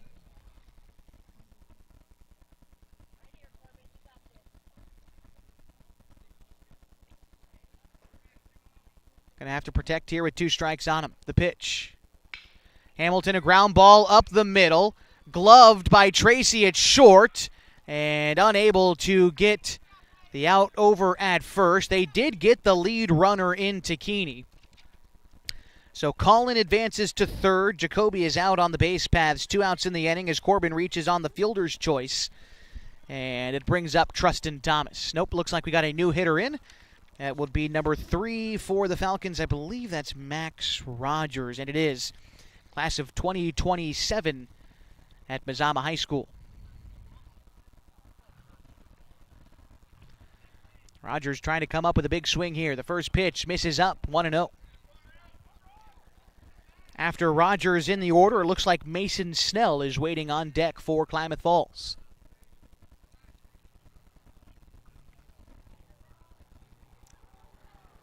Timeout called behind the plate as Christensen comes out, gives a set of signs to his infield.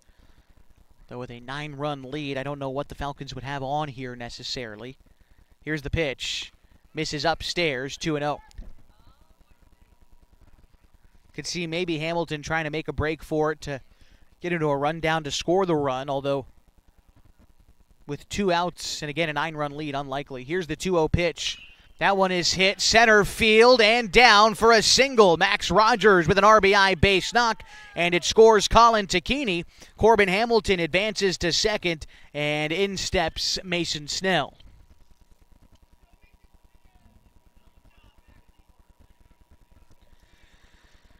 Snell getting his first at-bat of the night here. Hitting in the 7-hole for Chase Barrett, who exits the day after going 0 for 2. Snell, a class of 2028 for the Mazama Vikings. The first pitch to him is fouled off. Count is 0-1.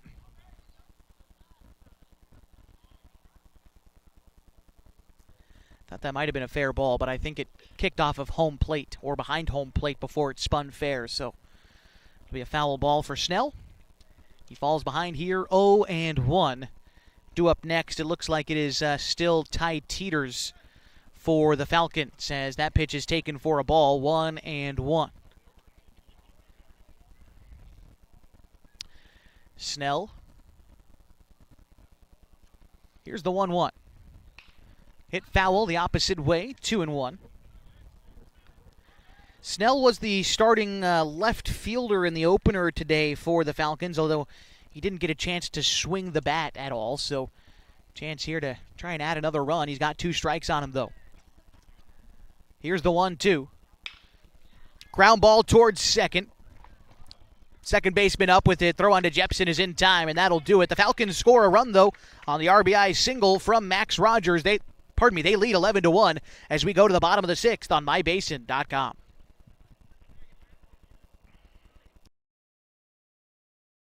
What are the best words you can hear tonight? Order ready for Susan?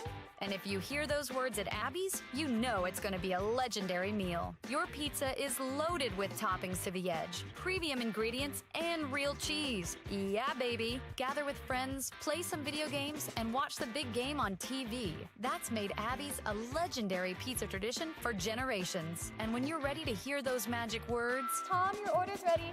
you know where to go. You're always welcome at Abby's. Are you an enthusiastic sports fan? Want to have fun and get in on the action? Heck yes, that'd be awesome. Have great attention to detail? Want to stay active? Definitely. Want to give back to the student athletes in your community? Obviously, yes. Then you'd make an excellent high school sports official. We need more officials in Oregon, because with no high school officials, there are no high school sports. Sign up today at highschoolofficials.com.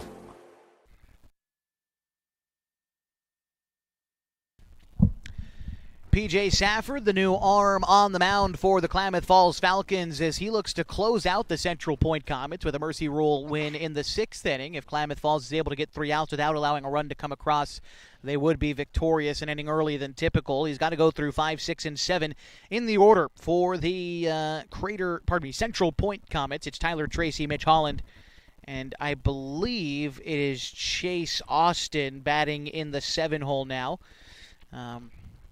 Yeah, it looks like he's out there getting some warm-up swings in here. Get ahead of P.J. Safford taking over on the hill. Safford did pitch in the Falcons' season opener very briefly in the win against Grants Pass earlier in the week on Wednesday.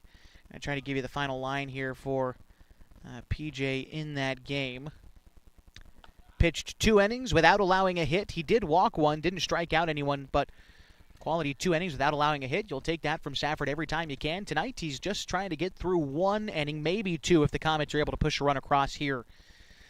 Middle of the order here, 5, 6, and 7. Like I said, between them, through the first 2 trips in the order, they've reached base twice between those 3 guys. Mitch Holland, who's due up second in this inning, singled in the 4th.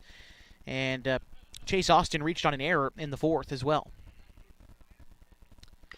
First pitch is a slow roller down the third base side. It kicks foul. The count is 0-1 to Tyler Tracy.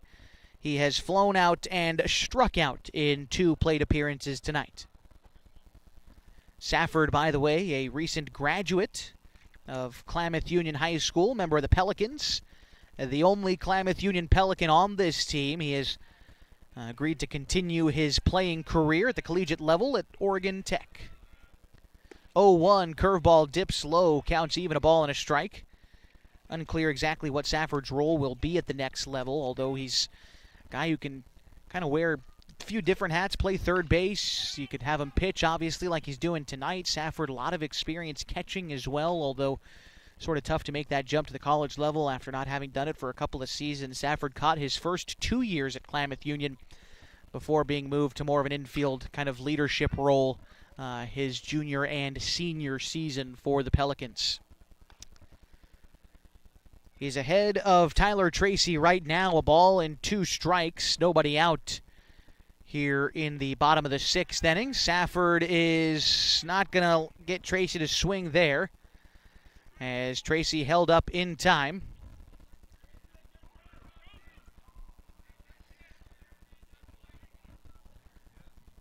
Two coming up from Safford out of the windup. That one misses low, 3-2. Safford works quickly out there, already ready to go out of the windup. And here it comes, the 2-2. Hit into the air, center field. Moving over is Hoblet. Long way to run for that one, and he makes the catch. First out in the 6th. Pardon me, that looks like it's Mason Snell out there. Want to double check on that. Once he turned around, I saw the number 4. I think Snell stayed out there. We'll make sure of that in just a moment. Regardless, fly out to center field, and it brings up Mitch Holland.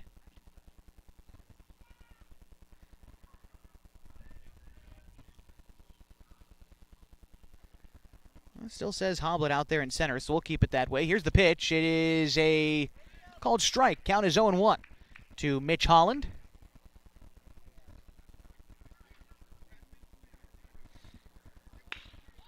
This one is hit to left field through, and a base hit with 1 out of the inning. Holland is now 2 for 3 tonight after that single, and it will bring up number 3 for the Comets. That's Chase Austin.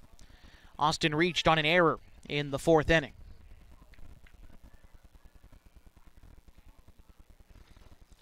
Not much of a lead off of first for Holland. Playing conservative out there, want to stay on the bases, and Safford's going to go right after the man at the plate anyway, and it's a swinging strike. I think it was actually a foul ball. Count is 0-1. After Austin in the order, Kellen Christensen is due up next. Count is 0-1. Safford gets the sign in from Takini and fires in a strike. Count is 0-2. That one was just about the knees, middle of the plate. Safford comes set with the 0-2, looking for that put-away pitch. That is popped up in the infield, playable for the pitcher. Safford makes the catch, and there's 2 gone in the inning.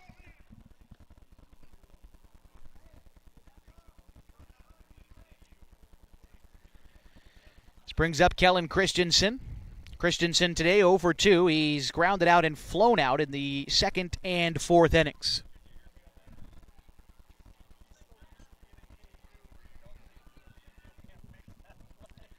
Asher Simmer is on deck here for Central Point. If the game continues, Safford going right after this batter, hits one hard, deep to left field, going over and making a diving catch in left field to end the ball game, and the Falcons win 11-1 in the nightcap. We will be back in 2 minutes to break this one down for you and try to chat with our Abby's Legendary Pizza player of the game coming up in just a moment. So stick around for more Falcons baseball on 104.3 960 Sports and MyBasin.com. What are your goals? To get stronger, move better, feel healthier? Whatever you are aiming for, Harbor Isles is here to help you. They have brand new cardio and strength equipment. Harbor Isles offers indoor tennis courts, 4 indoor pickleball courts, energizing group classes, expert personal trainers, and a friendly, knowledgeable staff ready to guide you every step of the way. No matter what your goals are, Harbor Isles has everything you need to reach those goals. Stop by and see the difference for yourself. Harbor Isles, lose those reins and get your gains.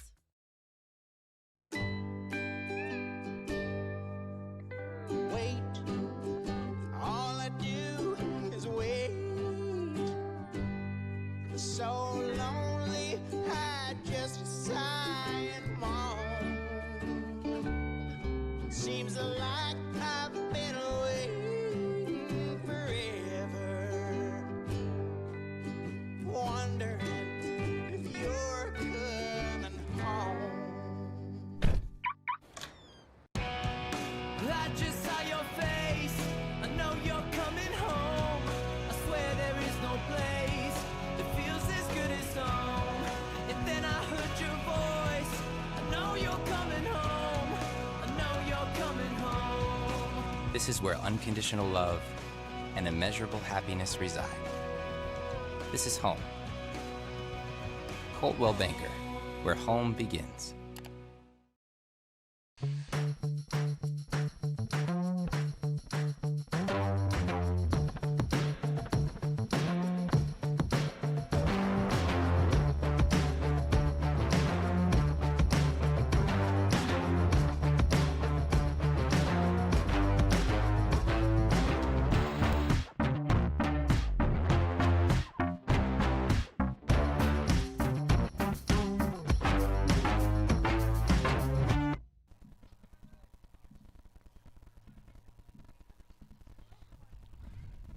Josh Eldridge and Walter Hartley back with you tonight from Central Point, Oregon. The Klamath Falls Falcons go on the road and win a pair. The opener 11-0, the nightcap 11-1. Tonight, the Klamath Falls Falcons 11 runs on 11 hits. They commit 2 errors for the Central Point Comets.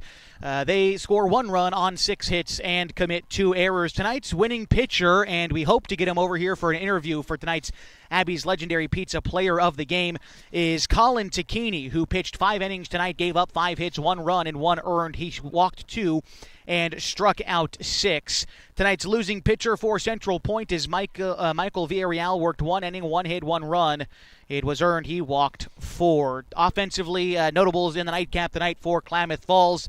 Let's see, a 3-for-5 night for Ian Meyer. He added 3 RBI in the contest. Jacoby Tacchini was 1 for 2 with a couple of runs batted in.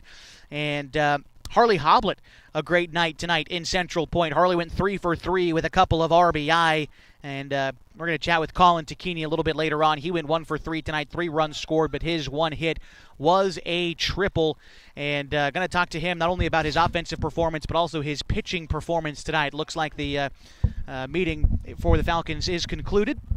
And we'll chat here with our Abby's Legendary Pizza Player of the Game.